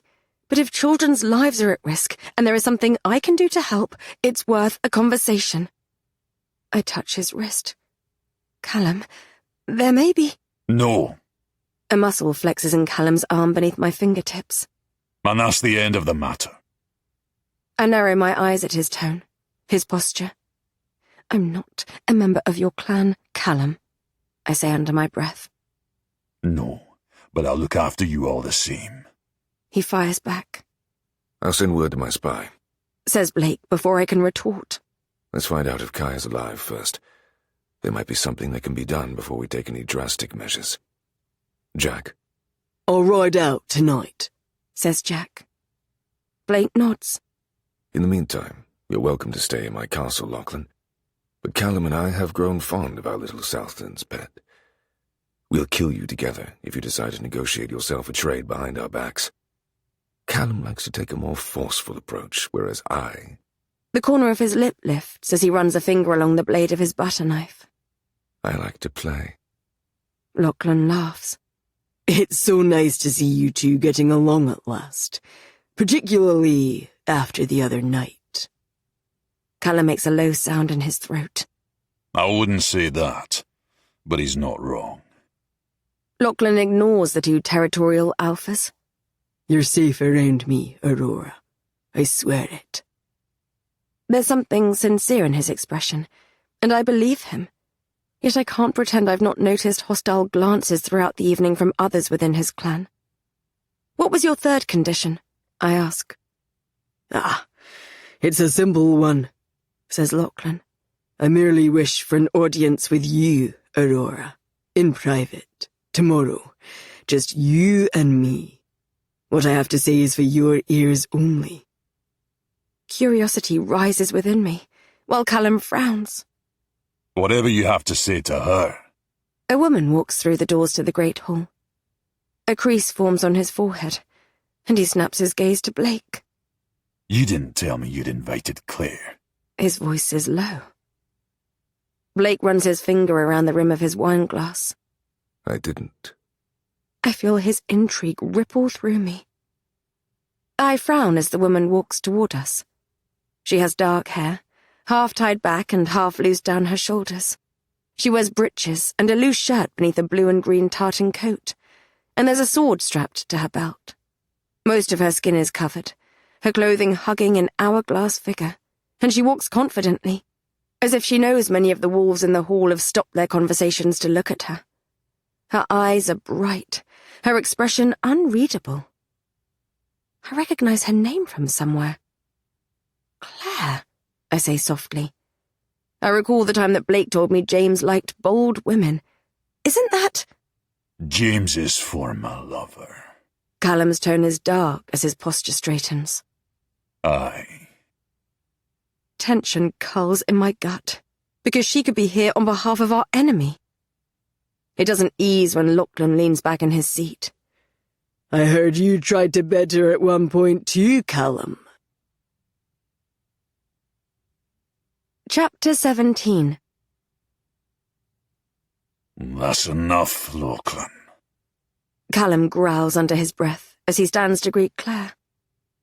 His sharp rebuttal is confirmation that the claim is true, as well as the smirk that passes between Lachlan and Blake, and the soft laugh that escapes Jack. I try to be reasonable, to fight the dark shadow of jealousy that spreads unbidden through my body. I assumed Callum would have been with other women before me. He's strong and kind and attractive. What's more, he's an alpha and a wolf.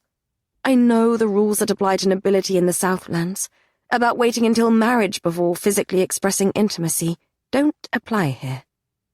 From the way my brother would often sneak out to taverns at the docks, I'm skeptical about whether those rules apply to noble males in the South, too. The idea that Callum wanted to bed the woman who walks confidently toward us still cools my blood. She's flawless, and there is something about her that screams dominance. The steel of her spine, perhaps. Callum told me once he wanted to be with a female who was his equal, and I can see her allure. I push my negative thoughts aside. There are more pressing things to worry about, such as why she's here, when her allegiance probably stands with James. I feel a slight twinge of irritation, too. I can't help but wonder when Callum tried to bed her. Was it while she was with James? If so, it could explain why James was easily persuaded to ask for my hand in marriage. I think Callum has more honour than that. Yet I wonder whether some of the contempt the two brothers hold for one another could originate from the female who halts before the table. Am I the second woman the two have fought over? Claire. Callum's tone is gentle, yet wary. I wasn't expecting to see you here. I hear you made Alpha. Congratulations. My eyebrows raise. I didn't think there were any female alphas. Claire inclines her head. And I hear you're trying to become king. Callum eyes her warily, like he hasn't figured out whether she's a threat. Did James send you? James has no authority to send me anywhere. He's not my king. She smiles, though it doesn't reach her eyes. I was on my way to Madoch Alley to see if I could negotiate an alliance with him. Callum's brow creases. An alliance? Your clan has always stood alone. Why now? There are things happening up north. A shadow passes over her features. I want to move my people south. Callum frowns. Yet you came here first. She shrugs, her smile coy. I thought I'd listen to what you had to say. How do I know you're not here to report back to James? I don't play games, Callum. No. Callum releases a dark laugh. I'm not sure that's true. Her brown eyes glint in the candlelight. That was a long time ago. Claire looks guarded when her attention turns to the dark-haired Alpha of Lofa.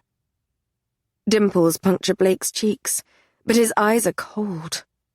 Welcome to Lofel. Please, come and join us. Her gaze falls on me. She looks like she's assessing me, measuring me up, and I do the same. Finally, a smile ghosts her lips. It's nice to see another woman up here, even if you are a southerner. She turns to Callum. We need to speak, alone. He inclines his head. Aye, later. She sits down beside Jack, who grins and starts a conversation with her. Callum drops into his chair, and the music resumes. He squeezes my thigh underneath the table, as if he can see the questions in my eyes. Later, he repeats softly. When the food is being cleared, the bagpipe music becomes louder and more unruly, and wolves dance raucously in the centre of the hall. Their violent movements as they spin one another around mirrors the storm brewing in my chest when Callum and Claire leave the great hall to speak in private. I want my blood to stop howling and my mind to still. I wonder whether the wolf that must exist inside me is making me feel like this. I don't like that they're alone together. The human part of me is just as unsettled, unhappy to be pushed aside once more, while important matters are being discussed. I swallow my emotion. I need to pull myself together. Callum needs to find out what Claire is doing here. Would you like to dance? A male Northland's voice makes me start. Lachlan stands in front of the table, elegant hand outstretched. His eyes dance with amusement. I'm not entirely sure what to make of him, partially because he seems to like Blake more than Callum. I rise from my chair. Of course, though you'll have to teach me the moves. Your people didn't teach you the dances of wolves, Lachlan says, and I feel the slight challenge coming from him, the assertion that I don't belong. There are many things my people don't know about wolves, I admit carefully, as I walk around the table to join him. We're at war, after all, but I've learned much since I arrived here. We're not at war with your people, says Lachlan, when I place my hand in his. I frown as he leads me to the dance floor. We were once, of course, many centuries ago, when they invaded Glas Cladoch in their longboats and ravaged our villages.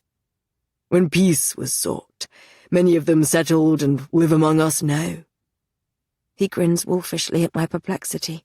Oh, you think I'm speaking of the Southerners? No, I'm referring to your real people, the wolves of the Snowlands. My heart beats faster at the mention of my mother's homeland.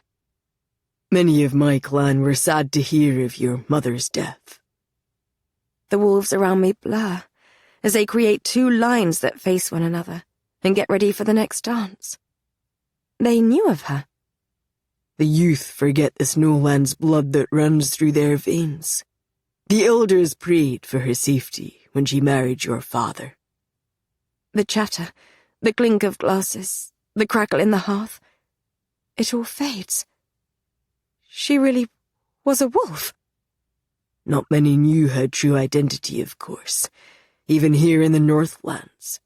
We at Glas Cladoch suspected.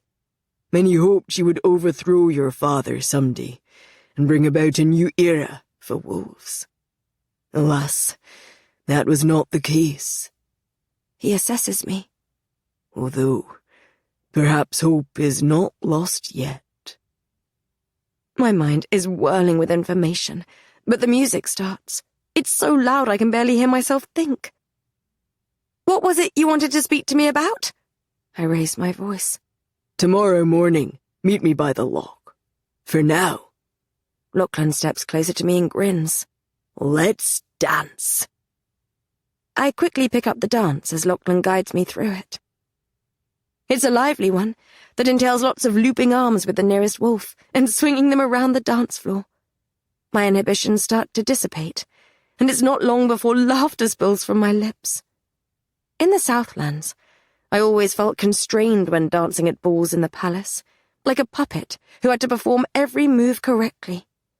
There is something more unruly in this dance, as if the steps don't really matter, as long as fun is had.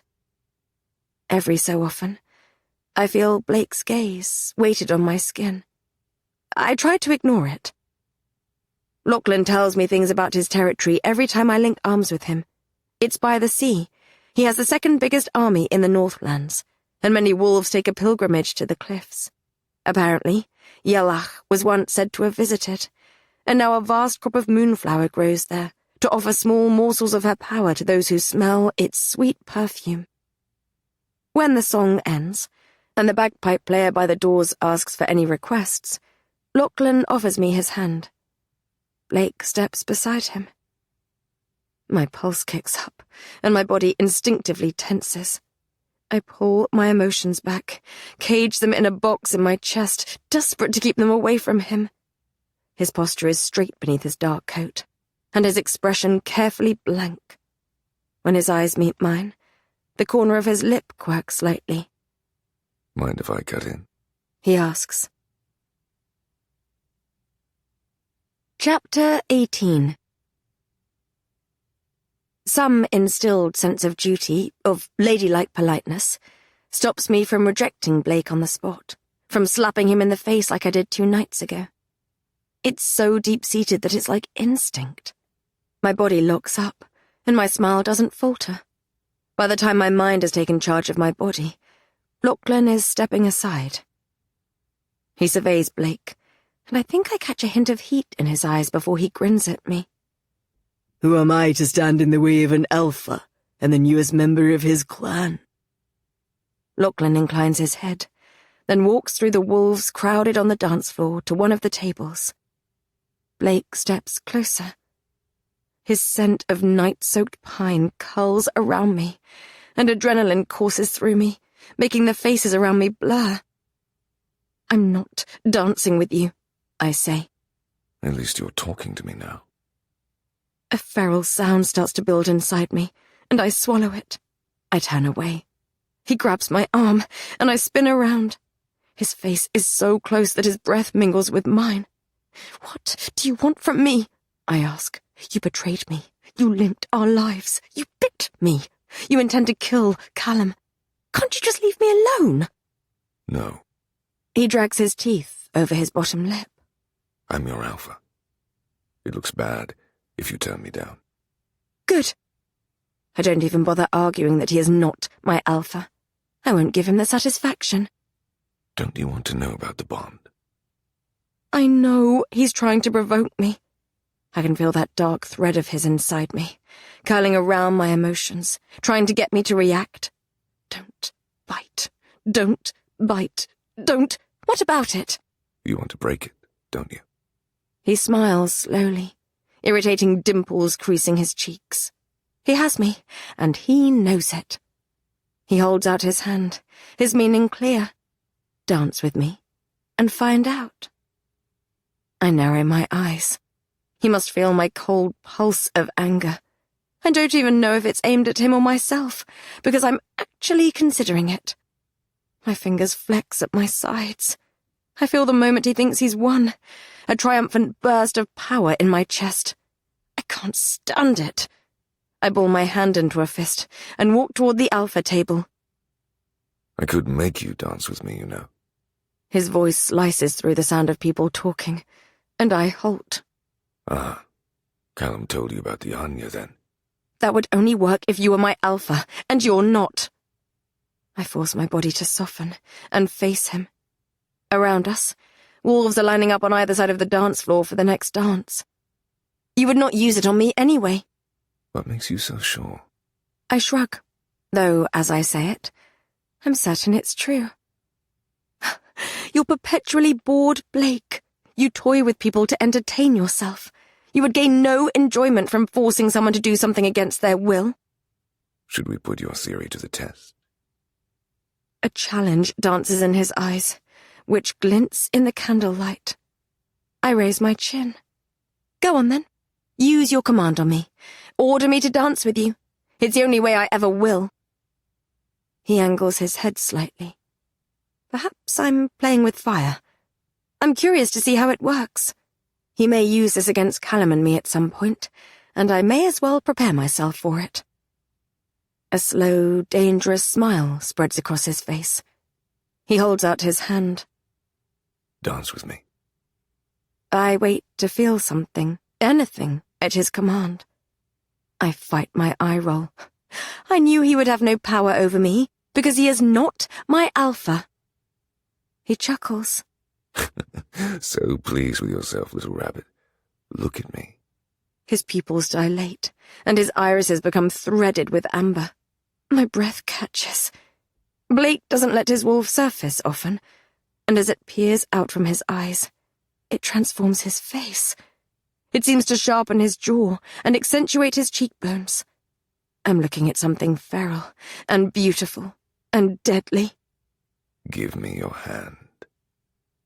This time, I feel him everywhere. His essence floods me. His scent, his heat, a dark, unyielding dominance that I had not noticed before. I've always known him to be dangerous, but this power...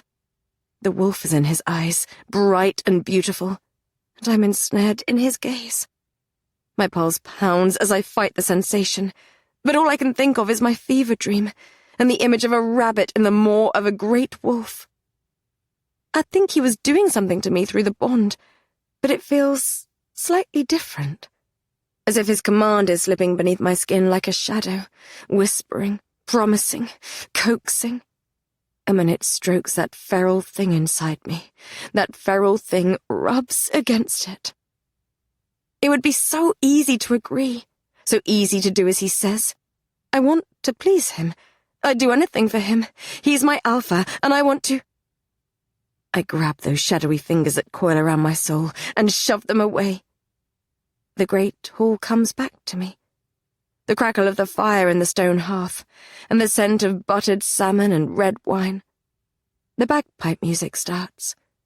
That feeling dissipates on a breath, and my first instinct is to bare my teeth at him and snarl. My second is to gloat. I make myself look dazed and place my hand in his. I want him to think he has power over me, so later I can use it against him. Blake's fingers curl around mine. Where he touches me, my skin hums. The thread that links us seems to vibrate. I try to hide how my breath catches in my throat, and the way my pulse kicks up. His reaction is almost invisible, but his chest rises then falls, deeper than usual. His expression is too careful, too blank. He's hiding like me. He feels it too.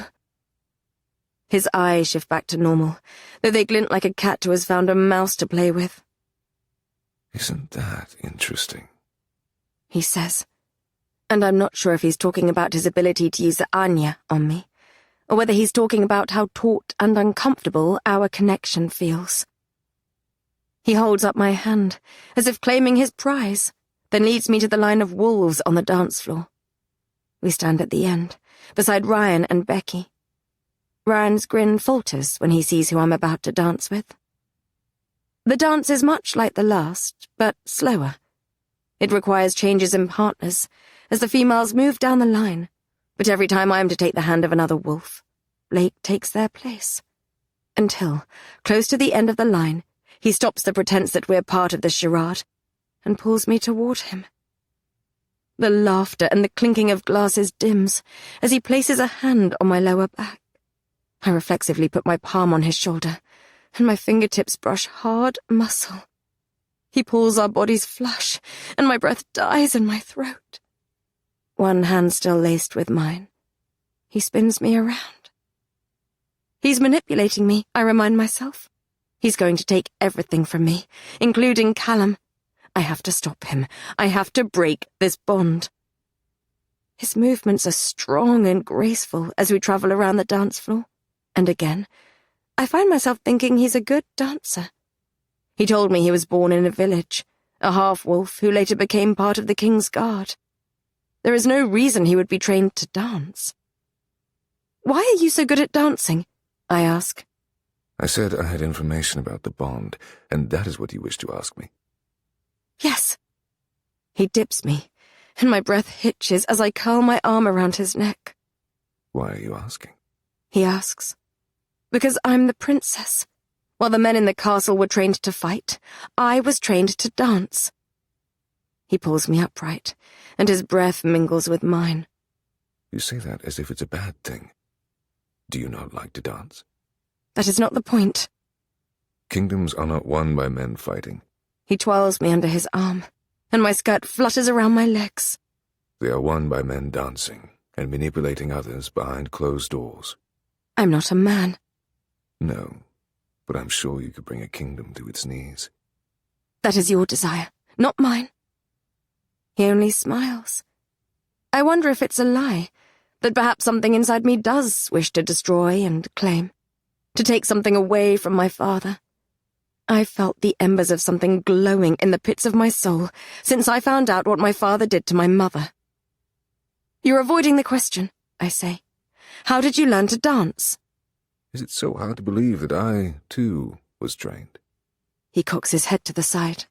Why do you want to know? I can feel your emotions, and I know that you're hiding something. What of your secrets, little rabbit? I can feel you, too. I've sensed something within you long before our lives were entangled this way. My breathing quickens, even though he's talking nonsense. Tell me about the bond. Make me. My pulse thunders as some wild beast stirs in my chest. He'd implied he'd give me information if I danced with him.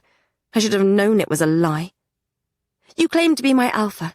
That gives me a right to challenge you, doesn't it? I could do it right here, in front of all these people. Oh, please do, little rabbit. His voice is as soft and dark as a shadow. Do you think I cannot win? You cannot harm me without hurting yourself. You would look like a fool. He dips me again, as if to prove he's in control, and I'm floundering off balance. I've endured much pain in my life, and I have caused much pain. Do you think I have not? His hand shifts on my lower back. His finger brushes the spot where one of my scars brands my skin. I stiffen, and he pulls me upright. I'm sure you have, but my experience with torture outweighs yours, I'm sure. My blood chills as I think of his handwritten medical tomes. Go on. He whispers, his tone urging. Challenge me. Show me how sharp those claws are. The wild thing in my chest rears her head. His eyes glint as if he senses it, welcomes it. I take a deep breath. I know how to win this, and it's not by giving him what he wants. He wishes to play with me. I won't indulge him. I release my grip on his neck and I step back. I curtsy. Thank you for the dance, Blake. He sighs. You can ask 3 questions about the bond. He says. I'll answer truthfully. Yes or no. I turn around, hiding my smile. I take his hand once more. His scent curls around me as he brings me toward him. We continue our dance around the hall, and I ask him the most important question first. Do you know how to break it? Something unreadable flickers across his face. He looks as if he's trying to figure out how to answer. Finally, he says, Yes. I overheard him tell Callum he read about the bond in a book. I need to have the same information as him if I'm to find a solution. The book in which you read about the bond, is it here at Lowfell? No. He says. Again, I think he's telling the truth.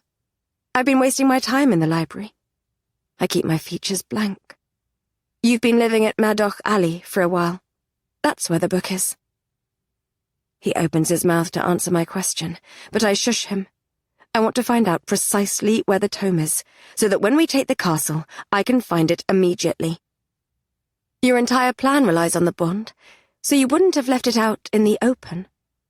I search his eyes, and try to read the secrets that glimmer there amid the gold flecks. There was a wall of books beside his bed. Is the book in your chambers at Madoc Alley? Yes. The triumph that tickles my lips dies.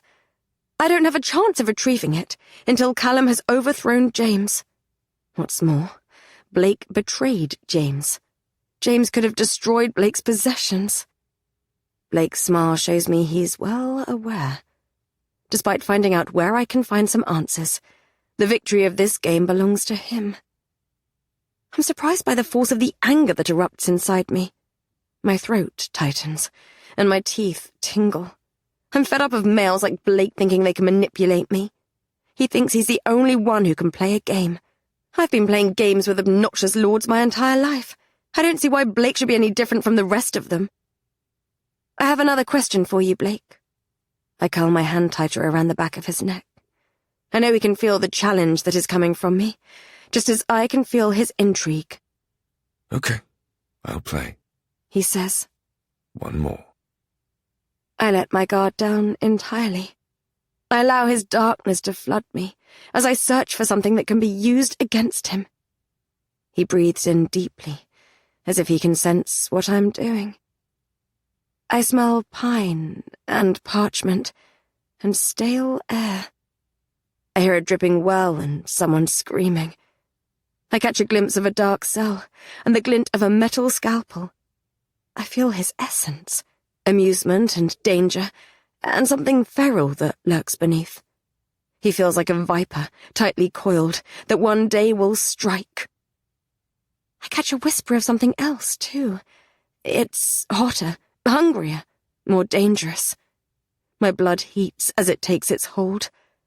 I remember when I was in chains in the dungeons. His eyes flickered to my lips just for a moment, and he'd stumbled back in disgust afterward. His gaze, right now, is fixed on my face. Do you think I'm beautiful, Blake? I ask. He swallows, and a surge of power rises within me. For the first time, I think I've caught him off guard. But then he smiles. He steps closer, and his heat and the scent of pine crashes over me, dark and all-consuming. He dips his mouth to my ear. Tread carefully, little rabbit. His warm breath brushes my skin.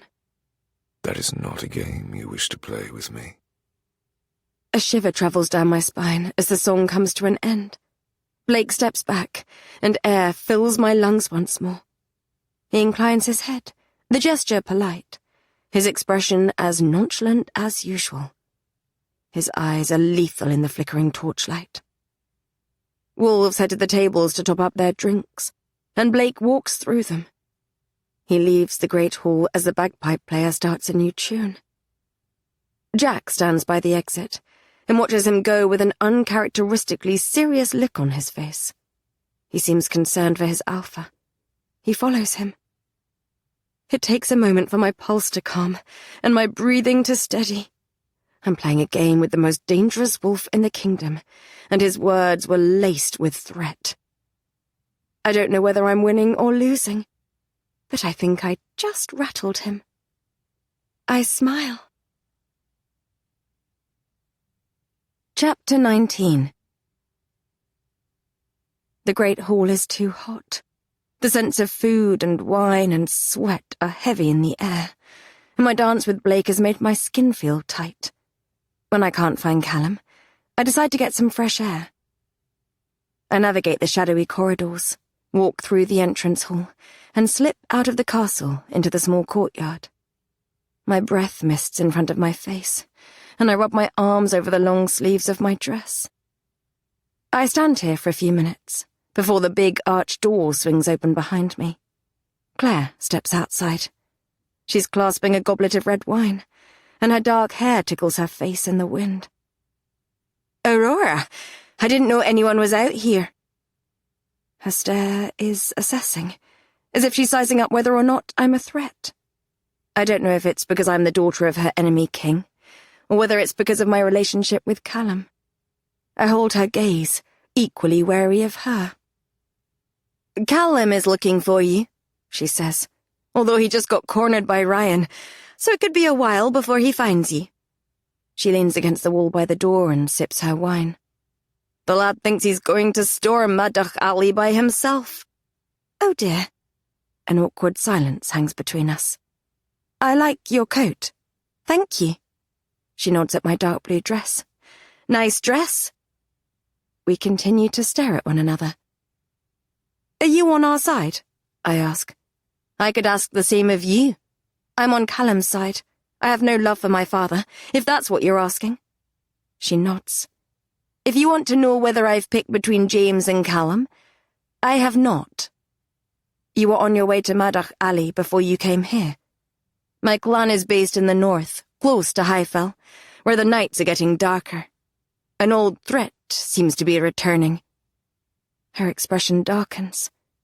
There is something coming, We can sense it, and I want to move my people as far south as possible before it arrives. She swills the wine in her cup. I'll respect whoever wins the challenge. James or Callum, it makes no difference to me. I heard you had a history with James. Her jaw tightens. That was a long time ago. What happened between you? She bites her cheek. My uncle was Alpha then, and James and Callum's father was king. As a way to form an alliance, we were invited to Madach Ali, and they agreed for James and me to marry. My eyebrows raise. The match was arranged. Did you wed?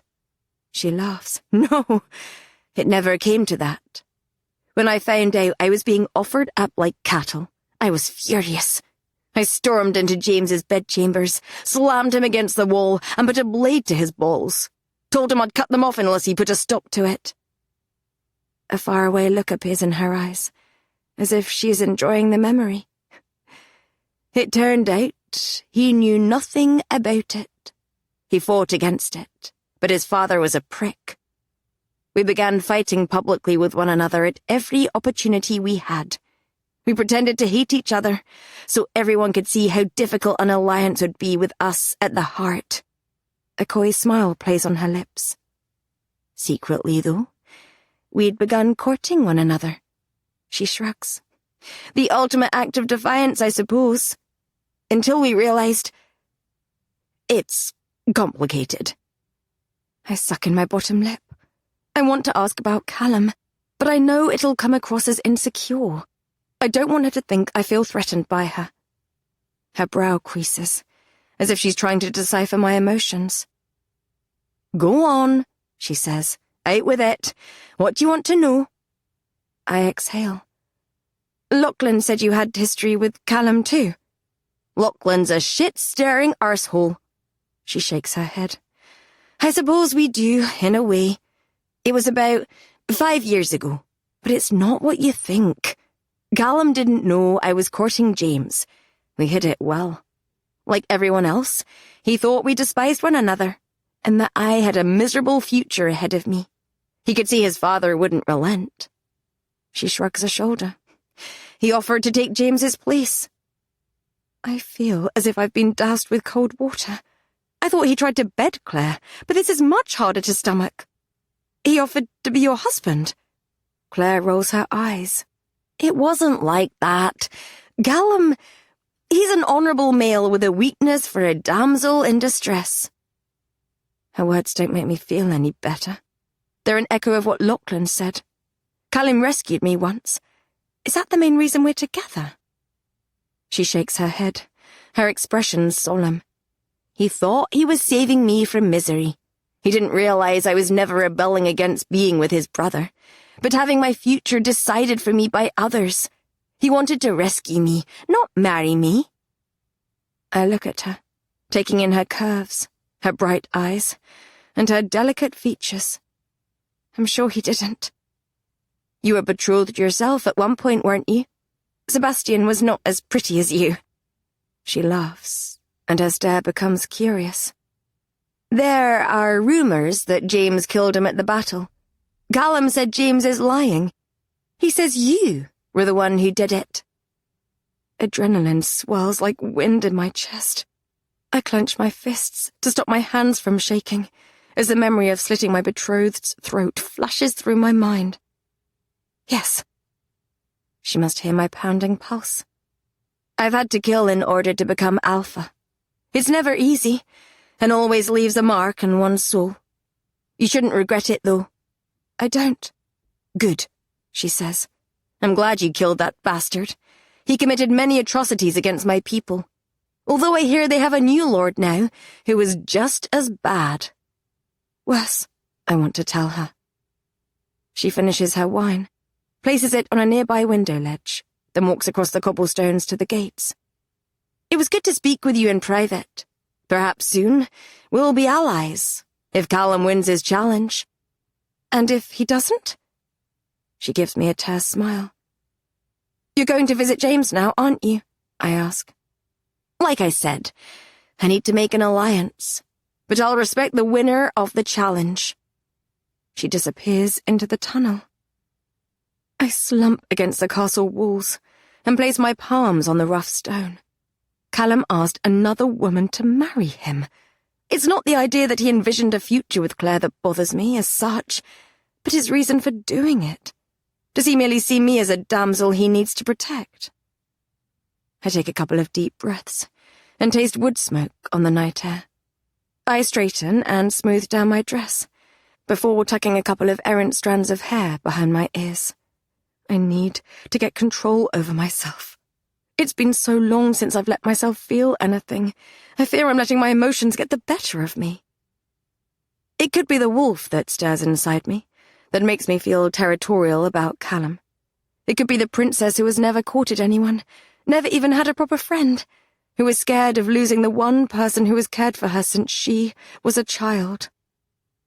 Callum has never given me a reason to doubt him. I head inside so I can talk to him. The door on the opposite side of the entrance hall opens at the same time.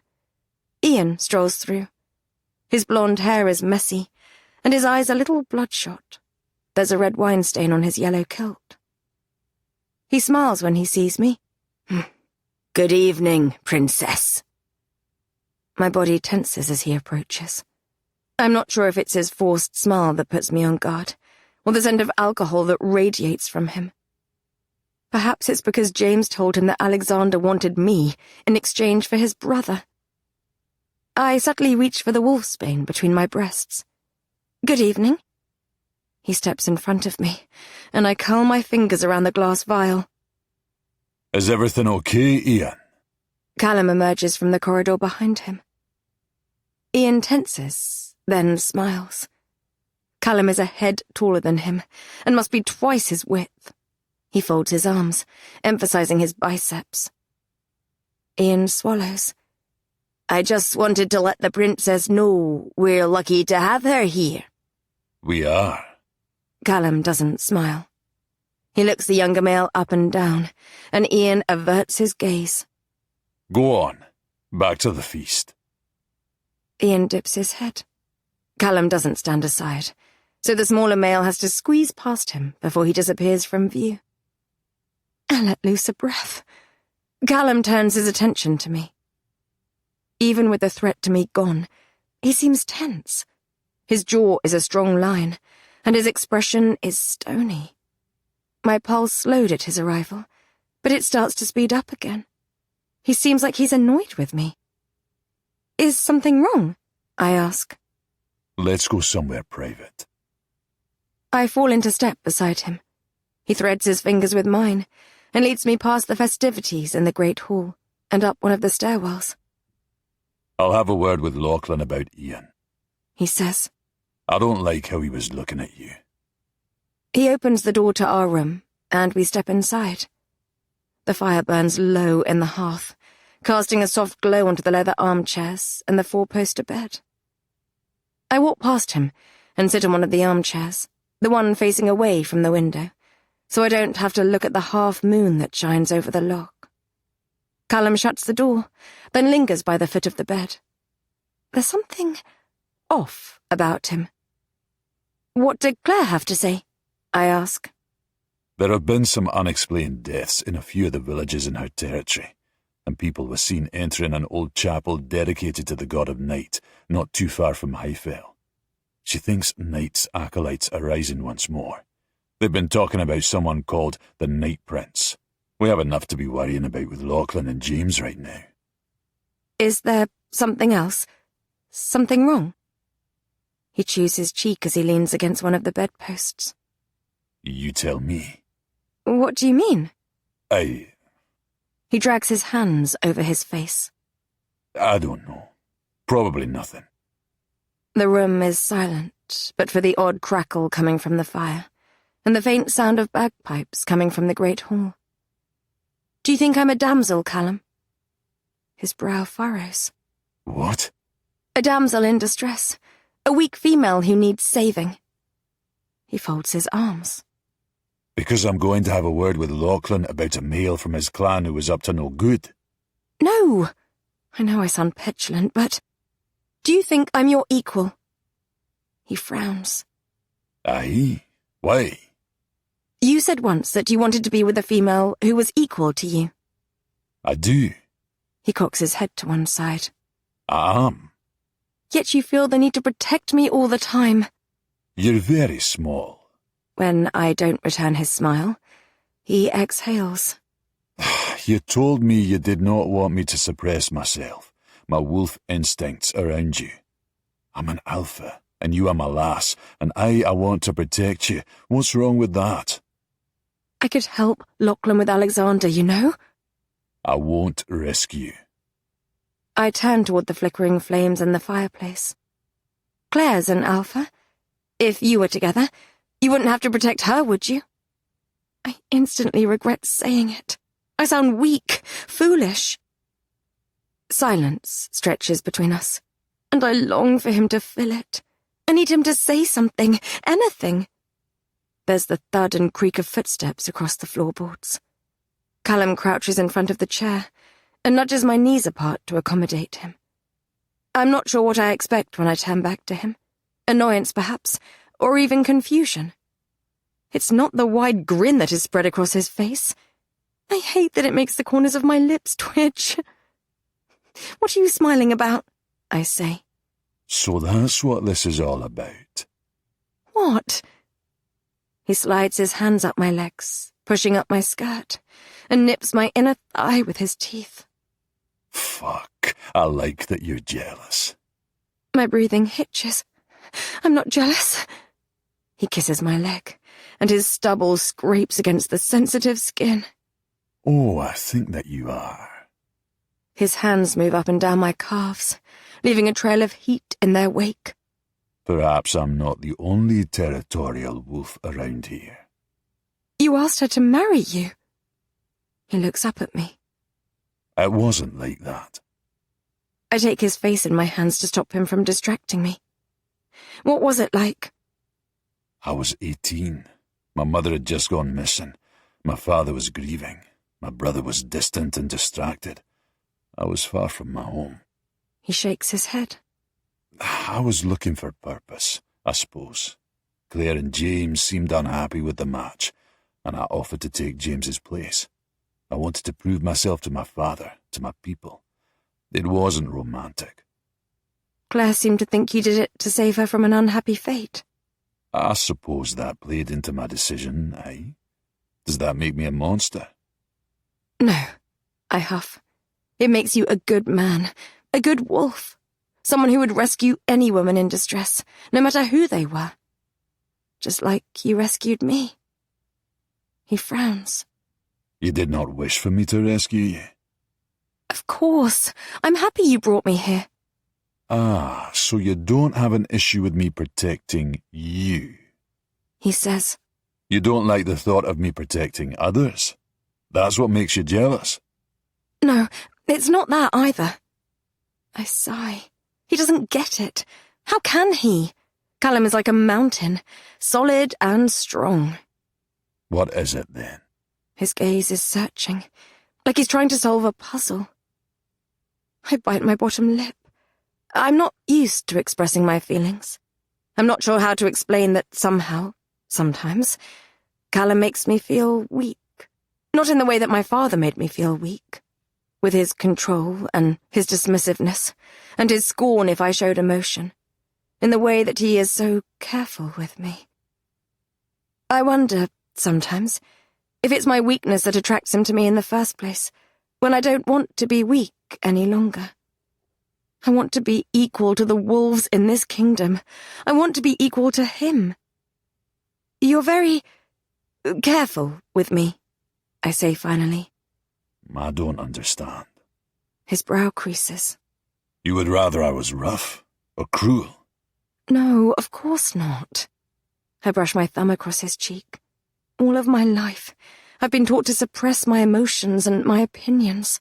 All of my life, I felt as if there was a scream building in my chest that I could never let go of. I worry, sometimes, that you suppress yourself around me, because you don't think I'm strong enough to handle the real you. He pulls back slightly, and I worry that I've offended him. My father didn't suppress his emotions. He was rough and cruel, and he treated my mother poorly. So I'll hold back sometimes, because I don't want to turn into him. And I am careful with you, because you're precious to me. Is that so wrong? I suppose not. I don't know. This is all new to me. Me too. It is? Believe it or not, I've never courted a bonny wee Southlands princess with fire in her soul who drives me to despair on a daily basis. My eyes narrow. But you have courted other females before. His smile is soft, but not remorseful. I have. Jealousy crushes through me. It has thorns that ravage my insides. My canines ache, and the urge to bite something, to bite Callum, overcomes me. When Callum growls softly, I know he senses it. Fuck.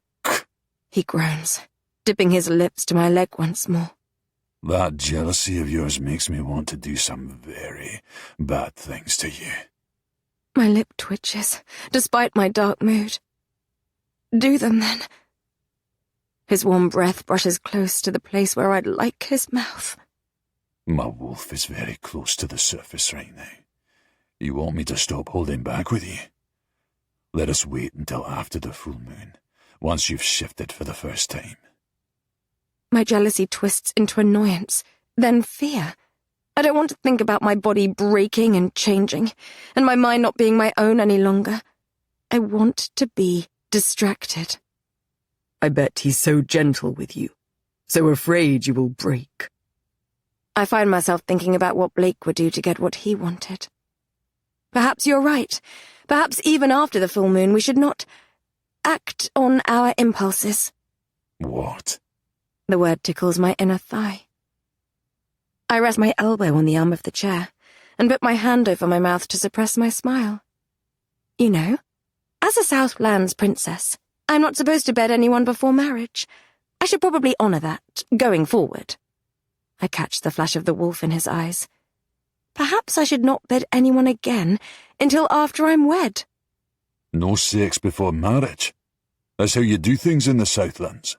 His brow crumples, and I almost laugh. Yes, what do you think? I bite my cheek, sure he's about to pounce on me, sure I've won my little game with him. His breath is warm against my skin, and his shoulders brush against my inner thighs when he raises himself up. Okay. He says, Marry me then. I'd like to interrupt with a 1-minute advertisement. You can fast forward through it if you wish.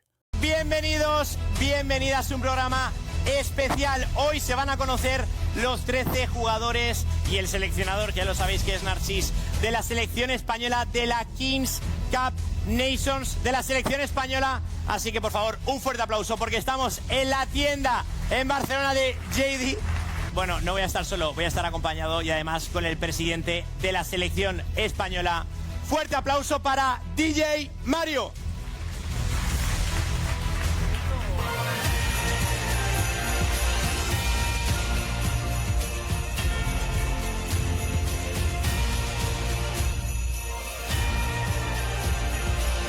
A ver. ¿Cuánta gente? ¿Qué tal, Mario? ¿Me has tenido regalos para mí? Ah, no es para ti, no me jodas. ¿Dónde los dejamos?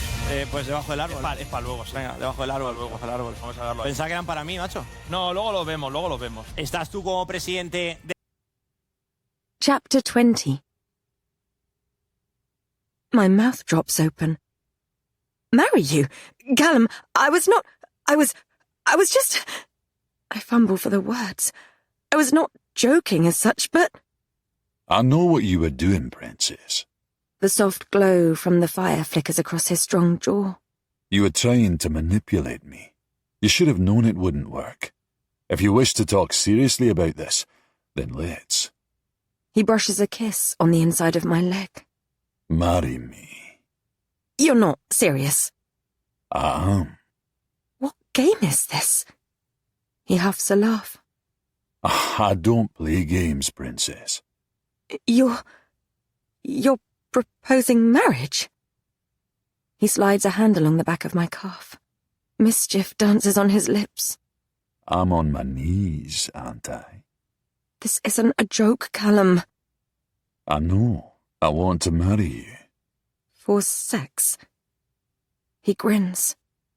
That's one reason, eh? Darkness spreads in my veins. Are you expecting a political alliance with my father? No. He nips my thigh with his teeth.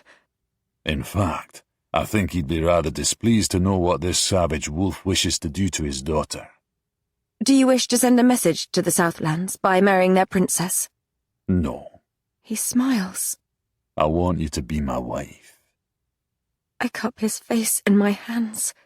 His skin is hot, and his stubble prickles my palms. He truly means this. A few months ago, the thought of marrying someone like Callum would have been beyond my wildest dreams. It still is. Yet, something feels off. I feel hesitant. Your wife, I say. Aye. You want me to be yours? His expression darkens. Aye. My muscles tighten. It's about ownership. The flames burn in the fireplace, and the log crumbles to ash. I wonder if that's all love is when stripped bare. People striving to own one another. He swallows, as if he knows the direction of my thoughts. He takes my chin. I'm a wolf, an alpha, and there are certain things I'm struggling with at the moment. I don't want to feel this way, but my brother has marked you. Blake. A muscle twitches in his jaw. Blake has bound himself to you and claimed you as part of his clan. So I want you to be my wife. Mine. Callum. There is more to it than that, though. I want to be yours, too. I want to be your husband, your equal. I want you by my side, challenging me, supporting me. I want a family with you and to provide for you. He takes my hand in his and brushes his lips across my knuckles. You don't have to agree. You can marry me tomorrow. We can ride to Dawn's Craig in the morning and ask the priestess to do it. Or we can marry in 10 years. We don't have to marry at all if you don't want it. I'll still be here at your side, striving to impress you until my soul sleeps with Yalach and the stars. Think on it, okay? My mouth is dry, and my eyes burn. I nod and squeeze his hands. I will think on it. He smiles, wide and open. Then he drags his teeth over his bottom lip.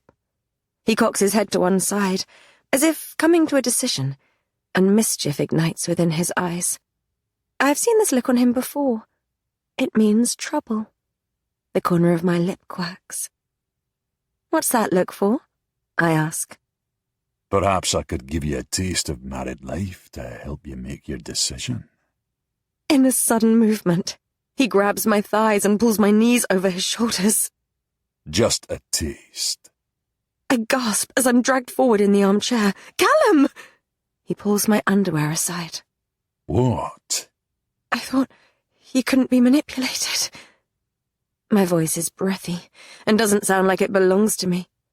It seems you're doing exactly what I want. Slowly, torturously, he drags his tongue along my entrance. My hands find his head, and my fingers curl in his hair to pull him to me. Who says I'm not manipulating you? His lips glisten in the firelight. I tilt my head back as he feasts on me, as if I'm his favorite meal. He sucks and strokes and laps as if he's a rabid beast, and provokes sounds from me that I've never made before. I clamp my thighs around his head and ride his face, rocking my hips until I'm nothing but liquid heat and the wind that howls through the mountains. Somewhere, within the wild valleys and hurtling brooks that pass beneath me, I see his point. I would do anything he asked of me right now. If belonging to him means more of this, then I could give him everything I am. Then all thoughts evade me, and I'm only this feeling, this pleasure, as release crashes through me, and I sink into never-ending bliss. I barely hear the voice somewhere deep within me, dark and primal, and slightly annoyed. Feral eyes. Amber. A low growl. You belong to no one. I blink. I'm in my father's palace, in the ballroom. I sit at one of the many tables that are dotted around the dance floor, and I'm concealed behind one of the stone columns that support the domed ceiling. People dance in their finery on the checkered tiles, and the crescent moon shines through the sun-shaped window above my father's throne. My brother Philip is by one of the tall arched windows, surrounded by adoring men and women alike. He throws back his head and laughs. His wine sloshes out of his cup. Unease winds around my bones like a serpent. The notes of the string quartet are slightly off. The movement of the crowd is disjointed. The scent of liquor and sweat hangs heavy in the air. It's suffocating. A man sits beside me. He leans closer, too close. He is packed with muscle, with black hair shaved close to his head. He's drunk, too drunk. His sour breath assaults my cheek, and as he slurs on about the glory he intends to bring to the kingdom, he puts his hand on my thigh. I stiffen. I know his history. I know the last time he visited the palace, one of my ladies-in-waiting was seen crying the next morning. Touching me on another night would warrant his execution. Either drink, or the fact we are shrouded in shadow has made him bold. My father wants me to talk to him, appease him. So, even though my skin crawls, I relax my posture, lean in for the jug, and refill his goblet with wine. You're being too forward, Alexander.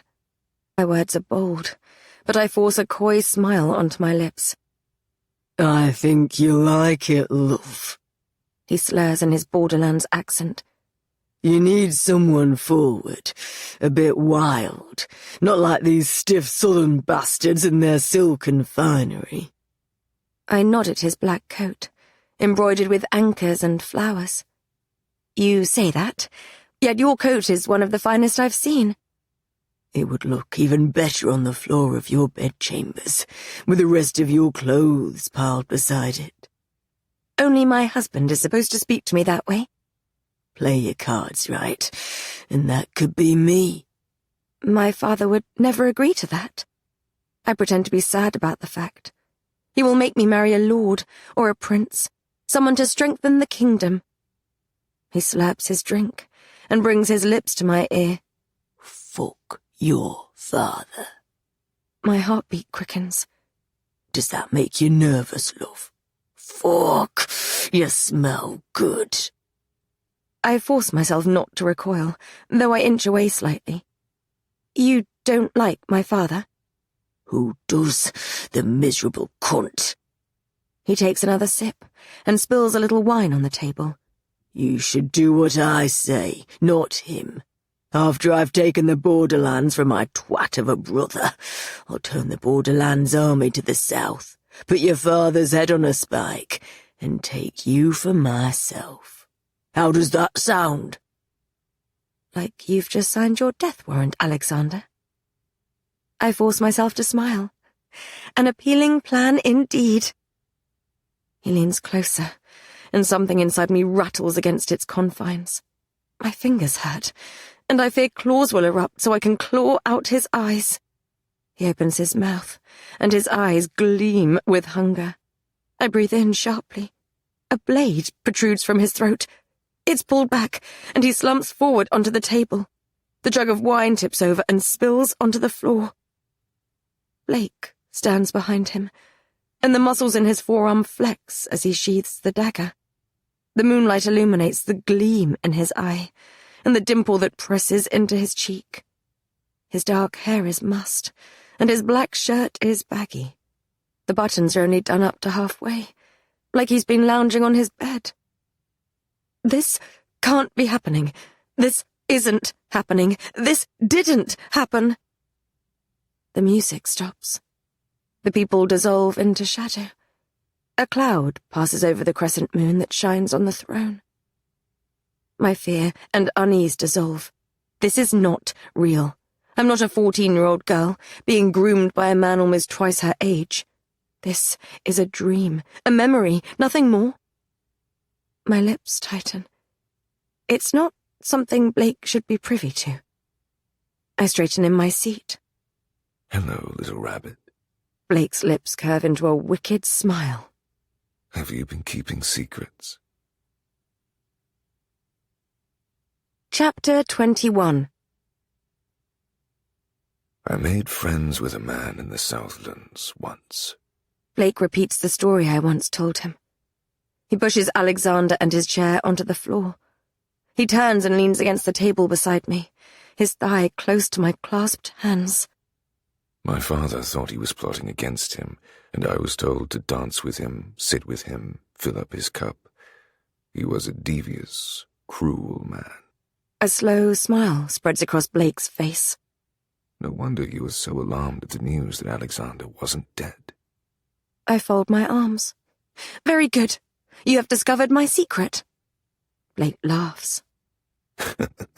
Here I was, thinking he wanted to marry you and stake his claim on the borderlands. It seems he may have a personal vendetta against you as well. I don't feel bad for what I did. He should have been executed. I imagine he feels otherwise. I exhale. You can be facetious all you like, Blake. You linked our lives together. Whatever happens to me, happens to you. He shrugs. I won't let him hurt you. You can stop him. Blake looks down at the body on the floor and arches an eyebrow. I roll my eyes. I'm not sure killing the real Alexander will be as simple as killing a figment of my imagination. He had a lot of support in the borderlands before. Well, whatever happened to him. I think of the bellows I heard throughout the palace after I told my father his intentions. I thought he had been executed. My father never mentioned him again. Lowfell is more or less secure, says Blake. More or less? The table creaks as he shifts against it, and parts his thighs slightly. I don't like how some of Lachlan's clan are looking at you. I'm starting to wonder whether a mysterious illness should appear among the lower-ranking wolves in his pack. Nothing deadly, of course, just bad enough to keep them weak. Oh yes, let's march a half-dead army, weak with sickness, onto Maddox Alley. James will be terrified. I give him a hard look. Don't do anything. Blake grins, a real grin, almost charming, and his annoying dimples deeply puncture his cheeks. Fine. Perhaps not, then. Are there any other friends of yours I should know about? No one of note. What a relief. Does Callum know about this? No, it doesn't matter that Alexander may have a personal vendetta against me. The outcome is the same. When Blake raises his eyebrows, I sigh and look away. It will worry him, and he has enough to deal with. I don't want him fussing over me like a mother hen. Quite right. Come to Daddy about things like this. He winks. I shake my head, but have to bite my cheek to stop myself from laughing. You're repugnant. Perhaps refrain from making any new friends until we've dealt with this one, yes? The corner of my mouth twitches. You're the only friend I've made recently. I'm glad to hear it. Keep the wolfsbane I gave you close by when you meet with Lachlan in the morning. You didn't give it to me. I took it. Of course you did, darling. His voice fades as the hall disintegrates around us. Shadows swirl around me as the dream ebbs away. Let me know if Lachlan says anything interesting, won't you? The next morning, I wrap my cloak tightly around me as I walk through the grass toward the brown and orange waters of the loch. Lachlan is already waiting for me.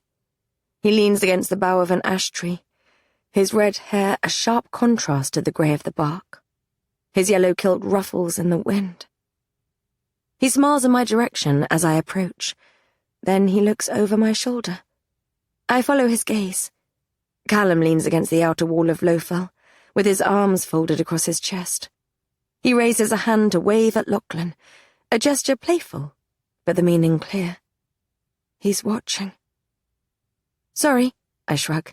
I tried to get him to wait in the castle, but he's as stubborn as an ox when he wants to be. Lachlan's smile grows. Not a problem. It was the other one I was more concerned about. Blake? Why? We'll get to that. He holds out his arm for me to take. Walk with me. I assess the wolf before me. Strong, lithe, a warrior. I'm glad of the vial of wolfsbane in my pocket. I loop my arm with his, and he steers me toward the woodland. What is it you wanted to speak to me about? I ask. Sebastian. Something cold floods me at the mention of my former betrothed. A vision of me straddling his lap in the carriage flashes behind my eyelids. How about you show me what else you learned while you were being a whore to that high-fell beast? Sweat beads on my brow, and I push down the rise of the fever that threatens to take me. I push down my disappointment, too.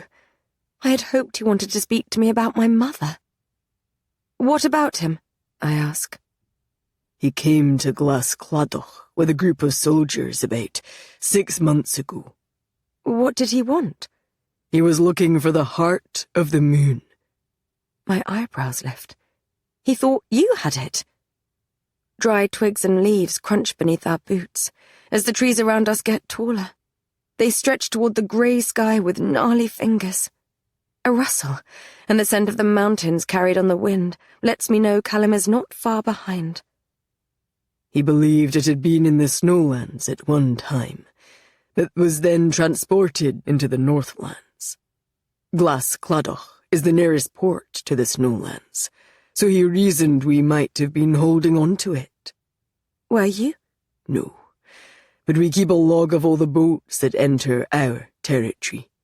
When he discovered there was a storm on the day your mother left her kingdom to marry your father, and her ship was diverted to Glas Cladoch, he became very interested, particularly on seeing the crop of moonflower that grows on our cliffs, a crop said to only grow after the earth is touched by Yellach's power. Lachlan steadies me as I almost trip over a fallen branch. What are you saying? Did she ever give you an heirloom? Something with a precious stone in it?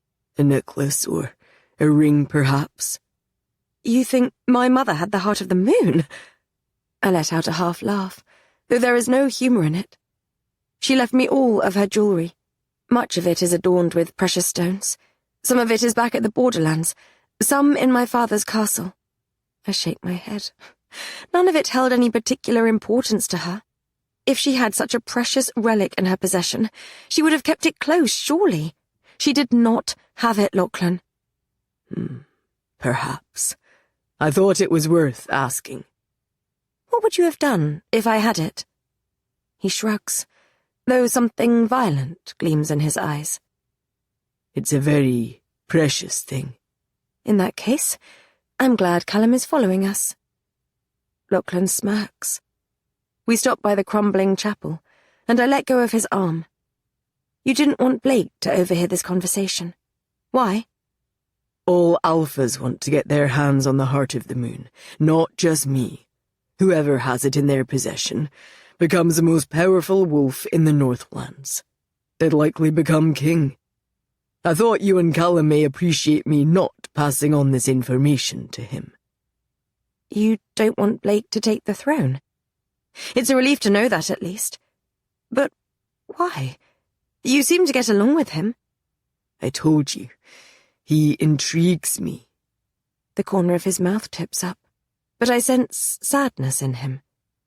He runs a hand over the back of his neck, and I catch another glimpse of his tattoos as he brushes aside his shirt collar. The problem is, I tend to become intrigued by the wrong sort of men. Kai, I say softly. He releases a sad laugh. I loved him, killed my father for him. He betrayed me and took part of my clan. He shakes his head. Regardless, it looks like I'm going to attempt to rescue him. Jack returned from the borderlands early this morning, one of my men overheard him talking to Blake. 2 days after the full moon, Alexander plans to move a group of prisoners, Kai included, between the Borderlands castle and his castle on the coast. The Grey Keep, I say. Alexander boasted about his sea-drenched castle during the ball when I discovered his treason. I read about it in the days after. It's close to the border and set upon cliffs. The rocks below are too jagged and perilous for boats to approach. Lachlan nods. I'm sure that Blake will lie and tell me he's dead. But you can inform Callum that if he wants my army, we'll rescue Kai first. He raises his voice above the rustle of the leaves, because he knows Callum is listening. There's a crag in between the 2 castles, perfect for an ambush. When Kai is safe, Callum can have my army, and will pay his brother a visit. I smile. I'll let him know. His eyes glint, and he shrugs. My point is, I tend to be attracted to those who harbor darkness, and there is darkness in Blake, more than in most. His gaze sweeps over the ruin of the chapel amid the trees. I fear what would become of the Northlands under his command. I don't disagree. The bond is like a thread, and it gets tighter as the full moon gets closer. I'm used to caging my feelings, so even though, after I escaped Sebastian, I told myself I'd feel more, I entomb them to keep Blake out. As the days pass, and Callum works with Lachlan to prepare his ambush, there's a part of me that wonders if I'm using Blake as an excuse. I wonder if feeling nothing is still easier than feeling something. I don't want to be overcome by fear of the full moon. My father killed my mother, and sometimes I'm so angry I feel like I'll combust. Callum is still being so gentle with me, and sometimes it makes me want to scream. And my mother? My mother hid that I was a wolf. She let herself be poisoned. Why would she do that? No, I don't want to feel any of it. I spend my time poring over books, trying to find something to break the link between Blake and me. Or perhaps I'm just trying to distract myself, trying to stop myself from staring out of the window each night as the moon gets brighter. One morning, as I'm scanning the shelves in the library, pacing, chewing my fingernails, Elsie taps me on the shoulder and hands me a small paperback. The Alpha Secret is written across the front. When I flick through, my lips twitch. Another love story, I say. The old cook here at Lowfell used to pen them, she shrugs. I wasn't allowed out, with my father being the way he was. These helped pass the time. This one is particularly good. You should read it. There's a slight glint in her eyes, and she looks alarmingly similar to her brother for a moment. I'm sure it's due to the intimate romantic details I'm sure to find within. I thank her, and pocket it so I can read it in private later. I go back to my frantic search. It's not until the day before the full moon, when I'm eating breakfast, that I make a discovery. I'm reading a scripture that says all wolves' power comes from the moon. I breathe in sharply, as Blake's darkness floods me. The hall is quieter this morning. Lachlan and his clan are planning a hike to Dawn's Crag later, as part of a Glas Cladoch ritual, and he's taken them outside. Ryan and Becky seem to be arguing by the doors. Callum is crouched in the middle of the flagstones, and is attempting some kind of magic trick for Alfie, and Elsie and Aaron are talking quietly while they eat breakfast. Blake sits straight in his chair, and his hand is curled into a fist on the table. Beside him, Jack looks at him in concern. The full moon is tomorrow. I walked in on Blake last month, shirtless, his muscles clenched and dripping with sweat. He was trying not to shift. I know he doesn't like being a wolf. Perhaps I'm merely feeling his anxiety, which rivals my own. An idea takes root. The moon was shining brightly the night that Blake forged our connection. If Blake drew on the power of the moon to create the bond, then perhaps I could draw on the same power to break it. It takes me back to my conversation with Lachlan regarding my mother, and the moonflower at Glas Cladoch. What if the heart of the moon could be used to break the bond? Chapter 22. The evening before the full moon, I stare out of the window. There's a solitary figure outside. His coppery hair is being blown around by the wind as he throws stones into the lock with his head bowed. Ryan seems to be having as hard a time today as I am, though I presume his dark mood is related to his argument with Becky. All my life, I've swallowed my feelings and entombed them in stone. If it ever cracked, I'd be accused of hysteria. It always struck me as unfair. My father executed anyone who stood in his way, and my brother emerged from King City taverns bloody and bruised most evenings. Yet I was deemed emotional. Now, my emotions churn like the waters of the loch that surrounds Lowfell. They howl with the gusts of wind that travel through the mountains. I try to fix my mask and act as impenetrable as I'm expected to be. I feel the weight of Callum's gaze against my back. I feel night's shadows closing in on me. It's suffocating. I suppress a whimper. I cannot do this. There's a rustle of fabric, and the armchair by the fire groans. Callum's footsteps approach, slow and steady, before his mountain scent wraps around me. One of his big arms curves around my torso. Don't be afraid. His words are warm. I'm not afraid. He slides his palm over the dress I wear, up to my chest, leaving a trail of heat, and stops just beneath my breast. He lightly taps my ribs with 2 fingers. The pace is fast, a frenzied bird, in time with my racing heartbeat. Liar. He trails his lips along my neck, and something hot blooms amid the cool darkness. Turn around. Tell me, princess, am I afraid? He turns me to face him. He doesn't need to take my hand, calloused palms rough yet gentle, and press it against his chest for me to answer. Nor do I need to feel the steady thump of his heart. Why would he be afraid? What would scare such a male? His shirt stretches across powerful shoulders, and the sleeves are rolled up to expose thick, corded forearms. His hair is shorn close to his head at the sides, a warrior's cut. He was built to lead armies, to lead kingdoms. Even Blake seems to have conceded that he needs Callum in order to dispose of James and get what he wants. He puts his finger beneath my chin.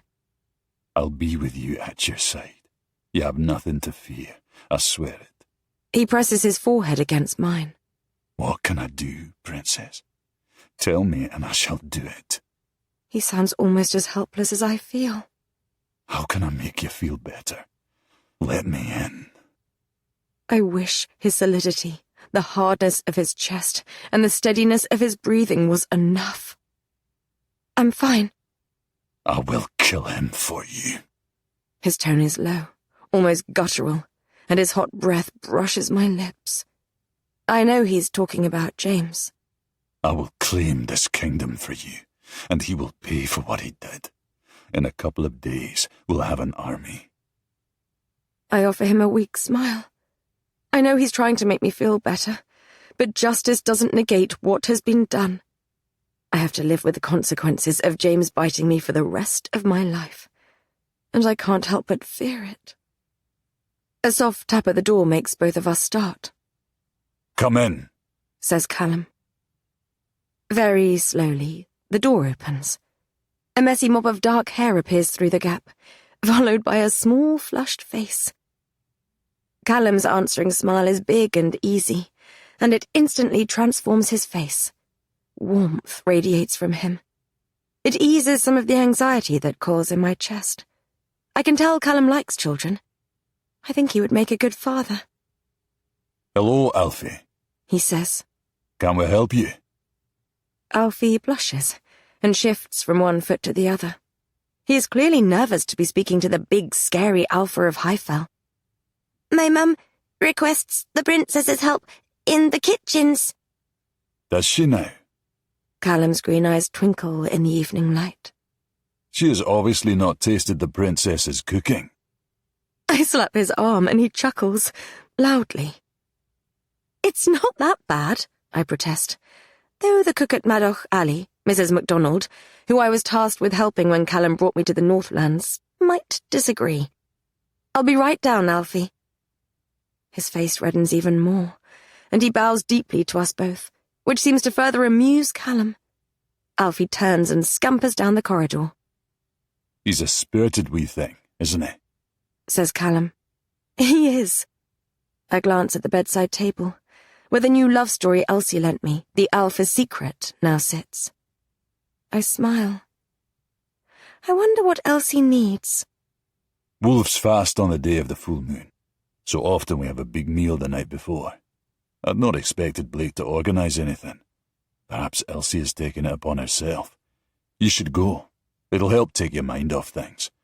I'll go and have a word with Ryan in the meantime. He nods to the figure outside as he hurls another rock into the water. The lad seems like he's wallowing. Goodness, he does, doesn't he? I saw him arguing with Becky earlier. I think she's getting fed up of him talking about Fiona all the time. That's the problem with us wolves. We're very territorial, and very fixated on getting what we want. He brushes his lips against my forehead. I stand on my tiptoes and plant a kiss on his lips. The wolf flickers in his eyes, and he grins, then taps me on my behind. Go on, before I get any other ideas on how to pass the time. When I arrive in the Lowfell kitchens, the last thing I expect to see is Elsie chasing a lobster across the flagstones of the small shadowy room, while Alfie races around shrieking. Her face is bright red, and strands of her dark hair have escaped her braid, and stick to her rosy cheeks. I jump to the side as she swoops down, wrestles with the creature, and shoves it into a huge wicker basket, just as another crustacean emerges from the other side of the room and clambers onto the work surface. "Oh, bloody bollocks!" she cries. "Bollocks!" roars Alfie. He leaps back, hits the table, and knocks over a bowl of potatoes. "Quiet, you! Don't use bad words!" She grabs the escaped lobster, shoves it into the basket, and commands Alfie to pick up all the potatoes he spilled. I crouch down, pick one of them up, and toss it to him. He catches it with a squeal, and I stand up and rub my now muddy hands against my brown skirt. "What on earth have I walked into?" I ask. "Thank Yallach, you're here." Elsie leans against the counter and blows a strand of hair out of her face. Despite the searing heat in here, coming from the fire in the stone hearth and the large pot of water heating up atop it, she wears a long-sleeved grey dress that covers the night tattoo on her wrist. "Blake wanted to organise a nice meal for tonight. I don't know whose bloody brilliant idea it was to bring 6 live lobsters back from the market. Aaron's, probably. His idea of a joke. Still, they'll taste nice when they're done."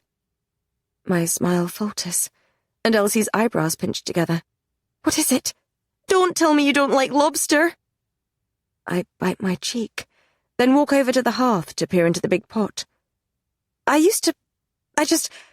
My brother told me how they were cooked once. I was 10 years old, and sitting at the family dining room in the palace, my mother and father at either end of the long table. It was her birthday, one of the last ones she would have, and she had dark circles beneath her eyes, but was trying to muster up the energy to act happy. My father didn't bother to make conversation, and soon the silence was broken only by the snap and crack as he tore off the claws of the creature on his plate and bashed its shell with the small hammer. I found pleasure in pulling apart the lobster myself, using the nutcracker to tear off its legs and the small fork to pick out its sweet flesh, rather than having the kitchen staff prepare everything like usual. Until my brother Philip leaned close, with the acidic scent of wine on his breath. He said they were put in a pot of cold water while they were alive, then heated up slowly. By the time they realized it was boiling, it was too late.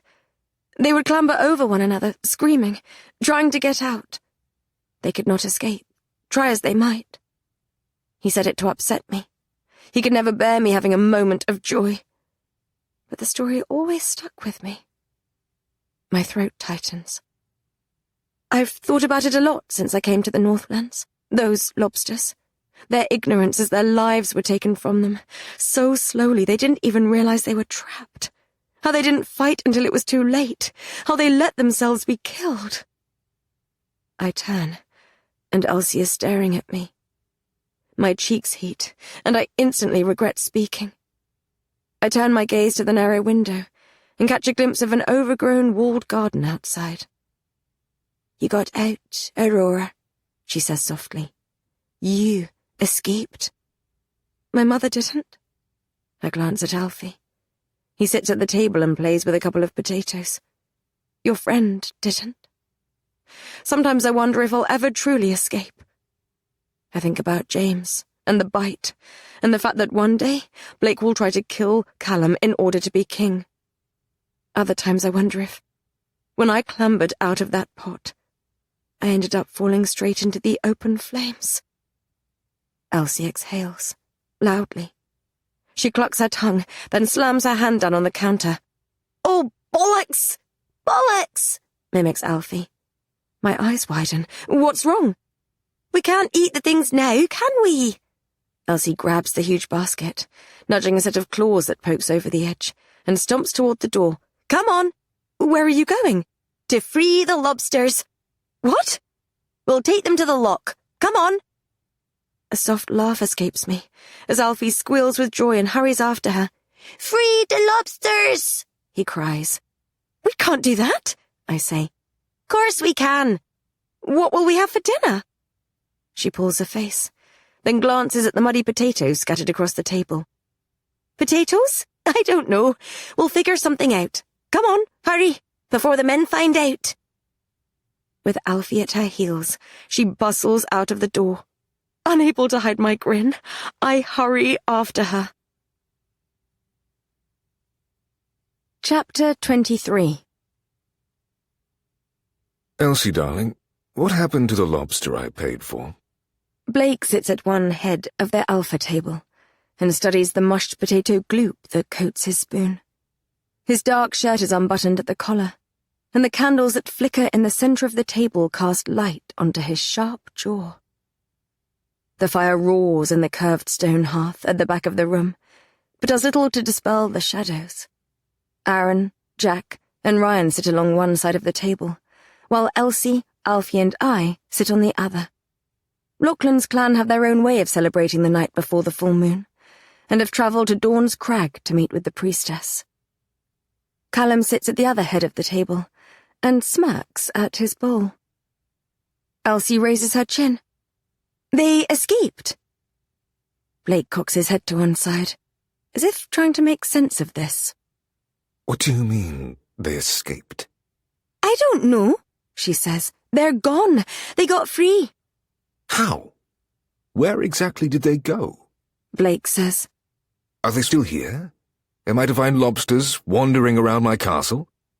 Callum turns his laugh into a cough, and Elsie shoots him a dark look. Alfie giggles. Blake turns to the young boy. Do you know the whereabouts of the lobsters, Alfie? Swimming, he says. Swimming? He arches an eyebrow at Elsie. And so the plot thickens. They're in the loch, okay? She raises her hands. What do you want me to say? There's a creak as Jack leans back in his chair, while the corner of Aaron's lip pulls up. A dimple punctures Blake's cheek now. Why, may I ask, are they in the loch? Elsie points at me, almost knocking over her goblet of wine. It was her fault! There's a glint of humour in her eyes. I put my hand on my chest. It was your idea. Only because you told me that sad, bloody story about the lobster, says Elsie, about how it didn't even know the water was boiling until it was too late. I feel the weight of Callum's gaze on my heating cheeks. His expression softens. Some of the humour disappears from Blake's eyes. Well, it looks lovely, says Callum as he dips his spoon into the bowl. What is it? Tatty soup. Elsie juts out her chin. What else? Callum takes a mouthful. Delicious. He can barely contain his stupid grin, and the corner of Blake's mouth lifts when he struggles to swallow. You can really taste the earth. It's Blake's turn to conceal his laugh by pretending he's clearing his throat, while I slap Callum's arm. I didn't see any of you gentlemen offering to cook, I say. I'm serious, says Callum, looking anything but. I like it. It's got the gritty crunch I always enjoy with my tatties. Oh, piss off, snorts Elsie. One of you can cook next time. I do a good barbecued lobster, says Jack, a faraway look in his eyes. Smoky sweet meat, cooked on open flames. Delicious. But then we would have been robbed of this treat, says Callum, and Jack grins. Lobster's meat for life, you know? Ryan mumbles suddenly, hunched over his bowl. All the humour drains from the hall. Elsie stiffens, while Aaron looks down at the table. Callum frowns. Jack clears his throat. Blake stills, and I feel that shred of him inside me hardening, as if to stop me from feeling his emotion. Like wolves, chirps Alfie. It takes me a moment to figure out the strange tension, but then I recall what Callum told me once, about wolves having mates that were chosen by the moon goddess. He said it was a connection more powerful than love. Didn't Elsie say Yalach had other plans for Aaron, that he had feelings for another? Was she talking about him having a mate? Aye, says Aaron softly. That's right, lad. The air is too awkward. I want to say something to put people at ease, but words evade me. You're a ray of sunshine tonight, Ryan, says Blake, and everyone seems to release a breath. Becky finished with him, says Callum. Oi, that's private, snarls Ryan, cheeks reddening. Callum arches an eyebrow. Would it hurt you to offer me, your alpha, a bit of respect every once in a while? I would if you wouldn't go around proclaiming my private business. I touch Callum's wrist and squeeze, hoping he won't torture the boy any further. He rolls his eyes at me, the boyish gesture at odds with his big physique. Ah, young love. Jack grins as he slings his arm over the back of his chair, provoking another snarl from Ryan. Come out with me tomorrow. We'll do some training to keep your mind off things. I'm better than you anyway, says Ryan. Fighting talk indeed, says Jack. I suppose we'll see about that. You are good with the sword, though. Ryan sits a little straighter, chest puffing out ever so slightly. Callum teach you? Aye, says Ryan. Callum grins and shakes his head as he goes back to his soup. Jack was trying to get Callum to fight him a few weeks ago, to learn how Callum fought. I suppose his implication is that if he can beat Ryan, he can beat Callum. Callum doesn't seem threatened by the blatant challenge. Aren't lobsters saltwater creatures? Says Aaron suddenly, spoon paused halfway to his mouth. What? No, they're not, says Elsie looking at me, alarmed. Those were freshwater lobsters. They'll be fine. I'm sure they'll live long and happy lives. Blake takes a sip of wine. And soon Lowfell will be overrun with lobsters. There'll be shellfish all over the island, and I'll be known as the oddball alpha who lives in a castle among his crustaceans. Alfie squeals with delight, clapping his hands together, and Jack pretends he has lobster claws on the other side of the table. A smile spreads across my face as Callum laughs beside me.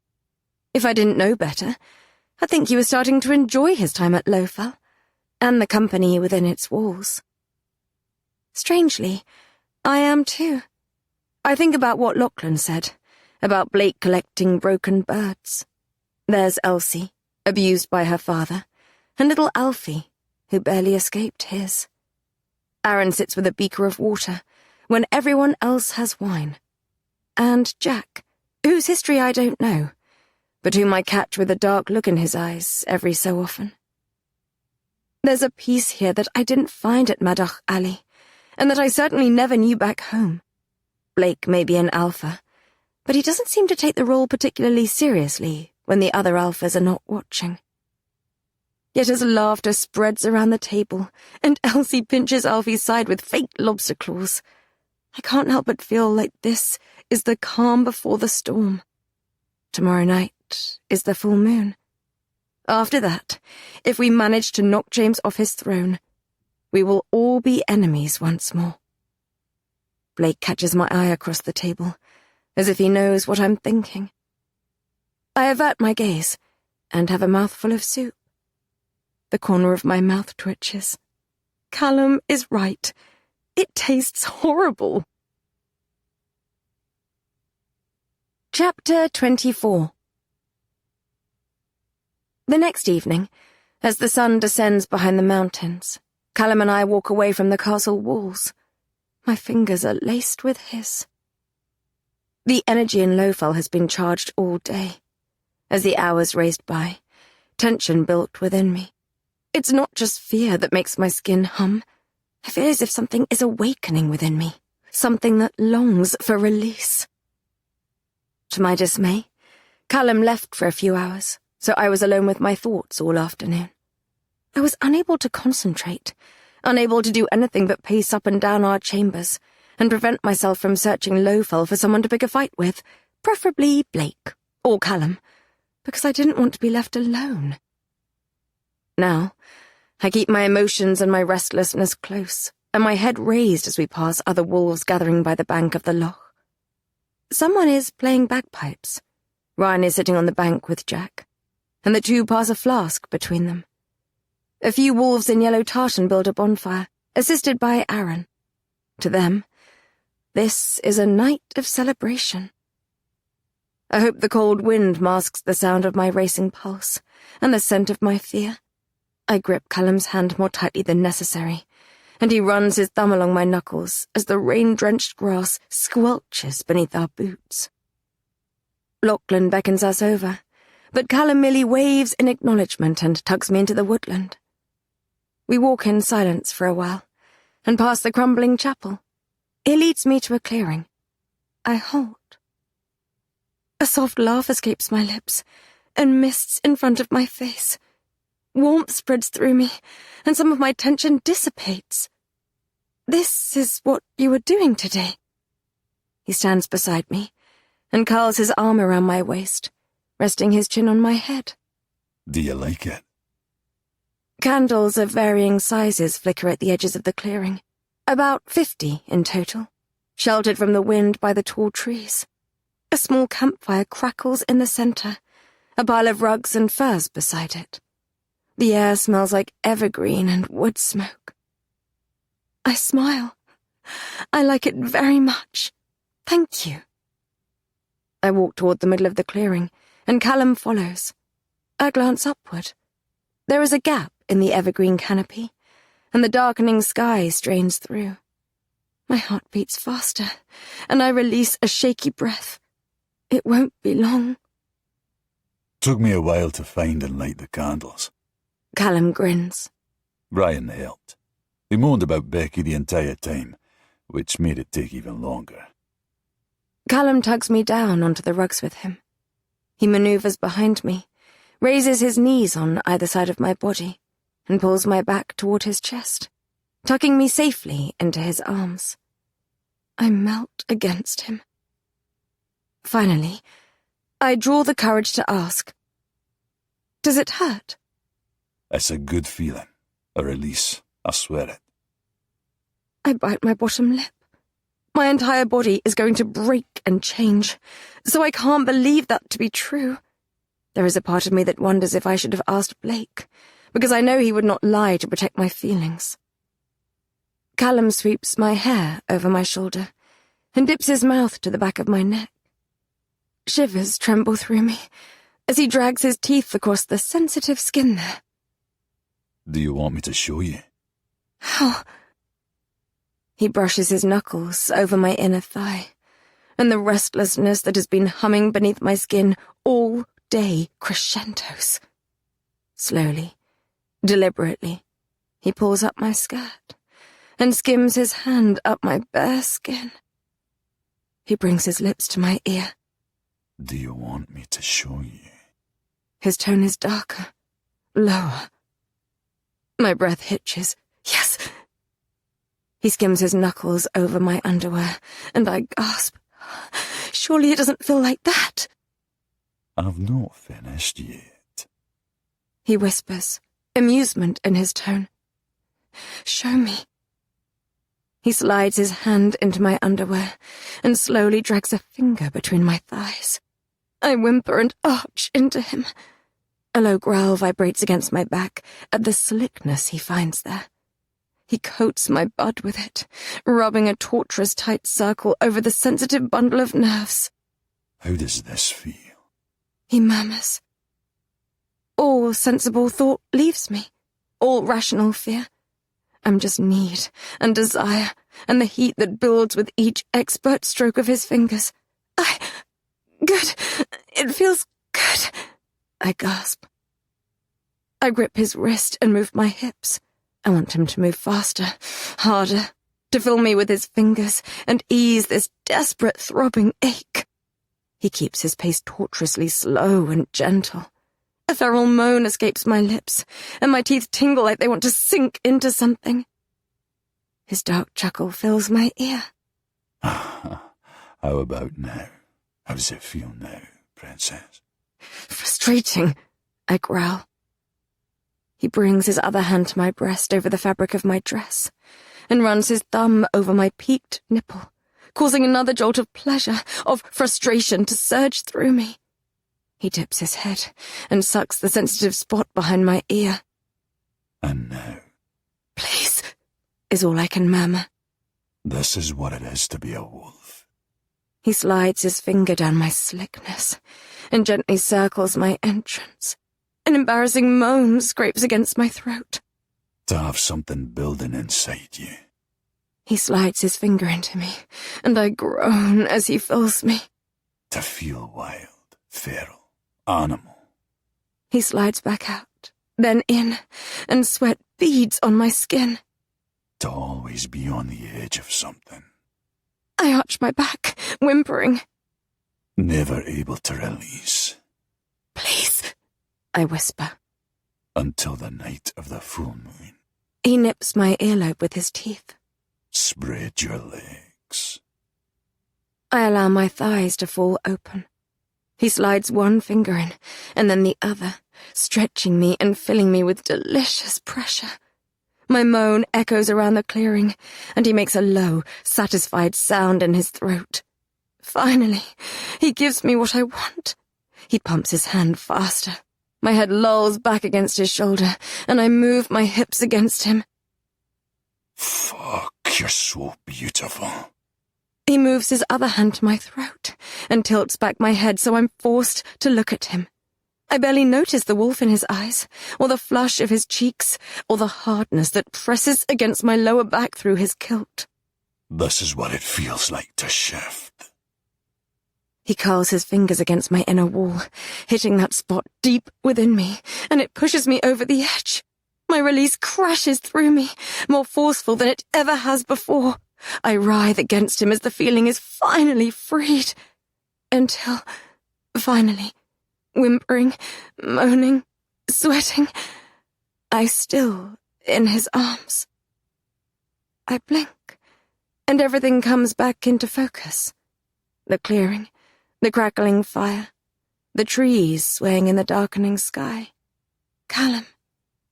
His green eyes are bright in the darkness. I half a laugh. I don't believe you. It can't feel like that. His grin widens. Perhaps not quite, but it's a release, a good feeling. He slides his fingers out of me, and I shift against him, tilting my head back against his chest to look at his face. When he holds up his hand, his gaze is drawn to the way his fingers glisten in the firelight. His expression darkens, and heat floods my face. Without warning, he puts them into his mouth and sucks, his eyes shutting for a moment, as relief seems to flood through him. Callum! He opens his eyes, pulls out his fingers, and grins. What?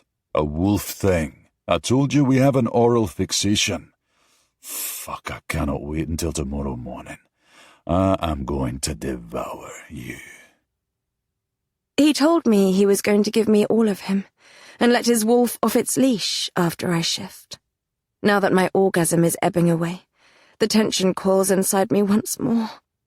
The sky darkens through the treetops. How long until it happens?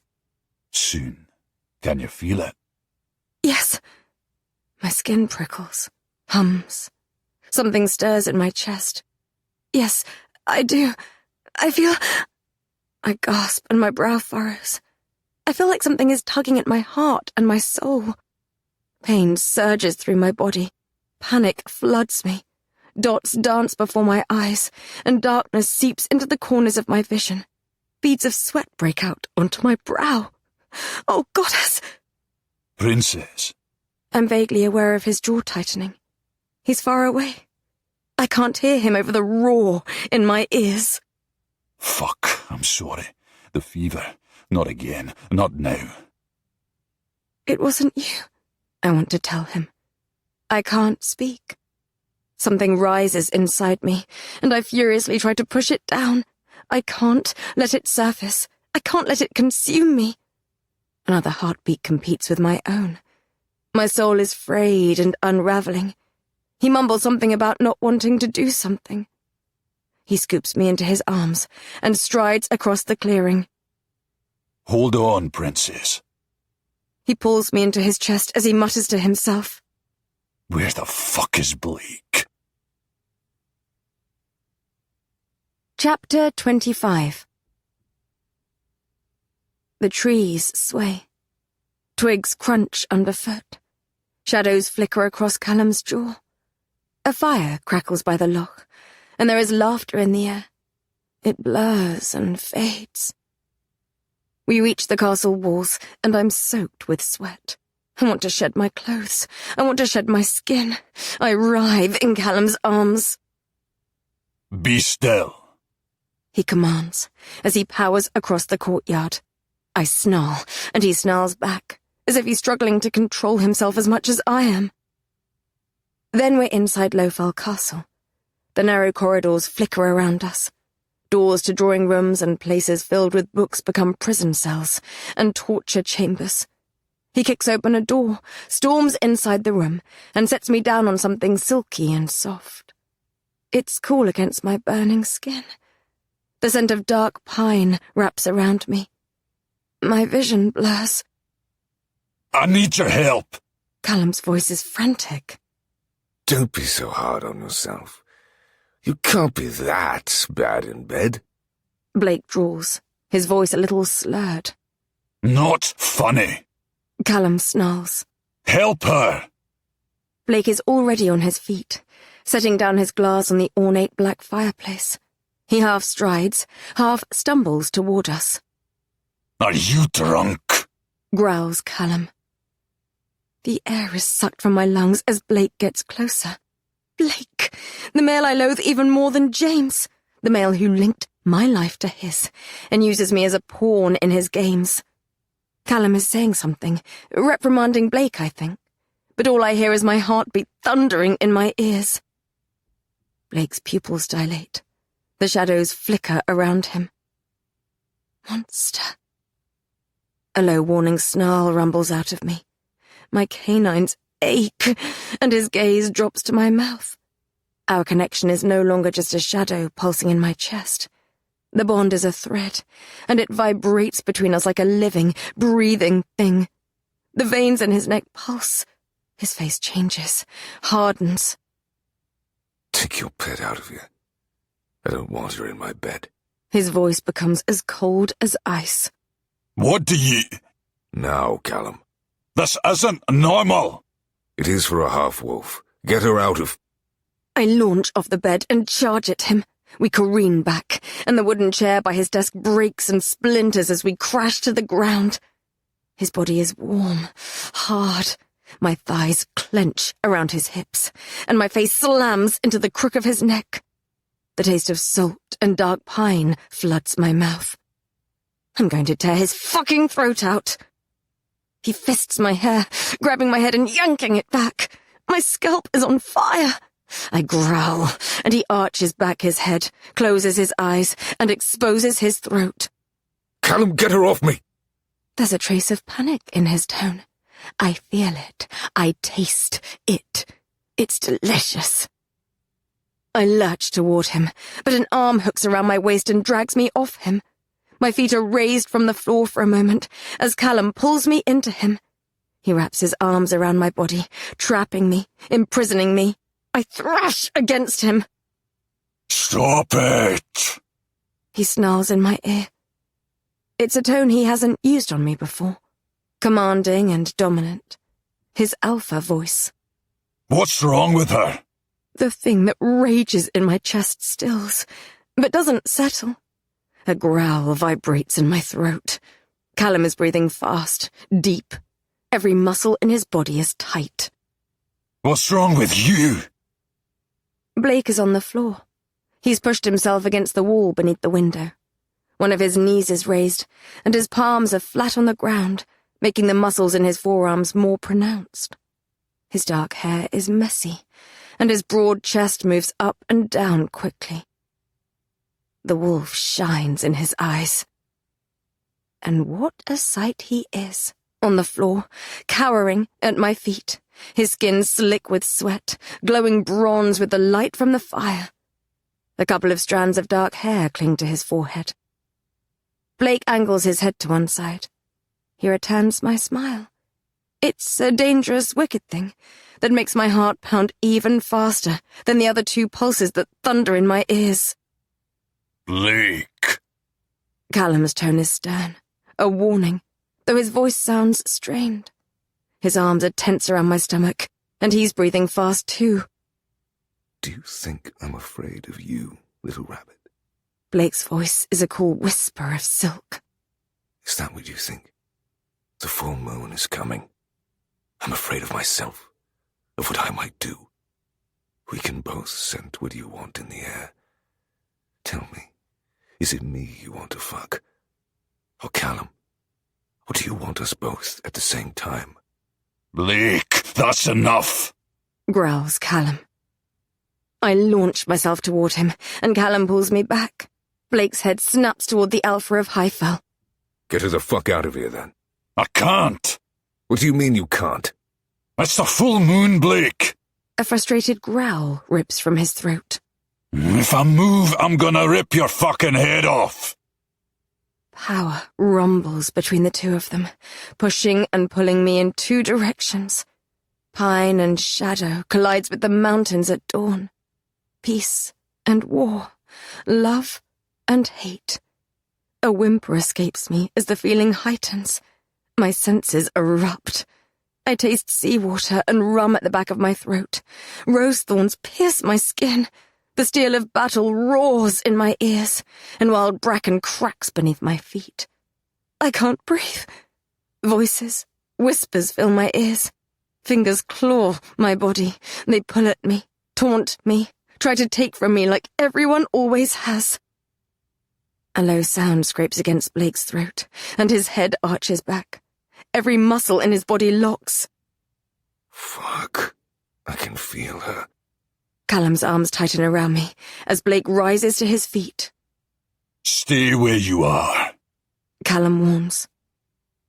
Blake cracks his neck. His features become cold and hard, chiseled from ice. The wolf is feral in his eyes. Don't. Callum jerks me back toward the door. Don't you fucking dare! He sounds far away. Every nerve in my body is alight.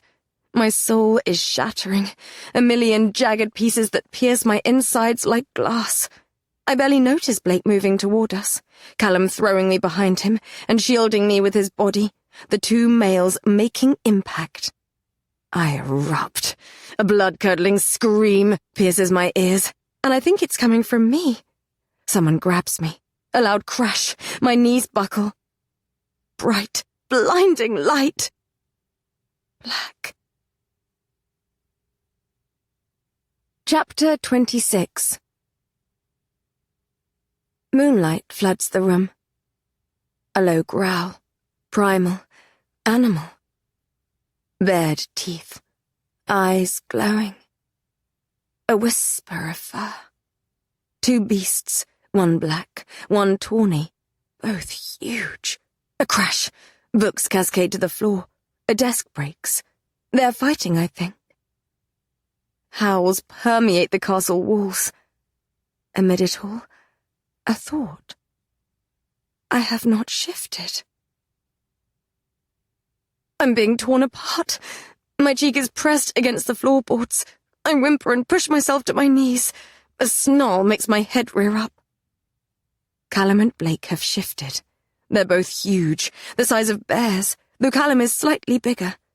The moonlight shines off their glossy coats.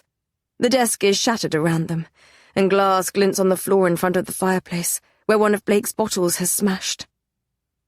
Callum has the scruff of Blake's neck in his maw, and as he bites harder, pain flares in the same spot on my neck. "Stop!" I croak. Callum's head snaps toward me, and his growl dies when his green eyes lock onto mine. I feel him, sense him. His scent floods my lungs, and with it, a calmness settles over me. He's still in there. He's still Callum. My eyes widen. Blake hurtles into Callum's side. The tawny wolf flies across the room and slams into the wall by the door. He releases a whimper as he crashes onto the floor. Books, piled by the wall, cascade on top of him. "Callum!" I turn toward him, but there's a thud, and Blake looms over me. His paws are huge, and his claws dig into the floorboards. I try to crawl away, but he sinks his teeth into the back of my dress and drags me across the floor. I land on my back by the foot of the bed. "Blake, stop it!" I try to get up. A great weight presses down on my stomach, squeezing the breath out of me. Blake's body is stiff, his ears pulled back. Callum is on his feet, and the two lock eyes. Both growl. I can tell Callum is still himself, but Blake feels different, feral, dangerous. His shadows, which exist inside me, move and spread in all directions, and I can make no sense of them. I shove him, and my fingers sink into silky fur. "Blake, get off me!" My vision blurs as Callum paces back and forth. Every time Callum gets closer, Blake's growl vibrates through me, and Callum inches back. Another surge of pain crashes over me. My soul feels frayed, like threads of it are being pulled apart. I stiffen, then whimper. Blake's great weight pushes down on my stomach, squeezing the breath out of me. Sweet darkness pulls me under. My face is pressed against something hot and hard, and the scent of mail and forests fills my lungs. My skin buzzes, but I no longer feel as if my soul is being shredded apart. A soft sigh escapes me. I peel open my eyelids. My heart stills. My face is crushed against Blake's bare chest. Our bodies are flush, and one of my hands is slung over his waist, as if I clung to him in my sleep. Blake's fingers brush the back of my neck. Adrenaline surges through my body. I suppress the snarl that builds inside me as my teeth tingle. Something whispers, "Bite, bite, bite." There's something wrong with me. Panic swells in my chest, and my breathing is fast. I can't stop myself from... I open my mouth. Blake stirs. He dips his chin, and panic flares in his eyes. He is wrenched away from me. There's the thud of bare feet, the dragging sound of Blake trying to find his footing, then a slam and a rattle. I push myself to my knees. Callum presses Blake against the wall by the cold hearth. My eyes widen. Both are naked. Their clothes are torn in shreds on the floorboards, among splintered wood and books and parchment. Weak sunlight strains through the window and highlights the shuddering muscles in Callum's back. "What the fuck?" He growls.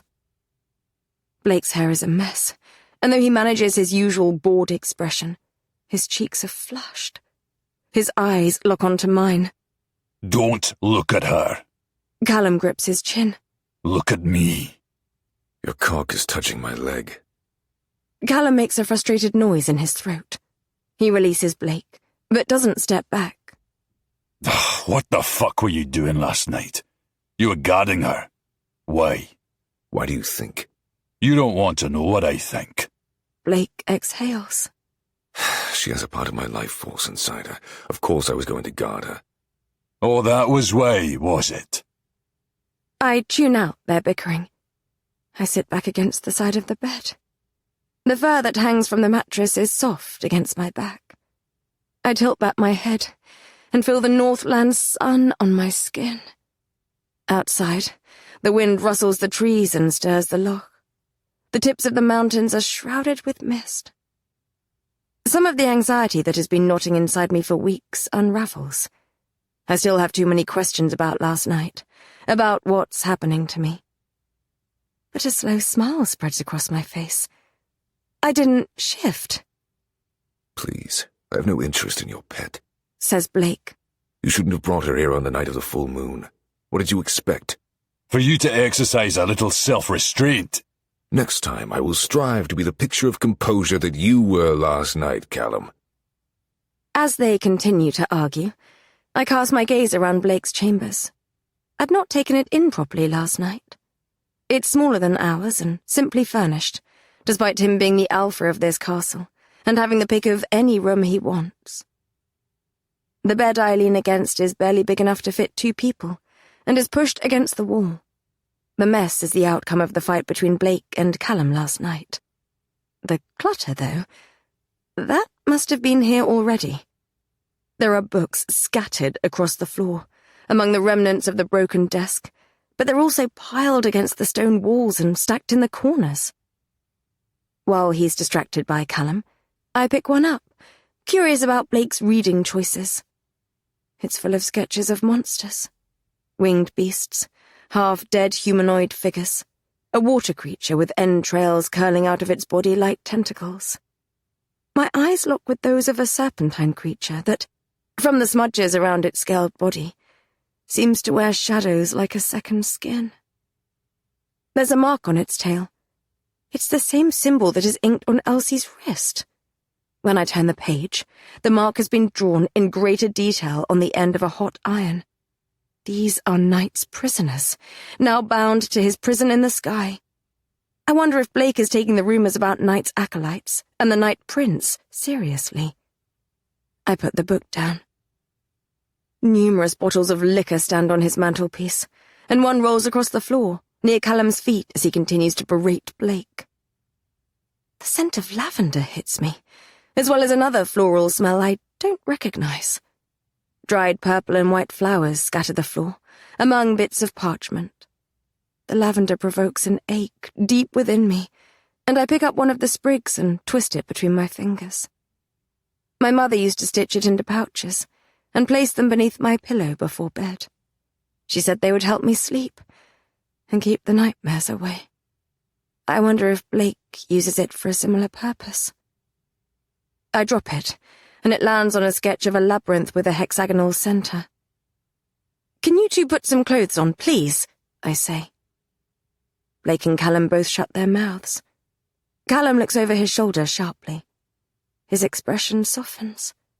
He releases Blake, crosses the room, and crouches down before me. Still unclothed. I should be used to it by now, but heat stains my cheeks. Are you all right? He cups my face in his big hand. I keep my eyes resolutely on his as Blake walks to his armoire. When he opens it and pulls out breeches and a shirt, my resolve wavers, and I look. Raised white ridges crisscross the muscles in his back. I overheard him tell Callum he was whipped for being a half-wolf. "I didn't shift," I say. A slow grin spreads across Callum's face. No, you didn't. You're not a wolf after all. I feel Blake's emotion. That thread between us shudders, as if he is holding something back. "You sound almost as relieved as I am," I say. "Did you not want me to be a wolf?" He brushes his thumb against my cheek. I know it's not what you wanted, that's all. I frown, because I'm not sure he's being entirely truthful. Come here. He scoops me into his arms, and I reflexively hook my hands around his neck. Without a backward glance at Blake, he carries me out of the room. I hope you're going to put some clothes on, I say, as Callum carries me down the corridor. Don't need them. He kicks open the door to our chambers and grins. Not for what I have planned. He drops me onto the bed and I squeal, Callum! What? He asks as he crawls over me, then drags his teeth along my throat. You know, it would be nice if, for once, I could spend the morning after the full moon with you not smelling like my worst enemy. He shifts down and plants kisses on my collarbone, then my torso, and then between my legs through the fabric of my dress. I breathe in sharply. Last time, there was not much I could do about it. This time, I plan to rectify the situation. Is that so? He kneels on the mattress. His eyes glint when they meet mine, full of mischief. I promise it will be very pleasurable for you. Who am I to deny him? Callum makes good on his promise.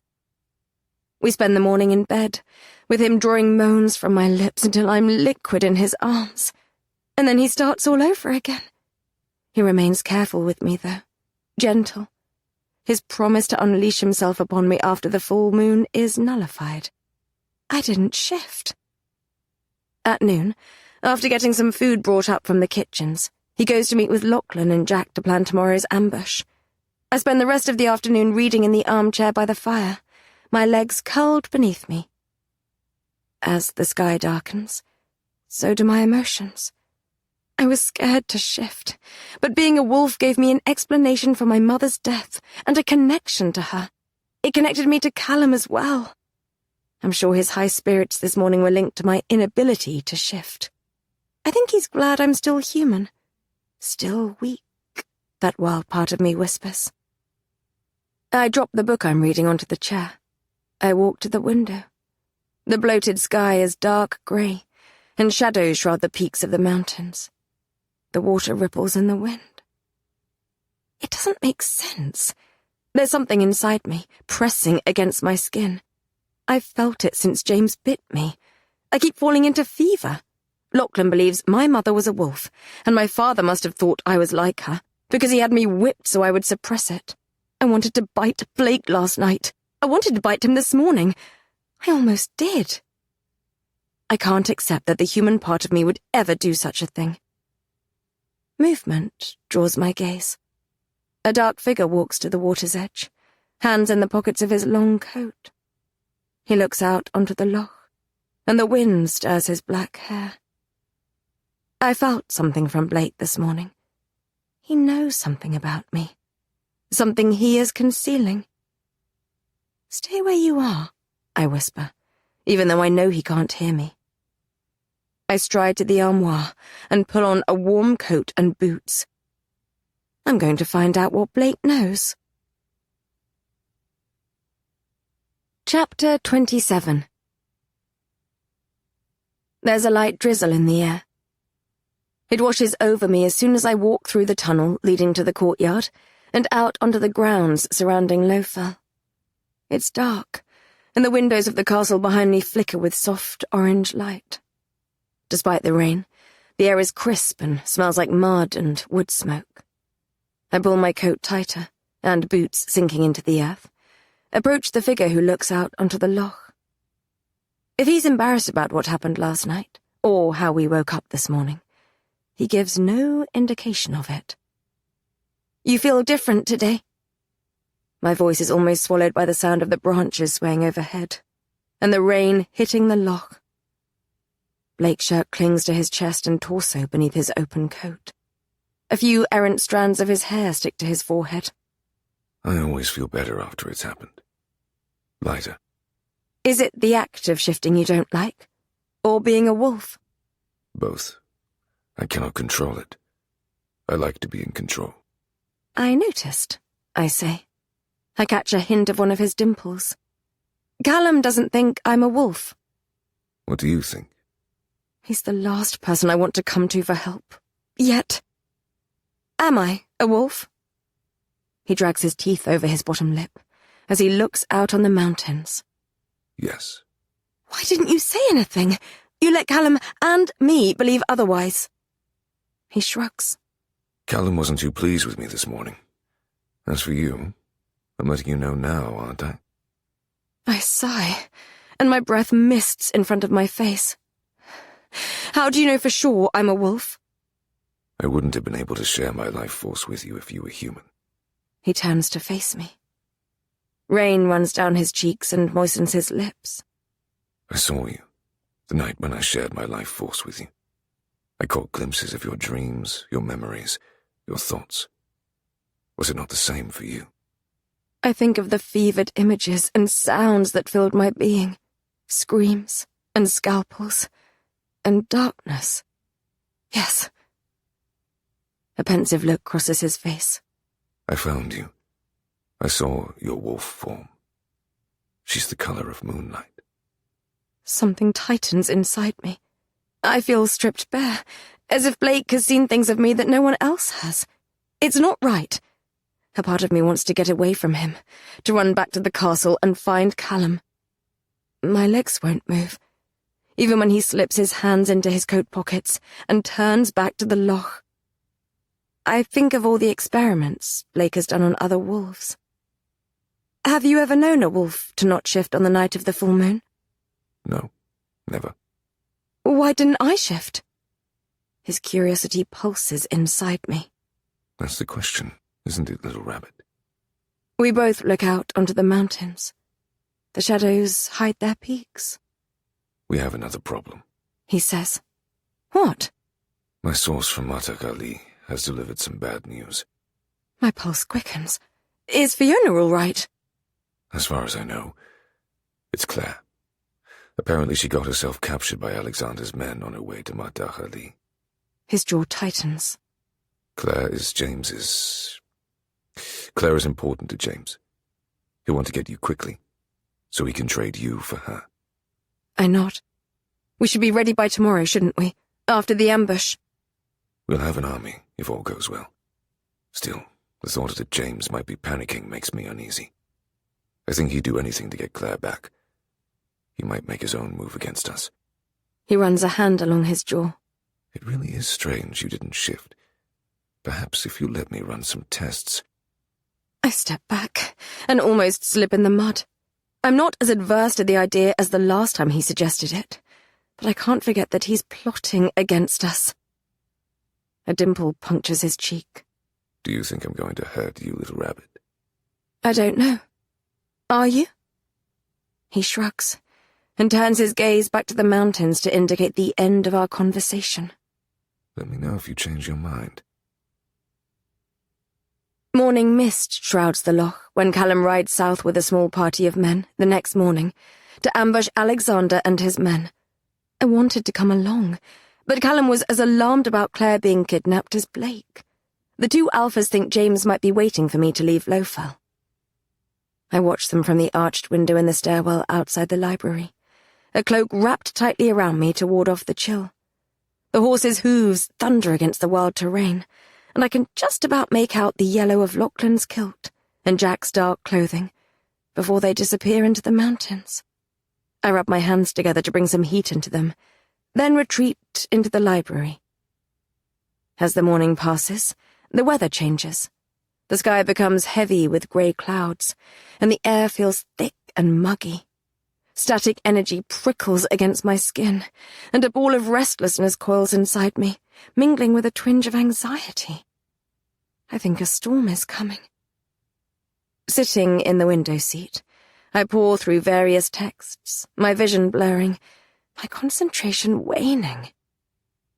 I know Callum can look after himself, but I'm worried. Alexander is a fearsome foe, and I know now what my people do to wolves. I recall the fur coat that hung in my wardrobe in the borderlands, made from a wolf on the night of a full moon. Read anything interesting lately, little rabbit? Blake leans against the doorframe.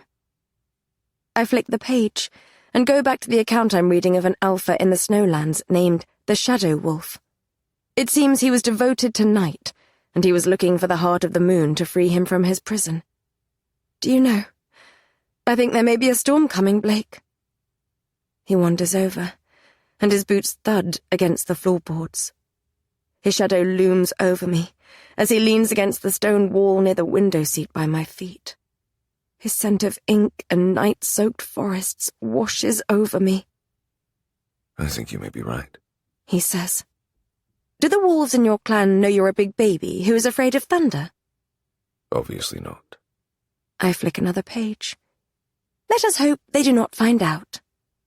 A dimple punctures his cheek. Indeed. There's a rustle as Blake picks up the book atop the pile by my feet. This one is no good. He places it on the shelf beside him and rifles through the rest. Nor this one. This one is dull.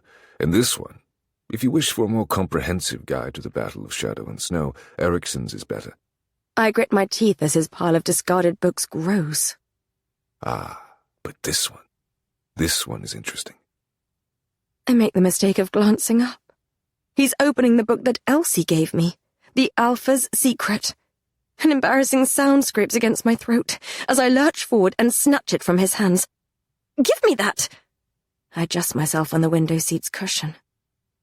I can have a word with Callum if you like, little rabbit. Give him some tips if he is not performing to your satisfaction. I fight the flush in my cheeks. Have you nothing better to do than attempt to vex me? Attempt? I don't attempt anything. I always achieve my goals. Fine. Well done. You have succeeded at being the singularly most irritating male I've ever encountered. Go and congratulate yourself elsewhere. It's my castle. You're welcome to leave if my presence bothers you so much. I roll my eyes and go back to my book about the Snowlands. I have a theory about the bond, by the way. You do. I'm all ears, little rabbit. I smile, because I sense him putting his guard up. He's caging his emotions so I won't feel them. I slide my feet from the cushion on the window seat and turn so I'm facing him. I study his features, his light brown eyes, framed by dark lashes, his chiseled jaw, his hand resting on the bookshelf. I want to be able to detect any change in his demeanor. He leans forward, placing his hands on either side of my thighs, his fingers sinking into the cushion. His face is close to mine, and his eyes gleam, like he knows what I'm trying to do, and he's showing me how unconcerned he is. Arrogant bastard. I inch closer, so our breath mingles. I think the heart of the moon can break it, I say. His lips part, and he gasps softly. Triumph swells inside me, until I realize he's making fun of me. A frustrated noise scrapes my throat, and I jerk up my knee so I can hit him in the crotch. He grabs my calf, his fingers curling around the muscle. My skirt is ridden up, and the heat of his hand sears my bare skin.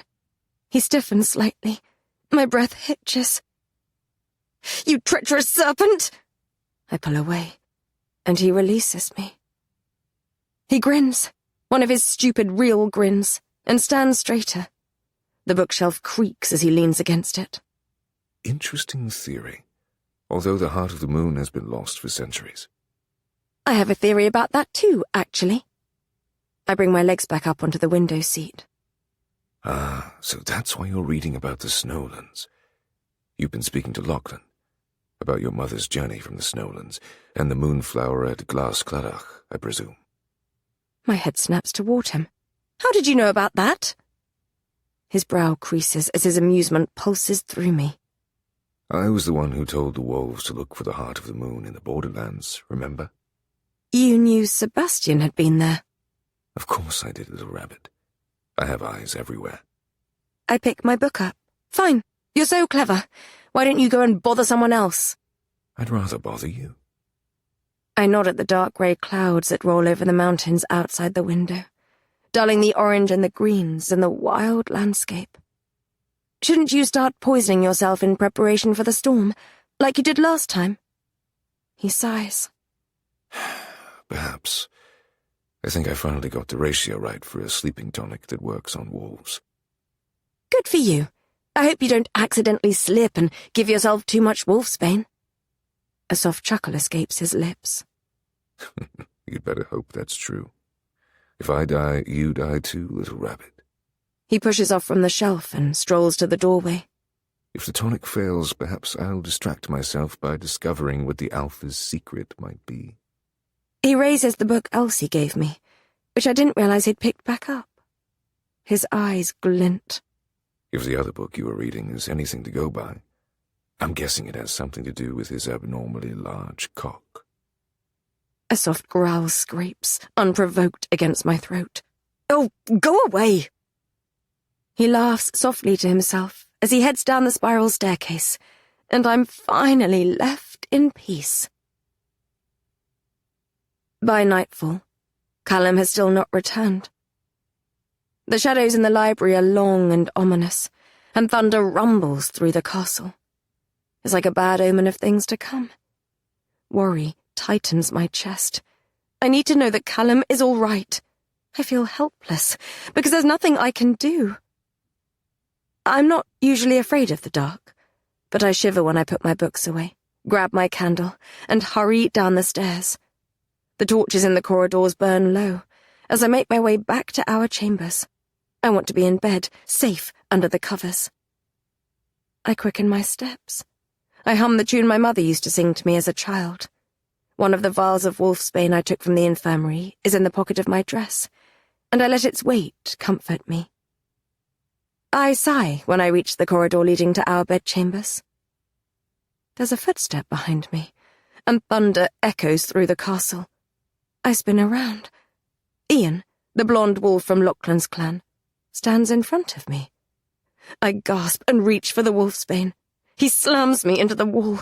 There's a sickening crack when my head hits the stone, and Ian's freckles blur while the corridor swims around me. With all my strength, I knee him in the crotch. He doubles over and I scramble away. Blake! He hooks an arm around my waist and throws me back. I land on the ground, the wind knocked out of me. I try to get up, but he lands on top of me and straddles my chest. 2 more men appear from the shadows and look down at me with merciless eyes. James was right, says Ian. You're the enemy, not him. You're a fool, I gasp. This won't work out the way you expect. Callum and Blake will kill... He pulls a cloth from his pocket and clamps it over my face. The acrid scent of chemicals floods my nostrils. I writhe beneath Ian, but I can't free myself. Panic crashes through me. Ian grins. It's time to meet the king. His face fades, and darkness pulls me under. Chapter 28. The darkness is suffocating. It takes a moment for my eyes to adjust. I'm in a long corridor, lined with cells. My heart jolts when I see the symbol etched into one of the cell doors. It's Knight's mark. I'm in his prison. A figure walks away from me. His breeches and shirt are stained grey by the darkness. His footsteps are hurried, and I wonder if this is his dream or mine. Is he as disturbed to be here as I am? I can't quite remember what happened before I came here, but it feels urgent I reach him. Blake, I whisper. Something hisses from beyond the door of the cell behind me, and my heart jolts. I hurry away from it. Blake! He doesn't turn. I don't think he can hear me. I run after him. Even though my footsteps punctuate the darkness, he doesn't acknowledge me. I feel his warmth. I note the bunched-up muscles of his back. I reach for him. Blake, I need your help. The ground dissolves before I can touch him. I fall through endless darkness. I'm in the Church of Light and Sun, only the wilderness has taken it. Moss coats the stone altar, thick like green velvet. Vines burst through the ground and curl around my ankles. They snap from the walls and twist around my wrists to hold my arms outstretched. But I didn't sin, a version of my voice whispers through the foliage that lines the domed roof. All women sin, child, the shadows respond, and they sound like the high priest. Your mother was a sinner, and you are a sinner too. Do you want the sun goddess to be angered? Vines crack down on my back and jerk me forward. Hot tears swell in my eyes. I don't want to plead. I don't want to beg. I try to remind myself that this is a dream, that my back is being torn open, and blood pools on the floor tiles. A copper scent hangs in the air. I'm screaming when a figure emerges from the crypt. His footsteps echo as he walks toward me. His eyes glow, feral and amber. Fight, he says. I breathe in sharply. I'm sprawled across the floor, and my head is thumping. The air tastes like stagnant water, and my dress is damp. There's a barred wall in front of me. I've been here before. I scramble to my knees. A cot is pushed against one wall, and there's a bucket in the corner. Shackles hang from the ceiling on rusty chains, and fear prickles down my spine. This is the cell in the manor house, a stopping point that Blake brought me to before I was given back to Sebastian. Blake taunted me here, then tried to get me to marry James. It's close to the borderlands. James must have organized a trade with Alexander, and he could be on his way now. I shiver. I slide my hand into my pocket and grasp the small vial of wolfsbane. It's not much. James's army could be waiting for me outside these dungeons, but I can't go back to the south. I can't be the property of another Borderlands lord, especially not Alexander. I think he'll use me so my father will pardon him. I'm sure he'll hurt me, too. The ghost of his shouts in the throne room, after I told my father he was planning to commit treason, haunt the cell. My head fuzzy. I start to form a plan. I pray to any goddess that will listen for the strength to survive. I pray that Callum is okay, and Blake knows I'm gone. I'm sure that both of them will try to find me. I only hope they get here before it's too late. Where is he? The torchlight flickers. The hours bleed together. I shiver on the cot with my knees pulled up to my chest. Everything in the cell is damp. The walls, the sheets, my dress. I ache with the cold. I have felt like a prisoner for most of my life, but my gilded cage was very different to this one. I want to feel the sun and the tickle of pine-scented wind on my face. The hike to Dawn's Crag, where the earth muddied my hands, and the air was so crisp I could taste it. Feels like a lifetime ago. I'm not sure how much time passes by. Only every drip seems to count down to the inevitable. I'm going to be sent to the Borderlands, a fate that may be worse than death. Or perhaps James merely means to execute me to antagonize Callum. At one point, a man in a blue kilt, his fair hair tied into a knot atop his head, passes me a hard-bread roll through the bars. I recognize him from Madoc Alley. Duncan, I think his name is. I ask him what's happening, where James is, what James plans to do with me.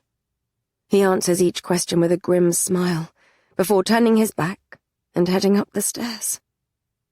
I wait, my jaw clenched, for James to appear and seal my fate. I wait for Callum. I wait for Blake. Insecurities gnaw at my insides, like the rats that scurry through the dungeons, their little feet tapping against the stone floor. Hunger hollows my stomach. My head thumps, and I don't know whether it's dehydration or the onset of the short bursts of fever that keep washing over me. Why hasn't Callum come? I see faces in the shadows, midnight hair and feral eyes and taunting smiles. Blake haunts me. The darkness shifts, and I think it's him. Screams echo through the dungeons, even though I'm alone, and I hear the scrape of metal scalpels and Blake's laughter. I wake, tangled in the sheets, whimpering. Darkness rages inside me, cold and endless, and it tastes like pine and poison. I vow to myself, to the goddesses of the sun and the moon, that I'll survive this. Callum will end James and take his throne. I'll break the bond with Blake and never return home to the south. We will both be free. Yet Callum is not here. I'm alone. I don't know whether it's day or night when footsteps approach. For a moment, I let myself imagine it's Callum, and he has come for me. There you are, Princess. You didn't think I'd leave you alone, did you? I imagine his thick Northlands voice, warm and comforting. I imagine his arms around me, and the solid safety of his body. Duncan shatters the illusion. He is flanked by 2 men in green kilts, who enter my cell, grab me under my arms, and drag me into the corridor.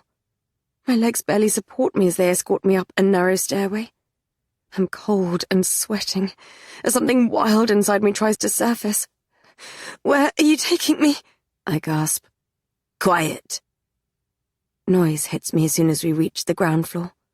Shouts infiltrate it from outside. I'm pulled past a window and catch a glimpse of men guarding the building, their swords glinting in the moonlight. My heart beats faster. I'm dragged around a corner, through some double doors, into what could have been a ballroom once. My heart almost stops.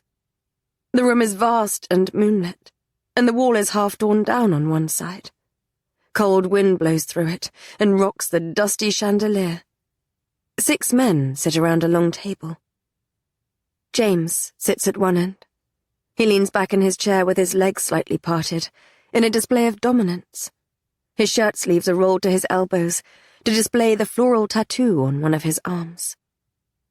Robert sits beside him, the alpha of the clan who wear green tartan. He's a huge male, with a shaved head, who took on the role of the Wolf King when James was absent. He leans toward James and whispers something as I'm pulled closer to them.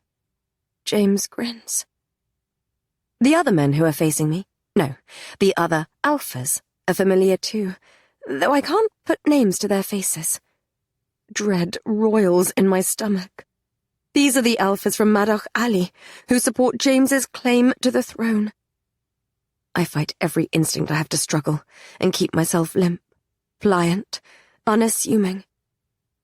I'm thrown to the floor at James's feet, and I let myself crumple onto the chipped tiles, my dress pooling around me. I thought you wouldn't kneel before a false king, Princess. James's gruff voice echoes around the space. The alphas cheer. One of them growls. How things have changed. Adrenaline crashes through me. This is the male who bit me, who attacked me, who tried to force me to marry him. He's going to send me to a man who will hurt me. Loathing mixes with my fear. I don't think I can get away from all of these men, but I want him to know what it is to be afraid. I take a couple of deep breaths to steel myself. I launch myself at him like a rabid animal. I expect to knock him off his chair, but his feet are planted firmly on the ground. The chair merely rocks before he grabs my waist. A surprised sound escapes his lips. I didn't know you felt that way about me, Princess, says James, and Robert laughs. But... I grab his face. The amusement drains from his eyes. A hissing sound fills the ballroom as his skin burns beneath my fingers, which I doused with my vial of wolfsbane. He grabs my wrists and hurls me across the room. His roar reverberates off the high ceiling. I land hard on the cold tiles, the wind knocked out of me. My elbow bangs hard against the floor, and I suppress my whimper. There's a loud bang, like the door slamming open. Then uproar. Men shout. Chairs are scraped back as the alphas jump to their feet. Tie her up, snarls James. Through the chair legs, I see one man get thrown to the ground. Boots thud. A growl fills the space. I don't know what's happening. Instincts take over. I need to escape. I scramble to my knees. James's eyes shift as they lock onto mine. Get back down. He puts the force of his wolf behind his words. It's like being knocked back by an avalanche. He is using the Anya, the Alpha's command, on me. I grit my teeth and withstand it, before shoving it off. I get up and run. Duncan grabs me under my arms and drags me to a column that supports the ceiling. He wrenches my arms around it and binds my wrists with rope. A male roar fills the air, but that wildness inside me wants release, and I can't focus on it. A scream builds inside me, hollow and endless. A smooth laugh cuts through the chaos like a blade. I breathe in sharply. Blake strolls toward the end of the table. His black shirt is stiff and buttoned up to the collar, though his dark hair is as unruly as usual. He drops into one of the seats and throws his arm over the back. He winks at me. My heart squeezes. Callum is behind him, and I realize what caused the uproar. They must have just arrived. He is carved out of rage and thunder. He has a foot on the neck of one of the Alphas, who must have risen to greet him, while a blonde man in a light green tartan kilt holds a dagger to his throat. Callum barely seems to notice. It strikes me how unpoised he looks in comparison to Blake. His cheeks are flushed, and his dark blonde hair windswept, like he rode fast to get here. There's a tear on his shirt, and a streak of blood that I hope is not his. The wolf flares in his eyes as he stares at his brother. Touch her again, I dare you. He growls. I can practically sense his wolf pushing against his skin, wanting to claim, to protect, to kill. Callum, I whisper. It's going to be okay, Rory. His voice is rough. No one is going to hurt you. We'll see about that, growls James. A dimple punctures Blake's face. We're here to negotiate the terms of your release, little rabbit. Chapter 29. We're here to negotiate the terms of your release, little rabbit. Blake's voice echoes around the derelict ballroom. I'm breathing hard, and the bindings pinch my wrists. I don't want to negotiate. I want Callum to challenge James and make him pay. The Alphas on their feet around the table look at me like I'm prey. Wolf eyes glint in the darkness. The man on his back, beneath Callum's foot, gasps for breath, and Callum pushes his boot down harder. Only Blake seems calm, though I know him well enough to guess it's an act. He sits back in his chair and straightens his collar. Beside him, Callum's chest rises and falls deeply, and veins throb in his neck. Let her go, he growls. No, says James. There are 3 blistered lines down both of his cheeks where I attacked him. They look like claw marks. Not until I'm finished with her. If you touch her... You'll what? Defy me? Betray me? Attempt to lead an uprising against the throne? James's voice increases in volume. It seems you're already doing those things, brother. We are at war. Our people are dying, and you see fit to set wolf against wolf when our real enemies lie south of the border. The Alphas murmur in agreement. The man holding the dagger to Callum's throat tightens his grip on the hilt, and his knuckles whiten. Callum doesn't seem to notice. When our real enemy is here, you align yourself with the daughter of the conqueror who invades our lands, the prize of the lord who holds Claire in his kennels, the lass who was betrothed to the man who flayed our mother. The colour drains from Callum's face. He clenches his fists, as if he can hide his shock and pain. Regret swims through me. I'd broken the news of her death to Callum, but I didn't disclose my suspicions about how she was murdered, gleaned when James told me about the fur coat that had arrived addressed to his father. I'd wanted to spare him that pain. I hate James for using this against him, as much as I hate him for what he has done to me.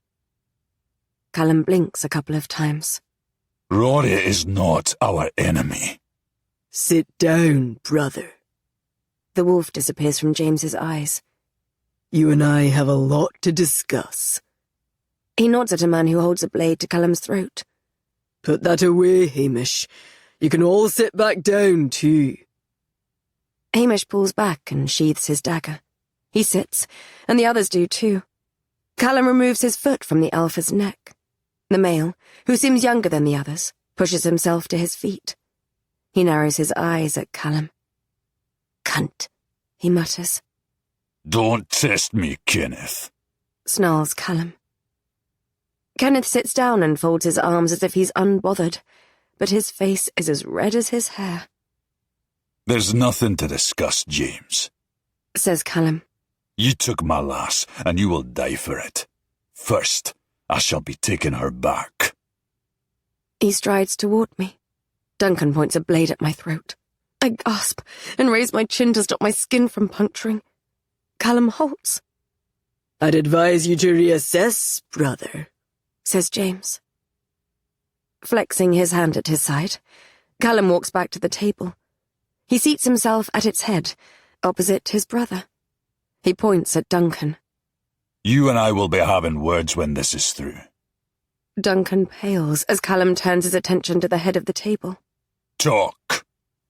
Your father would turn in his grave to see his two lads fighting over a southerner.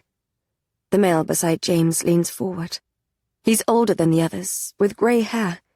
He has an angular face, and there's an absence of laughter